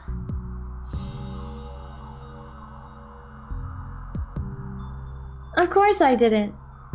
But I was getting thirsty too, and fast. The thought of spending a full week in this heat without a drop of water made me feel utterly hopeless. What is gonna happen here? Sena was staring fixedly at me. I knew there was no way I'd be able to maintain eye contact with a 3D girl, so I desperately looked away. But I could still feel her gaze piercing through me. Don't look. When I answered, I took a quick glance at Sena. Our eyes met. Hold on, what was up with those shimmering eyes of hers? She almost looked like a love-struck maiden or something. So I didn't know if that actually happened in reality. Panicking, I turned my back to Sena and gulped down my building saliva. それどういう？お前を見ていると切ない気持ちになってくるんだ。くそ、ふざけた攻撃を。So the attack involved making Sena feel like she'd fallen in love with me? Boo-hee-hee. Or could it be that she'd already had feelings for me to begin with? Yeah, no way in hell. Use your brain, Takumi. 感情操作って一体どんな仕組みで？人の感情なんて結局その電気信号に干渉する技術は分かっただろう。世界は電気仕掛けだ。私が言った意味が。Does that mean it's like a program? Lines of ones and zeros. It'd be incredibly easy to tamper with something like that. It's a scientifically proven fact that electric signals run through our brains, so in reality, not only our emotions, but both the mind and the soul are reducible to mere electronic signals. Wait a second. That's no different from 2D, is it? For example, let's look at a heroine from an It'll Get Lisa Lit from yeahhhh, the anime version of Seiratan and Sena. What's the difference between the four of them? If what Sena says about everything in the world being an electronic device is true, then there are no differences. They're all the same, mere electronic signals running through a device. I felt like I finally, albeit vaguely, understand why Sena had used the word error. If all of that was true, then this Noah 2 weapon would be like some super deadly virus or someone using cheats in order to PK. Not even Needhart could win against those kinds of people.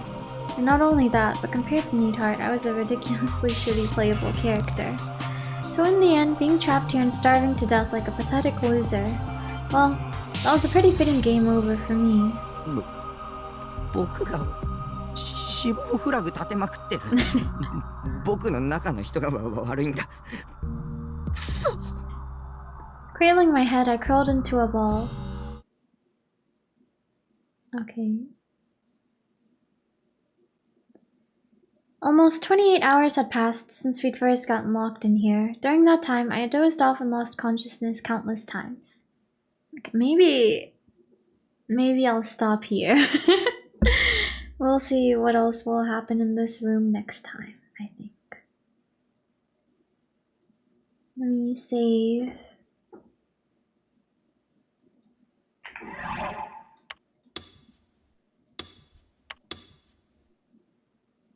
And then turn to title menu. Yes. Let me get those fries. I'm thinking about it. Fries. They do sound good. I guess my stomach is rumbling. I personally do not feel particularly hungry though. I mean, I'm like craving fries, I guess, but you know. But I guess my body is hungry, so I'll do something about that. Otherwise, yeah. You know what I mean.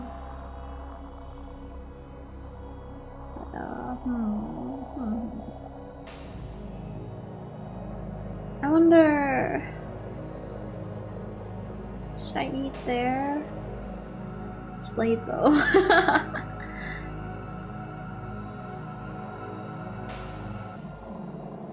Well, I'll think about it. Is veggie food to make you feel full? I would say so. Go walking at night. Yeah, it is quite late right now, but we'll see. But yeah, we did kozupii's route today. They died. Lots of people died. And then kozupii and Takumi died. Yeah. We started Sena's route. We'll finish it next time, I think. Yeah, it was just today. I didn't realize, but gotta not sleep too late, so. Practice driving. I mean, I guess so. Thanks for stream. Thanks for watching. But yeah, okay. I shall go now. But I hope you all have a good rest of your day / night. Thank you for watching. Bye bye. Good night. See you. Bye bye.